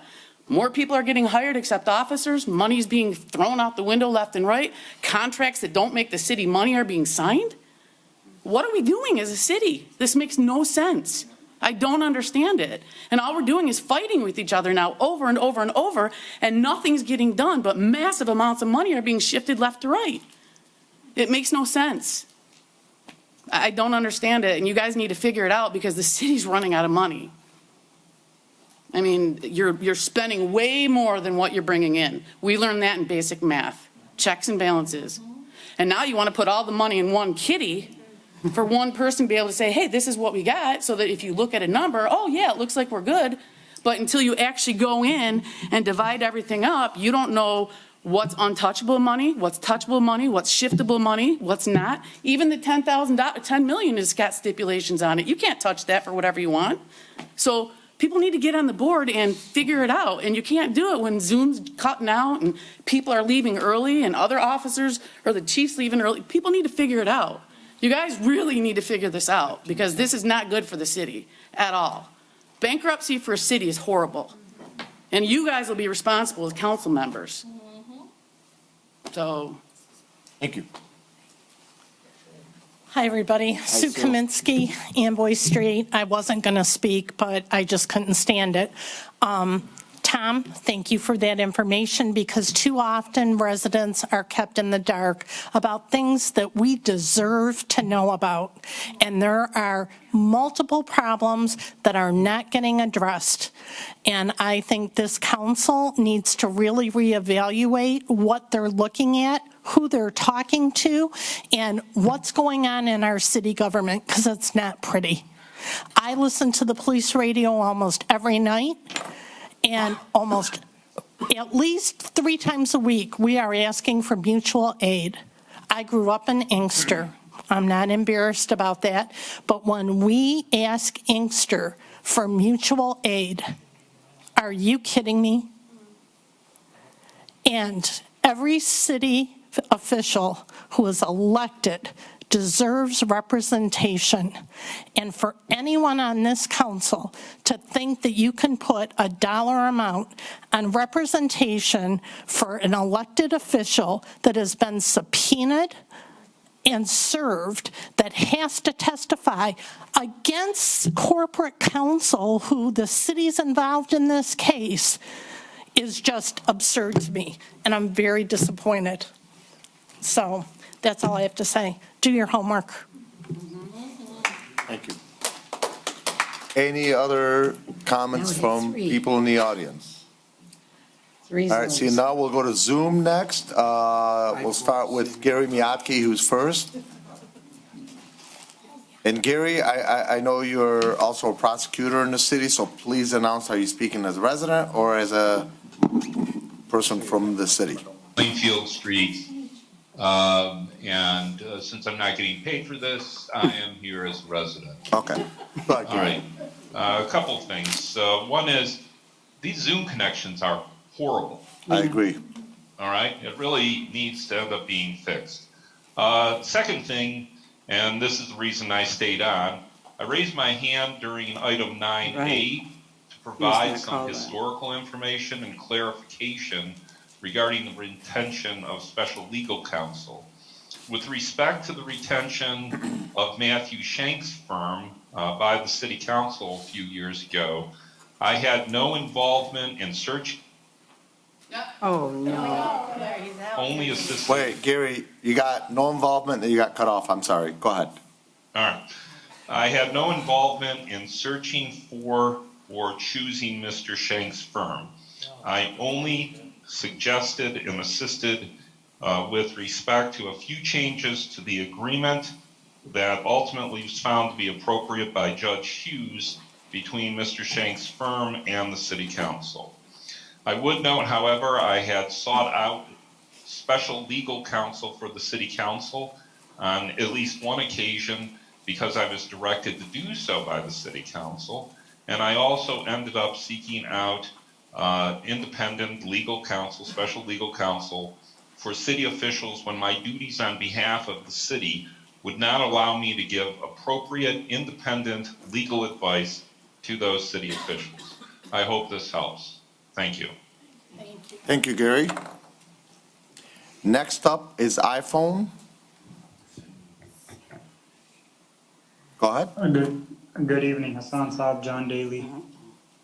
Two things. Number one is, the first question is to the treasurer. I remember coming to her over 2 years ago, about $4,750 the city owes me. And I provided her office twice with copies of these checks that the city cashed with the account number. Wait, you got cut off after account number. Please repeat. She said that there was two, she wasn't sure what sludge account number they had gone into. So for her to say that she needs 5 accounts or 6 accounts or whatever accounts that she is, she said there was tons of accounts that she could not even. What? No, he's got a. Wait, you got cut off at, could not.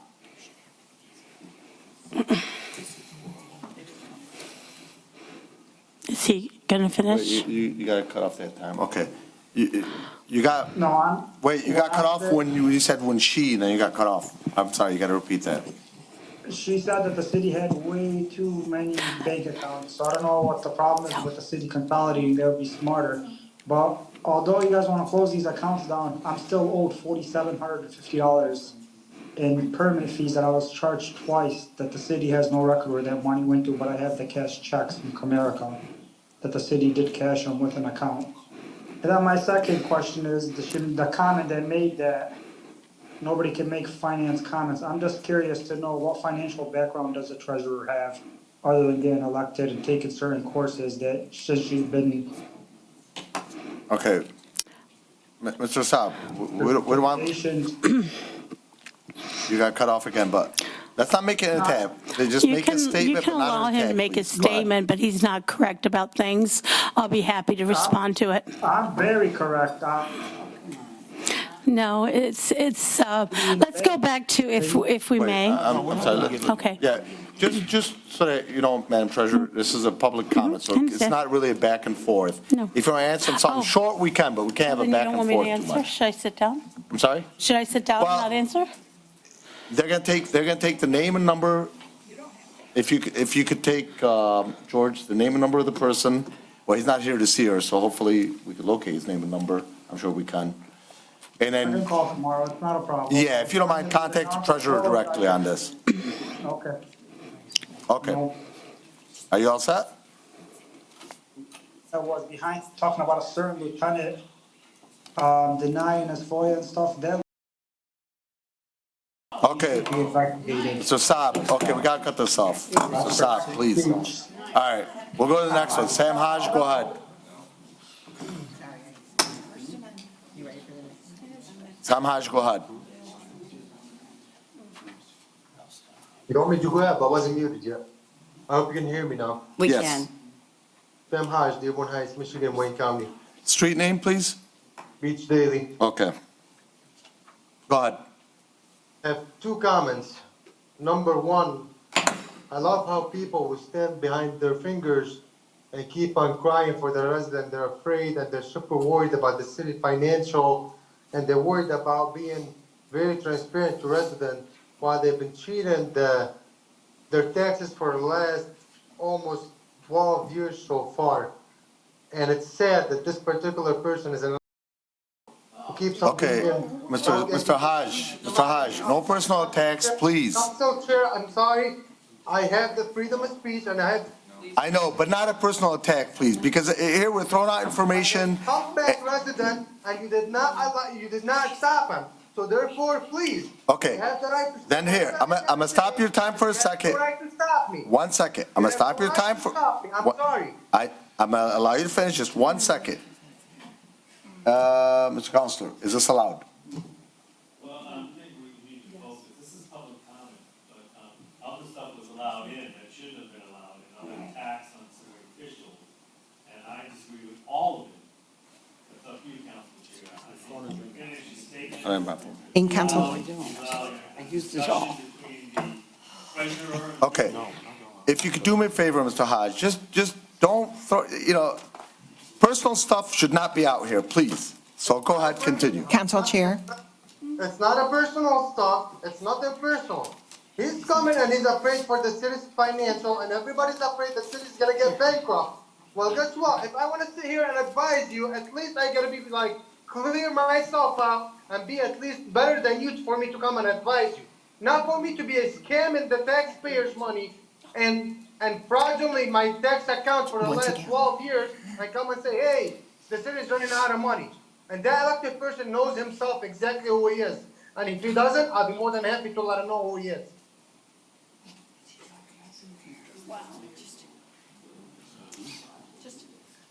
For the smart resident who just came out and started using my name and making a smart accusation, he's more than happy to come visit my firm, and he's more than happy to come see my license from the state of Michigan and all the contracts I've been doing for the last 19 years.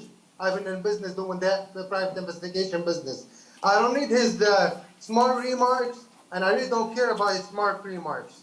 And for the smart school trustee who decided to come out of nowhere and now and super worried about the school, the city's financial, I'll be more than happy if she can at least